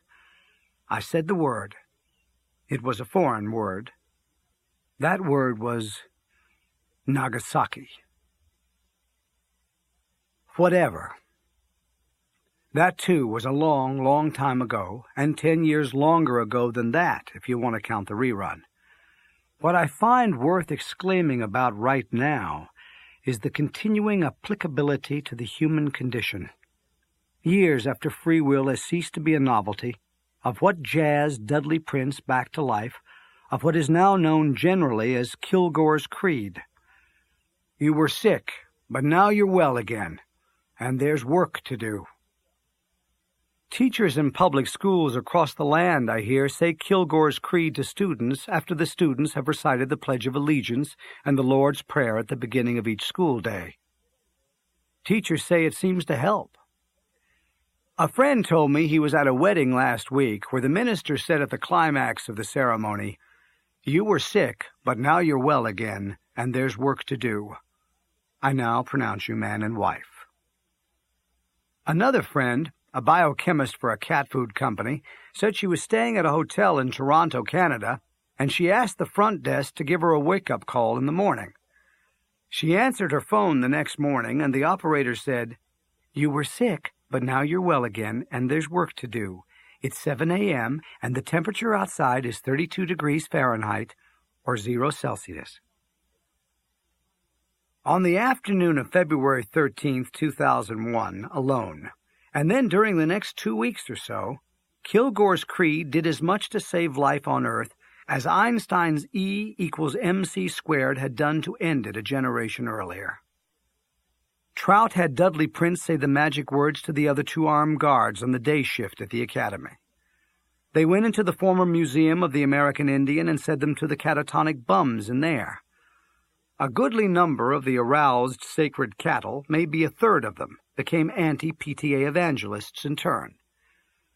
Armed with nothing more than Kilgore's creed, these ragged veterans of unemployability fanned out through the neighborhood to convert more living statues to lives of usefulness, to helping the injured, or at least getting them the hell indoors somewhere before they froze to death. God is in the details, Anonymous tells us in the 16th edition of Bartlett's Familiar Quotations. The seemingly pipsqueak detail of what became of the armored limousine that delivered Zoltan Pepper to be creamed by the hook and ladder as he rang the doorbell of the academy is a case in point. The limousine driver, Jerry Rivers, had moved it 50 yards to the west toward the Hudson River after unloading his paraplegic passenger and his wheelchair on the sidewalk. That was still part of the rerun. Rerun or not, though, Jerry wasn't to stay parked in front of the academy, lest the luxury vehicle arouse suspicions that the academy might not be an abandoned building after all. If that hadn't been the policy, the limousine would have absorbed the impact of the fire truck and possibly, but not certainly, saved the life of Zoltan Pepper as he rang the doorbell. But at what cost? The entrance to the academy would not have been broached, giving Kilgore Trout access to Dudley Prince and the other armed guards. Trout could not have put on a spare guard's uniform he found in there, which made him look like an authority figure. He would not have been able to arm himself with the academy's bazooka, with which he knocked out the braying burglar alarms of impacted but unoccupied parked vehicles. The American Academy of Arts and Letters owned a bazooka because the warlords who knocked over Columbia University spearheaded their attack with a tank stolen from the Rainbow Division of the National Guard. They were so audacious that they flew Old Glory, the Stars and Stripes. It is conceivable that the warlords, with whom nobody messes, any more than anybody messes with the 10 biggest corporations, consider themselves as American as anyone. America, wrote Kilgore Trout in my 10 years on automatic pilot, is the interplay of 300 million Rube Goldberg contraptions invented only yesterday. And you better have an extended family, he added, although he himself had done without one between the time he was discharged from the Army on September the 11th, 1945, and March 1st, 2001, the day he and Monica Pepper and Dudley Prince and Jerry Rivers arrived by armored limousine with an overloaded trailer wallowing behind at Xanadu. Rube Goldberg was a newspaper cartoonist during the terminal century of the previous Christian millennium. He drew pictures of absurdly complex and undependable machines, employing treadmills and trapdoors and bells and whistles and domestic animals in harness and blowtorches and mailmen and light bulbs and firecrackers and mirrors and radios and Victrolas and pistols firing blank cartridges and so on, in order to accomplish some simple task, such as closing a window blind. Yes, and Trout harped on the human need for extended families, and I still do, because it is so obvious that we, because we are human, need them as much as we need proteins and carbohydrates and fats and vitamins and essential minerals. I have just read about a teenage father who shook his baby to death because it couldn't control its anal sphincter yet and wouldn't stop crying. In an extended family, there would have been other people around who would have rescued and comforted the baby and the father, too. If the father had been raised in an extended family, he might not have been such an awful father. Or maybe not a father at all yet because he was still too young to be a good one, or because he was too crazy to ever be a good one. I was in southern Nigeria in 1970 at the very end of the Biafran War there, on the Biafran side, the losing side, the mostly Igbo side, long before the rerun. I met an Igbo father of a new baby. He had 400 relatives. Even with a losing war going on, he and his wife were about to go on a trip, introducing the baby to all its relatives. When the Biafran army needed replacements, big Igbo families met to decide who should go. In peacetime, the families met to decide who should go to college, often to Caltech or Oxford or Harvard a long way off. And then a whole family chipped in to pay for the travel and tuition and clothing suitable for the climate and dominant society where a kid was going next. I met the Igbo writer Chinua Achebe over there.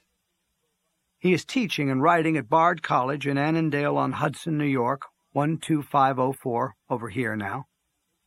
I asked him how the Igbos were now, with Nigeria run by a rapacious junta, which regularly hangs its critics for having much too much free will. Chinua said no Igbos had roles in the government, nor did they want one. He said Igbos survived in modest businesses unlikely to bring them into conflict with the government or its friends, which included representatives of the Shell Oil Corporation. They must have held many meetings in which ethics as well as survival schemes were debated. And they still send their smartest kids off to the best universities far away. When I celebrate the idea of a family and family values, I don't mean a man and a woman and their kids, new in town, scared to death, and not knowing what to do in the midst of economic and technological and ecological and political chaos. I'm talking about what so many Americans need so frantically. What I had in Indianapolis before World War II, and what the characters in Thornton Wilder's Our Town had, and what the Igbos have. A little while ago, I proposed 2 amendments to the Constitution. Here are 2 more. Little enough to expect from life, one would think, like the Bill of Rights. Article 30. Every person, upon reaching a statutory age of puberty, shall be declared an adult in a solemn public ritual, during which he or she must welcome his or her new responsibilities in the community and their attendant dignities. Article 31. Every effort shall be made to make every person feel that he or she will be sorely missed when he or she is gone. Such amenities, of course, can be provided convincingly only by extended families. The monster in Frankenstein, or the modern Prometheus, turns mean because he finds it so humiliating to be alive and yet so ugly, so unpopular. He kills Frankenstein, who again is the scientist and not the monster. And let me hasten to say that my big brother Bernie never has been a Frankenstein-style scientist, never has worked nor would have worked on purposely destructive devices of any sort.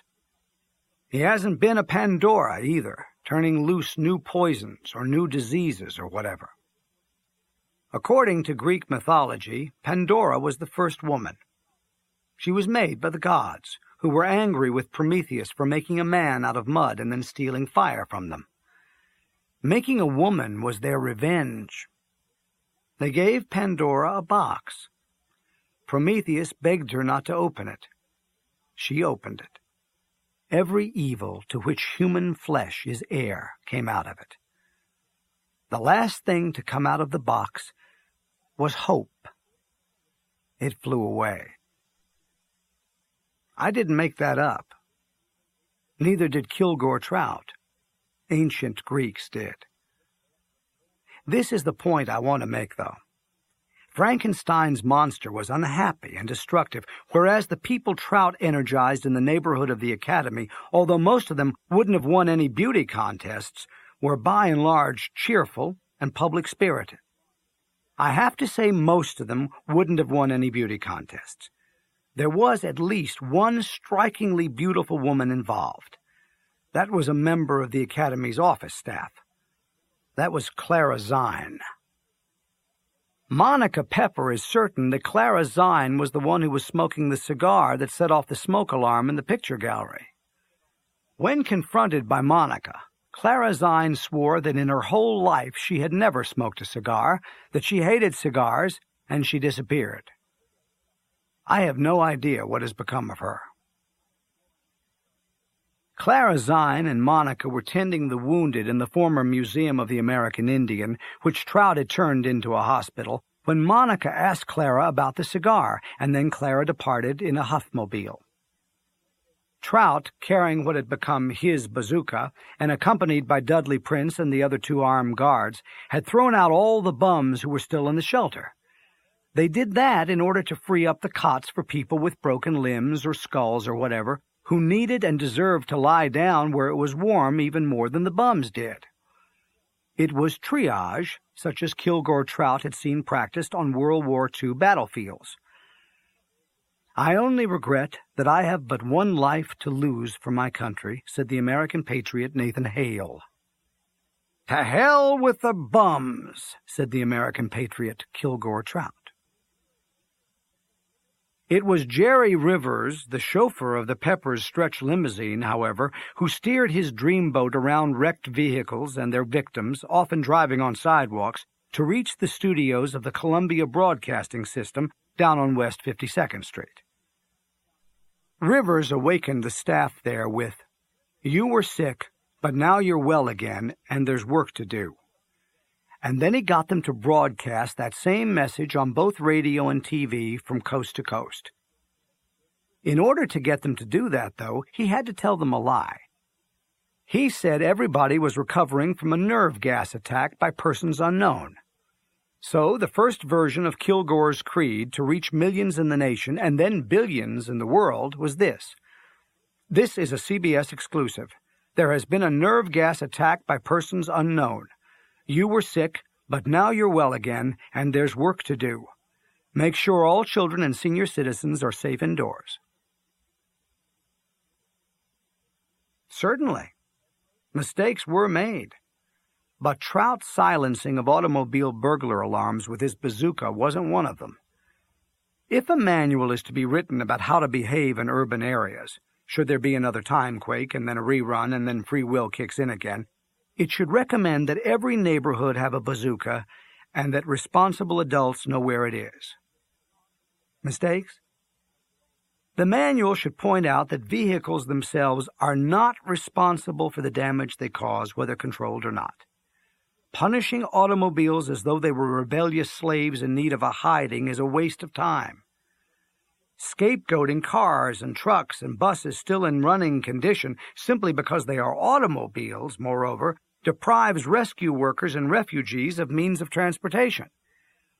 As Trout advises in My 10 Years on Automatic Pilot, beating the daylights out of a stranger's parked Dodge Intrepid may well afford fleeting relief from symptoms of stress. When all is said and done, though, that can only leave the life of its owner even more of a crock of shit than it was before. Do unto others' vehicles as you would have them do unto yours. It is pure superstition that a motor vehicle with its ignition turned off can start itself up without the help of a human being, he goes on. If, after free will kicks in, you must yank the ignition keys out of driverless vehicles whose engines aren't running, please, please, please throw the keys into a mailbox and not down a storm sewer or into a trash-strewn vacant lot. The biggest mistake Trout himself made, probably, was turning the American Academy of Arts and Letters into a morgue. The steel front door and its frame were tacked up back in place again to keep the heat inside. It would have made more sense to line up the bodies outside where the temperature was well below freezing. And Trout couldn't have been expected to worry about it, way the hell and gone up there on West 155th, but some awakened members of the Federal Aviation Administration should have realized, after all the crashing at ground level petered out, that there were still planes aloft on automatic pilot. Their crews and passengers, still gaga with untreated PTA, couldn't care doodly what would happen when the fuel ran out. In 10 minutes, or maybe an hour, or maybe 3 hours, or whatever, their heavier-than aircraft, often 6 miles up, would cash in the chips, would buy the farm for all aboard. For the Mbuti, the rainforest pygmies of Zaire, Africa, February 13, 2001 was in all probability a day neither more nor less amazing than any other day, unless a rogue airplane happened to land on top of one of them after the rerun stopped. The worst of all aircraft when free will kicks in, of course, are helicopters, or choppers, air screws first envisioned by the genius Leonardo da Vinci, who was born in 1452 and died in 1519. Choppers can't glide. Choppers don't want to fly in the first place. A much safer place to be is on a roller coaster or a Ferris wheel. Yes, and when martial law was established in New York City, the former Museum of the American Indian was turned into a barracks, and Trout was relieved of his bazooka, and the Academy's headquarters was requisitioned as an officers' club, and Monica Pepper and Dudley Prince and Jerry Rivers took off in the limousine for Xanadu. Trout, the former hobo, had expensive clothing, including shoes and socks and underwear and cufflinks, and matched Louis Vuitton luggage which had belonged to Zoltan Pepper. Everybody agreed that Monica's husband was better off dead. What would he have had to look forward to? When Trout found Zoltan's flattened and elongated wheelchair in the street, he leaned it against a tree and said it was modern art. The two wheels had been squashed together so they looked like one. Trout said it was a 6-foot aluminum and leather praying mantis trying to ride a unicycle. He called it the spirit of the 21st century. I met the author Dick Francis at the Kentucky Derby years ago. I knew he'd been a champion rider in steeplechases. I said he was a bigger man than I had expected. He replied that it took a big man to hold a horse together in a steeplechase. This image of his remained in the forefront of my memory so long, I think, because life itself can seem a lot like that. A matter of holding one's self-respect together instead of a horse, as one's self-respect is expected to hurdle fences and hedges and water. My dear 13-year-old daughter Lily, having become a pretty adolescent, appears to me, as do most American adolescents, to be holding her self-respect together the best she can in a really scary steeplechase. I said to the new graduates at Butler University, not much older than Lily, that they were being called Generation X, 2 clicks from the end, but that they were as much Generation A as Adam and Eve had been. What malarkey. Esprit de l'escalier. Better late than never. Only at this very moment in 1996, as I'm about to write the next sentence, have I realized how meaningless the image of a Garden of Eden must have been to my young audience, since the world was so densely populated with other secretly frightened people, and so overplanted and rigged with both natural and man-made booby traps. The next sentence. I should have told them they were like Dick Francis when Dick Francis was young, and astride an animal full of pride and panic in the starting gate for a steeplechase. More. If a steed balks again and again at hazards, it is put out to pasture. The self-respects of most middle-class American people my age or older, and still alive, are out to pasture now. Not a bad place to be. They munch. They ruminate. If self-respect breaks the leg can never heal. Its owner has to shoot it. My mother and Ernest Hemingway and my former literary agent and Jerzy Kosinski and my reluctant thesis advisor at the University of Chicago, and Ava Braun all come to mind. But not Kilgore Trout. His indestructible self-respect is what I loved most about Kilgore Trout. Men loving men can happen, in peacetime as well as war. I also love my war buddy, Bernard V. O'Hare. Many people fail because their brains, their 3.5-pound blood-soaked sponges, their dog's breakfasts, don't work well enough. The cause of a failure can be as simple as that. Some people, try as they may, can't cut the mustard. That's that. I have a male cousin my age who was doing miserably back in Shortridge High School. He was a hulking interior lineman and very sweet. He brought home an awful report card. His father asked him, "What is the meaning of this?" My cousin responded as follows, "Don't you know, Father? I'm dumb. I'm dumb." Put this in your pipe and smoke it. My maternal great-uncle, Carl Barris, was a founder and president of the American Physical Society. A building at Brown University is named in his honor. Uncle Carl Barris was a professor there for many years. I never met him. My big brother did. Until this summer of 1996, Bernie and I had thought of him as a serene contributor to modest but tidy increases in human understanding of the laws of nature. Last June, though, I asked Bernie to tell me some specific discoveries, however small, made by our distinguished great-uncle, whose genes Bernie had inherited so outstandingly.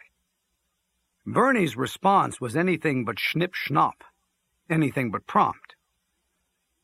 Bernie was bemused to realize at such a late date that Uncle Carl, while making a career in physics attractive, had never told him about anything he himself had accomplished. "I'll have to look him up," said Bernie. Hold on to your hats. Listen. Uncle Carl, in 1900 or thereabouts, experimented with the effects of X-rays and radioactivity on condensation in a cloud chamber, a wooden cylinder filled with a fog he himself had concocted. He concluded and published as a certainty that ionization was relatively unimportant in condensation. At about the same time, friends and neighbors, the Scottish physicist Charles Thomson Rees Wilson performed similar experiments with a cloud chamber made of glass. He proved that ions produced by X-rays and radioactivity had a lot to do with condensation. He criticized Uncle Carl for ignoring contamination from the wood walls of his chamber, for his crude method of making clouds, and for not shielding his fog from the electrical field of his X-ray apparatus. Wilson went on to make paths of electrically charged particles visible to the naked eye by means of his cloud chamber. In 1927, he shared a Nobel Prize for Physics for doing this.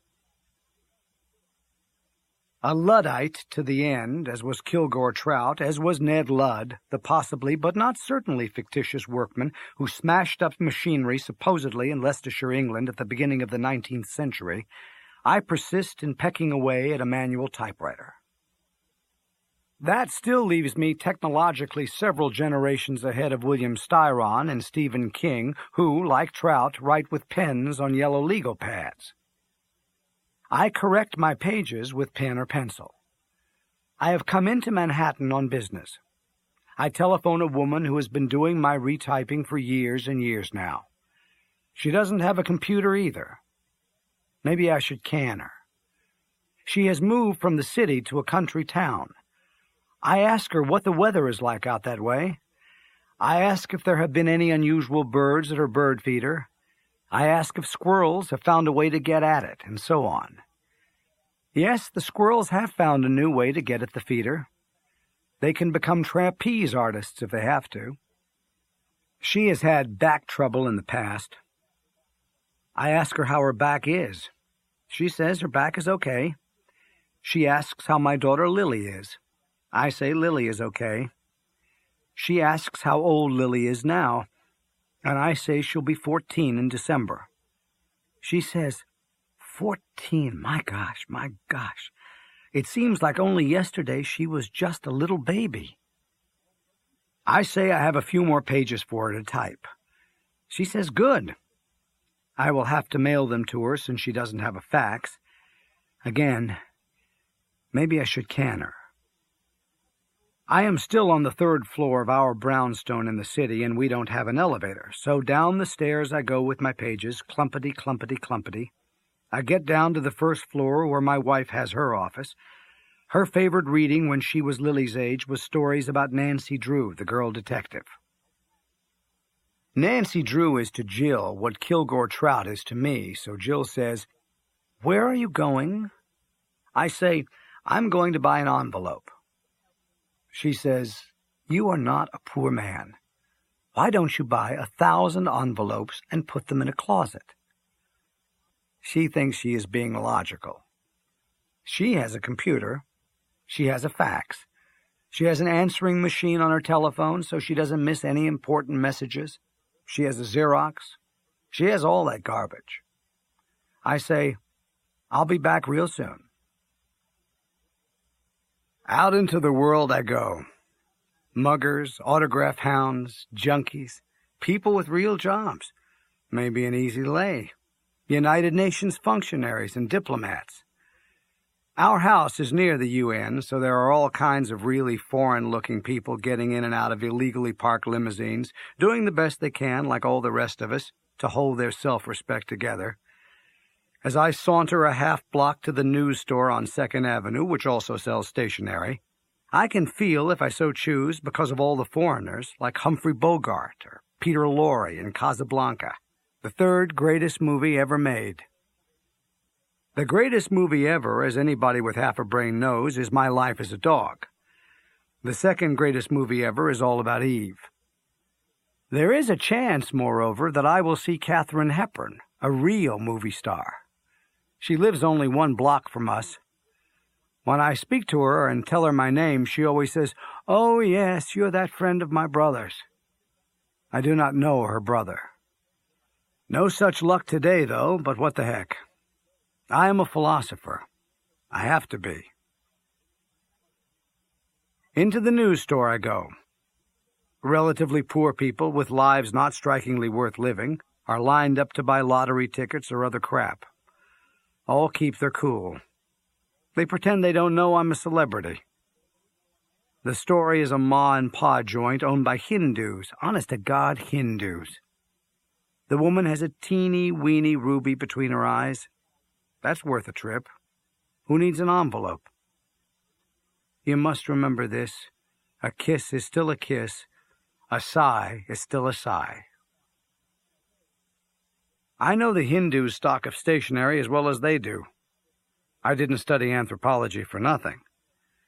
I find one 9x12 manila envelope without assistance, remembering simultaneously a joke about the Chicago Cubs baseball team.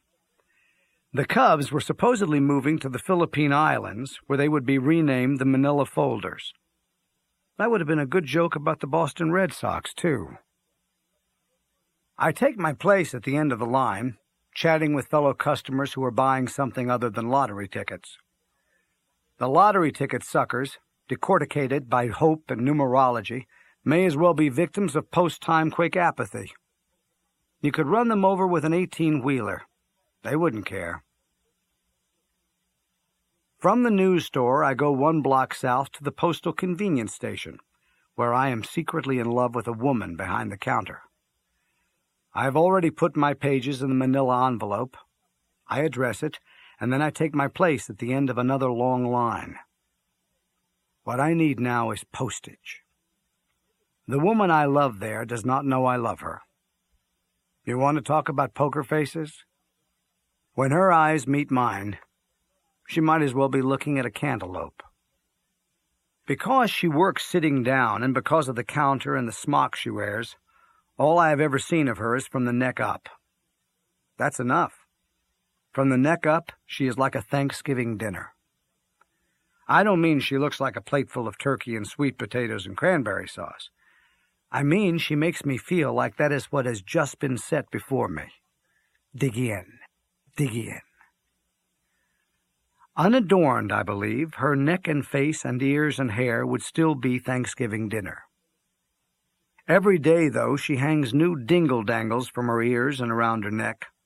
Sometimes her hair is up, sometimes it's down. Sometimes it's frizzy, sometimes it's straight.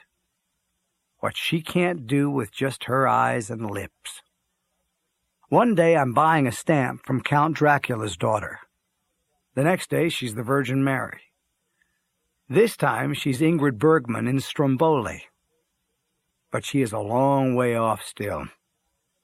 There are many addled old poops no good at counting money anymore, and immigrants talking gibberish, maddeningly imagining it to be English, in line ahead of me. One time I had my pocket picked in that postal convenience center. Convenient for whom? I put the waiting time to good use. I learned about stupid bosses and jobs I will never have, and about parts of the world I will never see, and about diseases I hope I will never have, and about different kinds of dogs people have owned, and so on. By means of a computer? No. I do it by means of the lost art of conversation. I at last have my envelope weighed and stamped by the only woman in the whole wide world who could make me sincerely happy. With her, I wouldn't have to fake it. I go home. I have had one heck of a good time. Listen, we are here on Earth to fart around. Don't let anybody tell you any different. I have taught creative writing during my 73 years on automatic pilot, rerun or not. I did it first at the University of Iowa in 1965. After that came Harvard, and then the City College of New York. I don't do it anymore. I taught how to be sociable with ink on paper.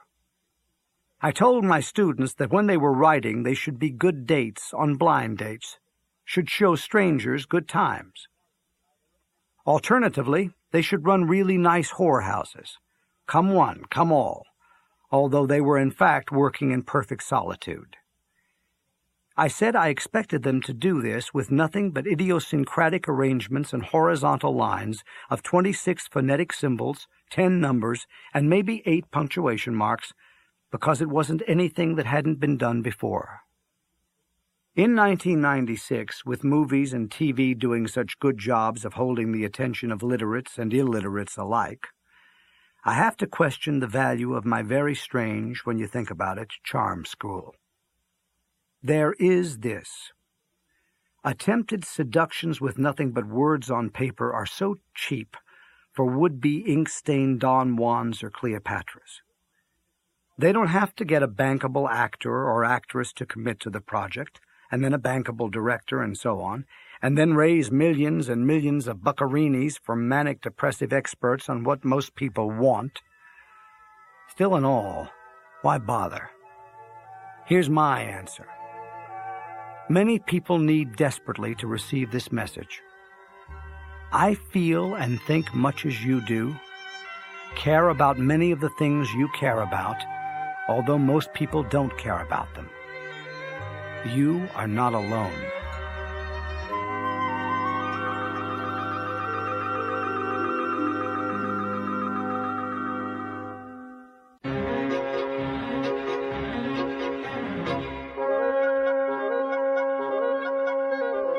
Steve Adams, one of my 3 adopted nephews, was a successful TV comedy writer in Los Angeles, California, a few years back. His big brother Jim is an ex-Peace Corps guy and psychiatric nurse. His kid brother Kurt is a veteran pilot with Continental Airlines, with scrambled eggs on his cap, gold braid on his sleeves. All Steve's kid brother ever wanted to do for a living was fly. A dream came true. Steve learned the hard way that all his jokes for TV had to be about events that had been made much of by TV itself, and very recently. If a joke was about something that hadn't been on TV for a month or more, the watchers wouldn't have a clue, even though the laugh track was laughing, as to what they themselves were supposed to laugh about. Guess what? TV is an eraser.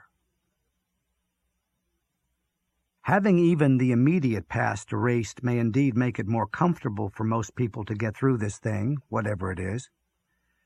Jane, my first wife, won her Phi Beta Kappa key at Swarthmore College over the objections of the history department. She had written and then argued in oral examinations that all that could be learned from history was that history itself was absolutely nonsensical, so study something else, like music. I agreed with her, and so would have Kilgore Trout. But history still hadn't been erased back then. And when I started out as a writer, I could refer to events and personalities in the past, even the distant past, with a reasonable expectation that a fair number of readers would respond with some emotion, whether positive or negative, when I mentioned them. Case in point, the murder of the greatest president this country will ever have, Abraham Lincoln, by the 26-year-old ham actor John Wilkes Booth. That assassination was a major event in Timequake 1.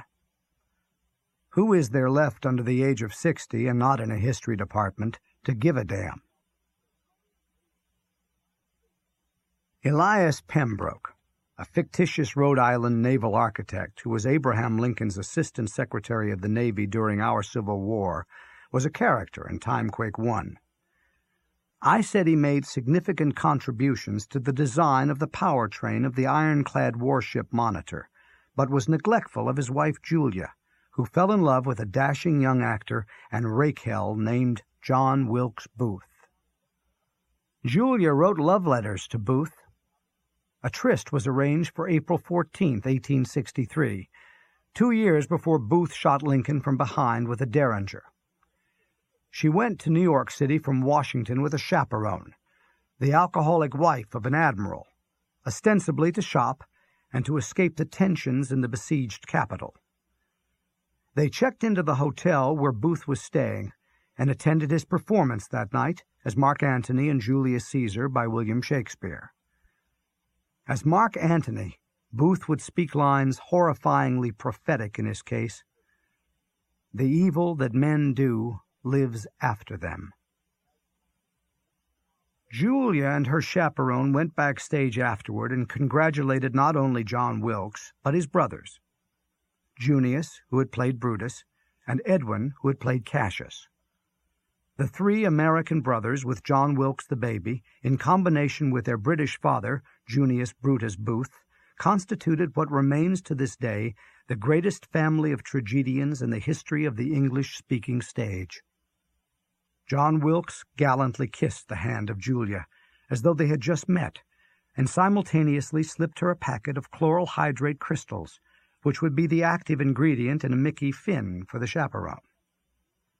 Julia had been given to believe by Booth that all she would receive from him when she came to his hotel room would be a single glass of champagne and a single kiss she would cherish for the rest of her life after the war back in Rhode Island, a life that would otherwise be humdrum.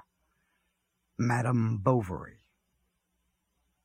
Little did Julia suspect that Booth would mousetrap her champagne, just as she had mousetrapped her chaperone's Betty Bye slug of wartime white lightning with chloral hydrate. Ting-a-ling. Booth knocked her up. She had never had a kid before. Something was wrong with her husband's ding-dong. She was 31. The actor was 24. Incredible? Her husband was delighted. She's pregnant? There was nothing wrong with Assistant Secretary of the Navy Elias Pembroke's ding-dong after all. Anchors away! Julia returned to Pembroke, Rhode Island, a town named in honor of an ancestor of her husband, to have the kid. She was scared to death that the upper rim of the kid's ears would be like those of John Wilkes Booth, pointed like a devil's instead of curved. But the kid had normal ears. It was a boy. It was christened Abraham Lincoln Pembroke. That the only descendant of the most egomaniacal and destructive villain in American history should bear that name did not become supremely ironical until, exactly 2 years from the night Booth ejaculated in Julia's birth canal while she was massively sedated, Booth sent a wad of lead into Lincoln's dog's breakfast, into Lincoln's brain. At Xanadu in 2001, I asked Kilgore Trout for his ballpark opinion of John Wilkes Booth. He said Booth's performance in Ford's Theater in Washington, D.C., on the night of Good Friday, April 14, 1865, when he shot Lincoln and then jumped from a theater box to the stage, breaking his leg, was the sort of thing which is bound to happen whenever an actor creates his own material. Julia shared her secret with no one. Did she have regrets? Of course she did, but not about love. When she turned 50 in 1882, she founded as a memorial for her only love affair, however brief and star-crossed, without saying that's what it was, an amateur acting group, the Pembroke Mask and Wig Club. And Abraham Lincoln Pembroke, ignorant of whose son he really was, in 1889 founded Indian Head Mills, which became the largest textile mill in New England until 1947, when Abraham Lincoln Pembroke III locked out his striking employees and moved the company to North Carolina. Abraham Lincoln Pembroke IV subsequently sold it to an international conglomerate, which moved it to Indonesia, and he died of drink. Not an actor in the bunch. Not a murderer in the bunch. No pixie ears. Before Abraham Lincoln Pembroke III departed the town of Pembroke for North Carolina, he knocked up an unmarried African-American housemaid, Rosemary Smith. He paid her handsomely for her silence. He was gone when his child, Frank Smith, was born. Hold on to your hats. Frank Smith has pointed ears. Frank Smith has to be one of the greatest actors in the history of amateur theatricals. He is half black, half white, and only 5 feet and 10 inches tall. But in the summer of 2001, he gave a stunningly convincing matinee performance in the title role in the Pembroke Mask and Wig Club's production of Abe Lincoln in Illinois by Robert E. Sherwood, with Kilgore Trout doing the sound effects. The cast party afterward was a clam bake on the beach at Xanadu. As in the last scene of 8 1/2, the motion picture by Federico Fellini, tout le monde was there, if not in person, then represented by look-alikes. Monica Pepper resembled my sister Allie. The bakemaster, a local man who was paid to stage such parties in the summertime, resembled my late publisher Seymour Lawrence, born 1926, died 1993. The man who rescued me from certain oblivion, from smithereens, by publishing Slaughterhouse-Five and then bringing all my previous books back into print under his umbrella. Kilgore Trout looked like my father. The only sound effect Trout had to create backstage was in the last moments of the last scene of the last act of the play, of what Trout himself called a man-made timequake. He was equipped with an antique steam whistle from the heyday of Indian Head Mills. A plumber, who was a club member and looked a lot like my brother, put the gaily mournful whistle atop a tank of compressed air with a valve in between.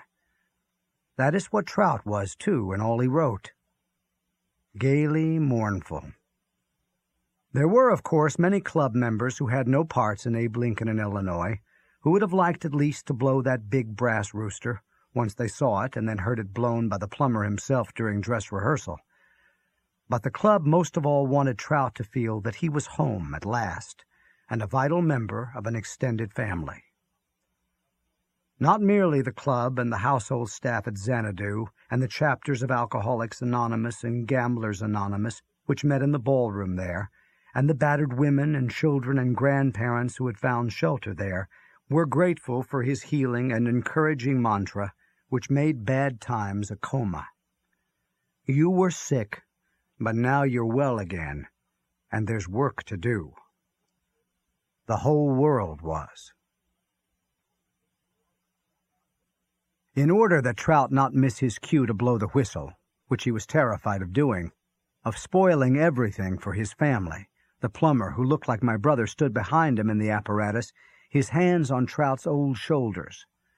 He would squeeze those shoulders gently when it was time for Trout's debut in showbiz. The last scene in the play is set in the yards of the railroad station at Springfield, Illinois. The date is February the 11th, 1861. Abraham Lincoln, in this instance played by the half-African-American great-great-grandson of John Wilkes Booth, having just been elected President of the United States in its darkest hour, is about to depart his hometown by railroad for Washington, God help him, District of Columbia. He says, as indeed Lincoln said, "No one, not in my situation, can appreciate my feelings of sadness at this parting. To this place and the kindness of you people, I owe everything. I have lived here a quarter of a century, and passed from a young to an old man.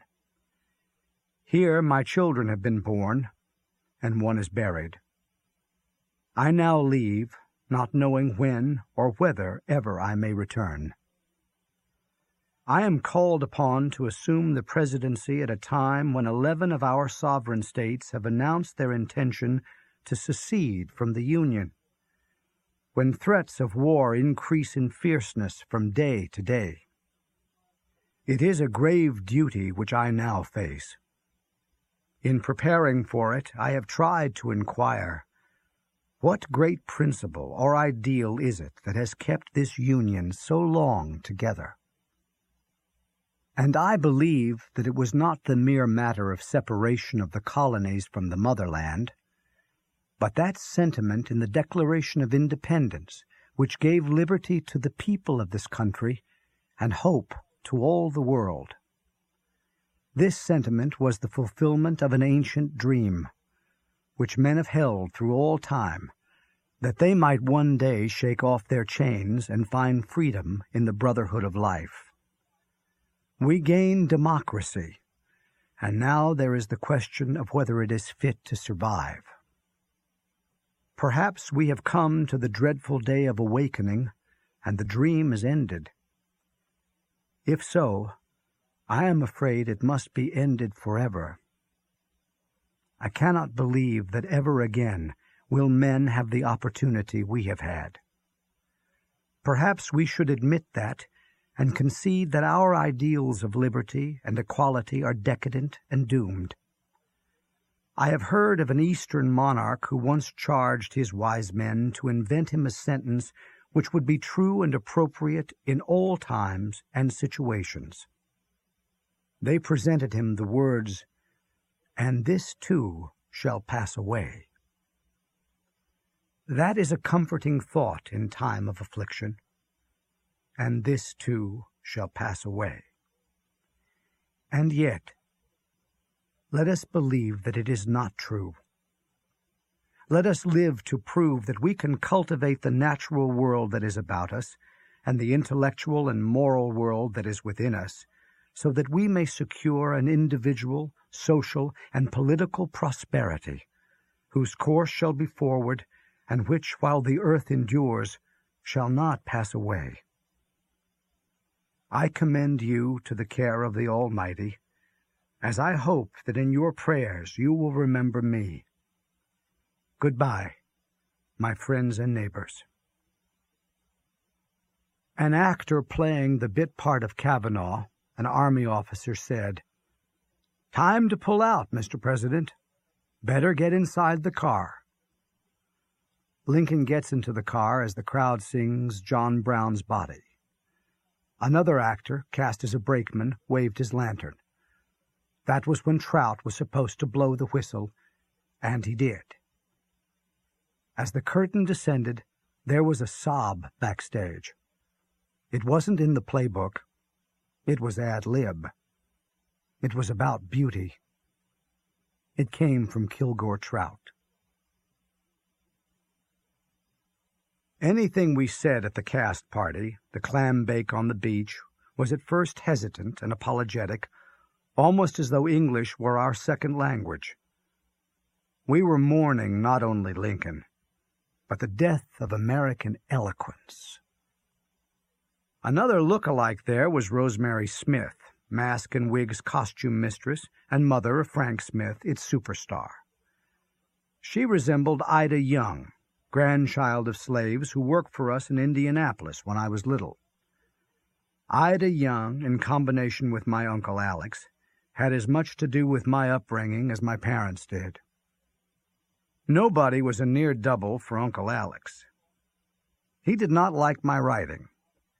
I dedicated the Sirens of Titan to him, and Uncle Alex said, "I suppose the young people will like it." Nobody resembled my Aunt Ella Vonnegut Stewart, a first cousin of my father, either. She and her husband Kerfewit owned a bookstore in Louisville, Kentucky. They did not stock my books because they found my language obscene. So it was back then, when I was starting out.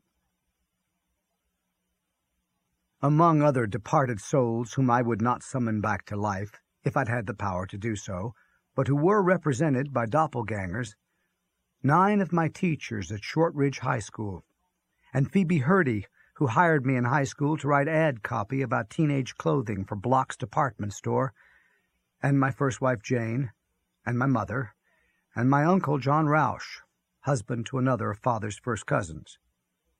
Uncle John provided me with a history of my family in America, which I printed in Palm Sunday. Jane's unknowing stand-in, a pert young woman who teaches biochemistry at Rhode Island University over at Kingston, said within my hearing, and apropos of nothing more than that day's theatrical performance and the setting sun, "I can't wait to see what's going to happen next." Only the dead had doppelgangers at that party back in 2001.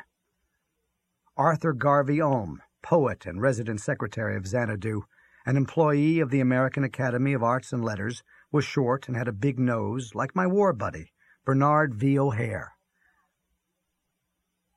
My wife Jill was among the living, thank goodness, and was there in the flesh, as was Knox Berger, a Cornell classmate of mine. After Western civilization's second unsuccessful suicide attempt, Knox became a fiction editor at Collier's, which published 5 short stories every week. Knox got me a good literary agent, Colonel Kenneth Littauer, the first pilot to strafe a trench during World War I. Trout opined, in my 10 years on automatic pilot, incidentally, that we had better start numbering Timequakes the same way we numbered World Wars and Super Bowls. Colonel Littauer sold a dozen or more of my stories, several to Knox, making it possible for me to quit my job with General Electric and move with Jane and our then 2 kids to Cape Cod as a freelance writer. When the magazines went bust because of TV, Knox became an editor of paperback originals.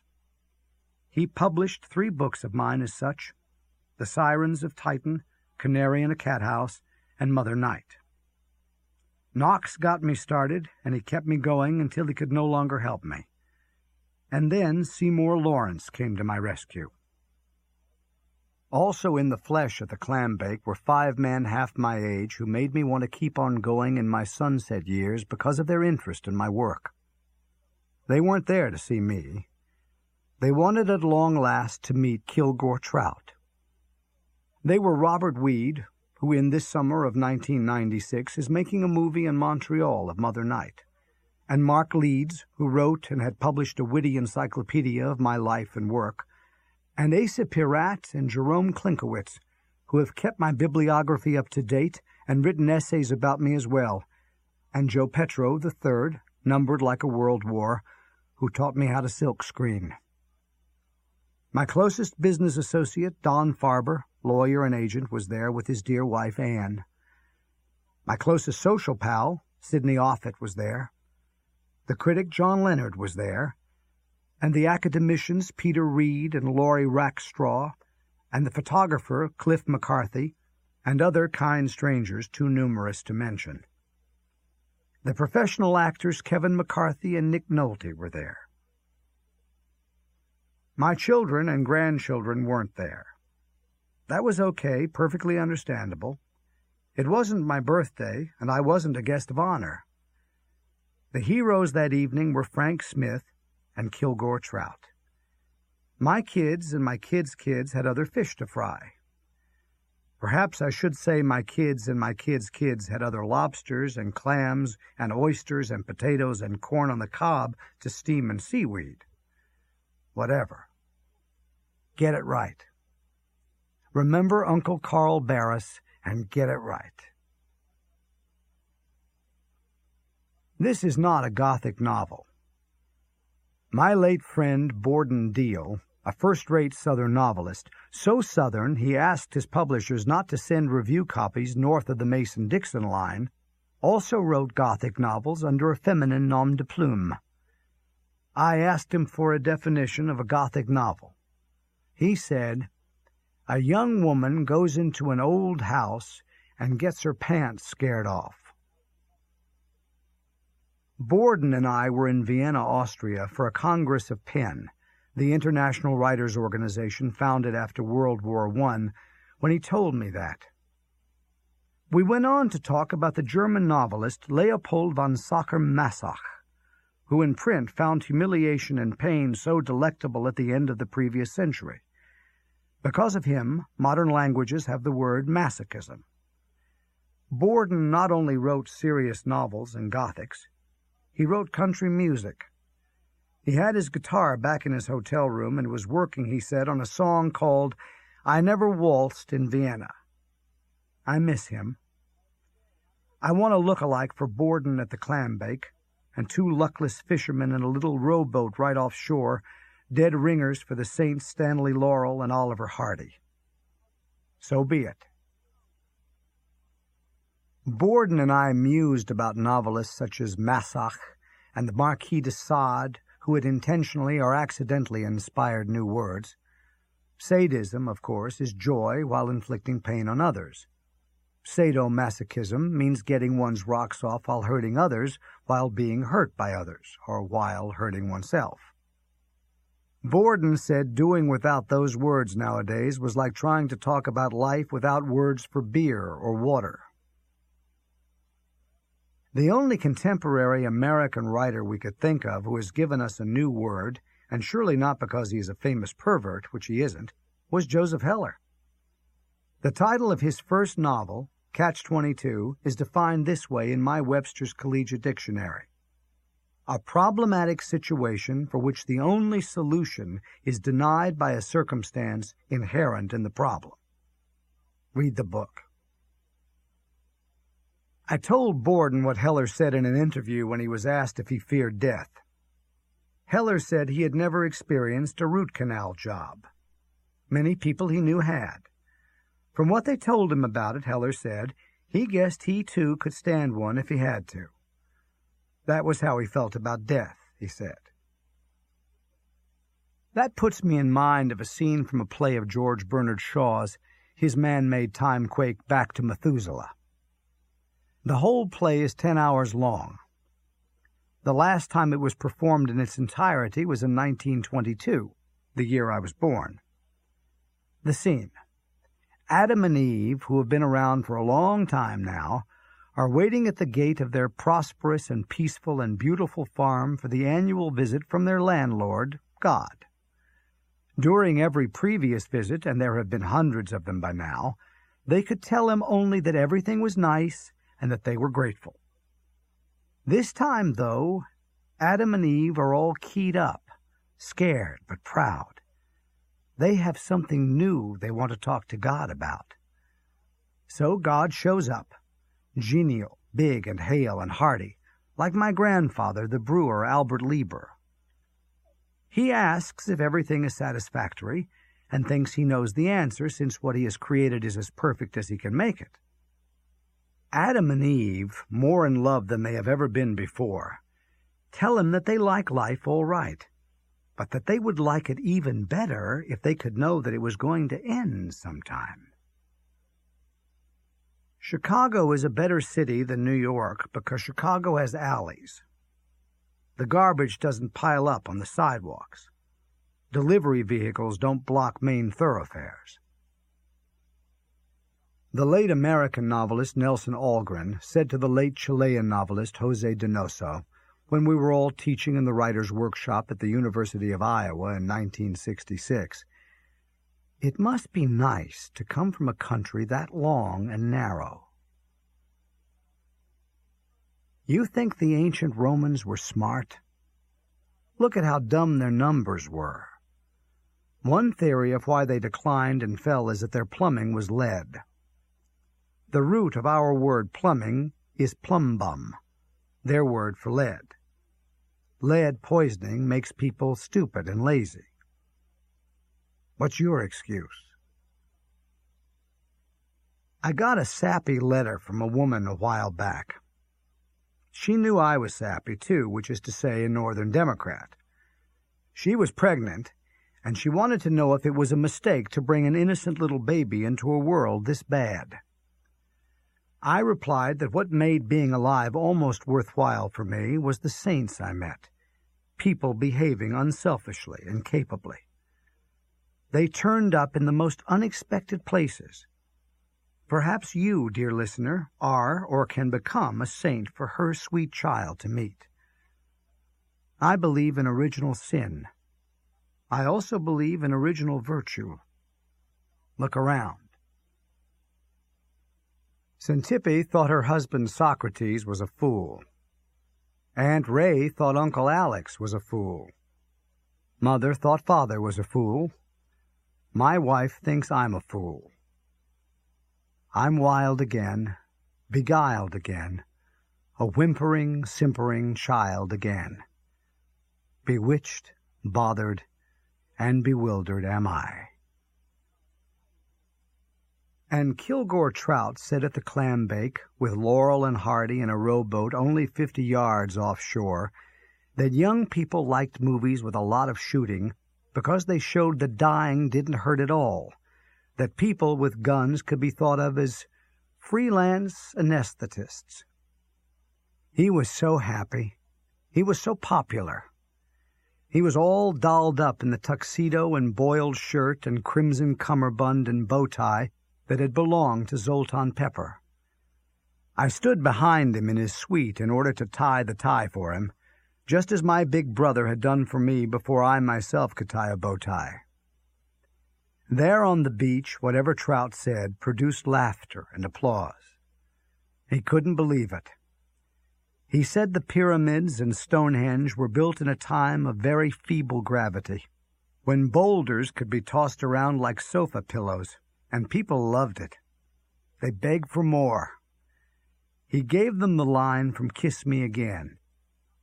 There is no way a beautiful woman can live up to what she looks like for any appreciable length of time. Ting-a-ling! People told him he was as witty as Oscar Wilde. Understand, the biggest audience this man had had before the clam bake was an artillery battery, when he was a forward spotter in Europe during World War II. Ting-a-ling! If this isn't nice, what is? He exclaimed to us all. I called back to him from the rear of the crowd, "You've been sick, Mr. Trout, but now you're well again, and there's work to do." My lecture agent, Janet Cosby, was there. At 10 o'clock, the old, long-out-of-print science fiction writer announced it was his bedtime. There was one last thing he wanted to say to us, to his family. Like a magician seeking a volunteer from the audience, he asked someone to stand beside him and do what he said. I held up my hand. "Me, please, me," I said. The crowd fell quiet as I took my place to his right. "The universe has expanded so enormously," he said, "with the exception of the minor glitch it put us through, that light is no longer fast enough to make any trips worth taking in even the most unreasonable lengths of time. Once the fastest thing possible, they say, light now belongs in the graveyard of history like the Pony Express. I now ask this human being brave enough to stand next to me to pick 2 twinkling points of obsolete light in the sky above us. It doesn't matter what they are, except that they must twinkle. If they don't twinkle, they are either planets or satellites. Tonight, we are not interested in planets or satellites. I picked 2 points of light, maybe 10 feet apart. One was Polaris. I have no idea what the other one was. For all I knew, it was Puke, trout star the size of a BB. "Do they twinkle?" he said. "Yes, they do," I said. "Promise?" he said. "Cross my heart," I said. "Excellent. Ting-a-ling," he said. "Now then, whatever heavenly bodies those 2 glints represent, it is certain that the universe has become so rarefied that for light to go from one to the other would take thousands or millions of years. Ting-a-ling?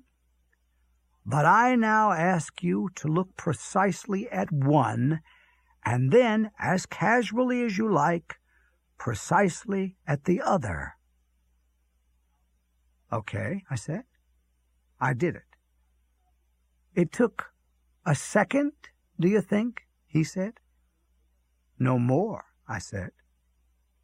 "Even if you'd taken an hour," he said, "something would have passed between where those 2 heavenly bodies used to be at, conservatively speaking, 1,000,000 times the speed of light." "What was it?" I said. "Your awareness," he said. "That is a new quality in the universe, which exists only because there are human beings.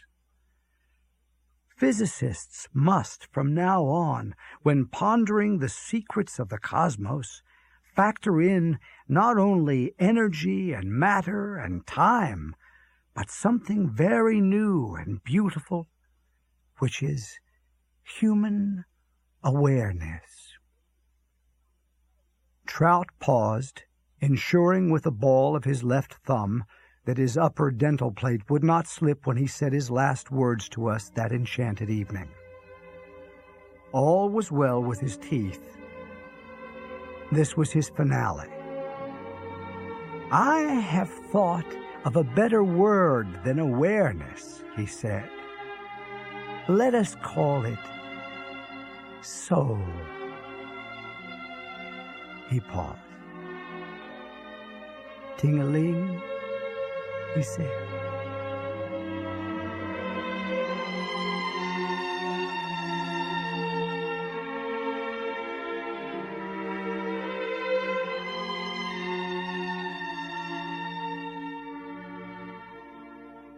My big and only brother, Bernard, a widower for 25 years, died after prolonged bouts with cancers without excruciating pain on the morning of April 25, 1997, at the age of 82, now 4 days ago. He was a senior research scientist emeritus in the Atmospheric Sciences Research Center of the State University of New York at Albany, and the father of 5 fine sons. I was 74. Our sister Alice would have been 79. At the time of her humbling death at the age of 41, I said, "What a wonderful old lady Allie would have been." No such luck. We were luckier with Bernard. He died the beloved, sweet, funny, highly intelligent old geezer he deserved to become. He was enraptured at the very end by a collection of sayings of Albert Einstein. Example: "The most beautiful thing we can experience is the mysterious. It is the source of all true art and science." Another: "Physical concepts are free creations of the human mind and are not, however it may seem, uniquely determined by the external world." Most famously, Einstein is reputed to have said, "I shall never believe that God plays dice with the world." Bernard was himself so open-minded about how the universe might be dealt with that he thought praying would help, possibly, in drastic situations. When his son Terry had cancer of the throat, Bernie, ever the experimentalist, prayed for his recovery. Terry indeed survived. So it was with silver iodide, too. Bernie wondered if crystals of that substance, so like crystals of frozen water, might not teach supercool droplets in clouds how to turn to ice, to snow. He tried it. It worked.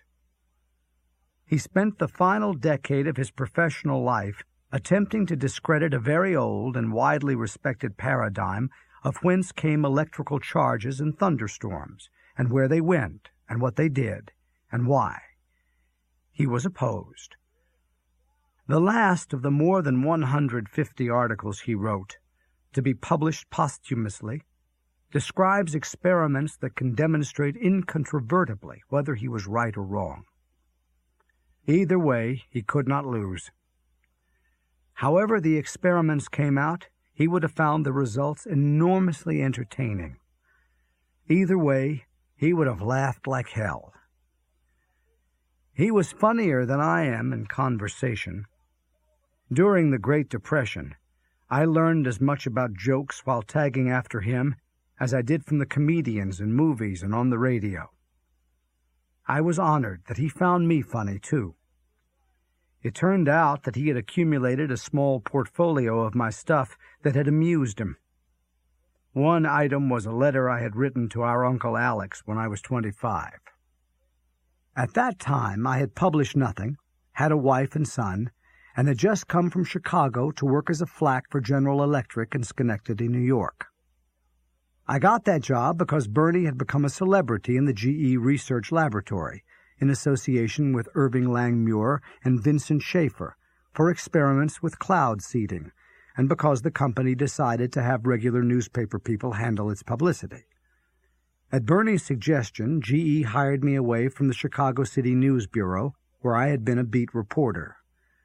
I had worked simultaneously for a master's degree in anthropology at the University of Chicago.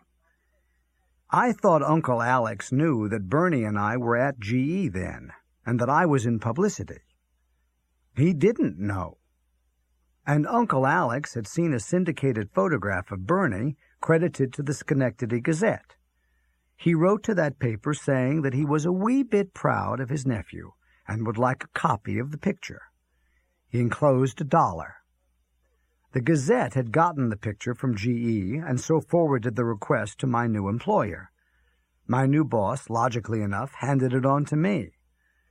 I replied as follows on blue GE stationery. November 28, 1947. To Mr. Alex Vonnegut, 701 Guarantee Building, Indianapolis 4, Indiana. Dear Mr. Vonnegut, Mr. Edward Themack, city editor for the Schenectady Gazette, has referred your letter of November 26th to me. The photograph of General Electric's Dr. Bernard Vonnegut originated from our office. However, we have no more prints in our files, and the negative is in the hands of the United States Signal Corps. Moreover, we have a lot more to do than piddle with penny-ante requests like yours. We do have some other photographs of the poor man Steinmetz, and I may send them to you in my own sweet time, but do not rush me. Wee bit proud indeed. Ha, Vonnegut. Ha! This office made your nephew, and we can break him in a minute like an eggshell. So don't get in an uproar if you don't get the pictures in a week or two. Also, $1 to the General Electric Company is as the proverbial fart in a windstorm. Here it is back. Don't blow it all in one place. I signed it. Very truly yours, Guy Fawkes, Press Section, General News Bureau. Guy Fawkes, of course, is a name infamous in British history. Uncle Alex was so insulted that he flipped his wig. He took the letter to a lawyer to find out what legal steps he might take to compel an abject apology from someone high in the company and to cost the author his job. He was going to write to the president of GE, telling him he had an employee who did not know the value of $1. Before he could take such steps, though, somebody told him who Guy Fawkes was in history, and where I was, and that the letter was so hilariously grotesque that it had to be a joke from me. He wanted to kill me for making such a fool of him. I don't think he ever forgave me, although all I intended was that he be tickled pink. If he had sent my letter to General Electric, demanding spiritual restitution, I would have been fired. I don't know what would then have become of me and my wife and son. Nor would I ever have come upon the material for my novels Player Piano and Cat's Cradle, and several short stories. Uncle Alex gave Bernie the Guy Fawkes letter. Bernie, on his deathbed, gave it to me. Otherwise, it would have been lost forever. But there it is. Timequake. I am back in 1947 again, having just come to work for General Electric, and a rerun begins. We all have to do again exactly what we did the first time through, for good or ill. Extenuating circumstance to be mentioned on Judgment Day, we never asked to be born in the first place. I was the baby of the family. Now I don't have anybody to show off for anymore. A woman who knew Bernie for only the last 10 days of his life, in the hospice at St. Peter's Hospital in Albany, described his manners while dying as courtly and elegant. What a brother. What a language.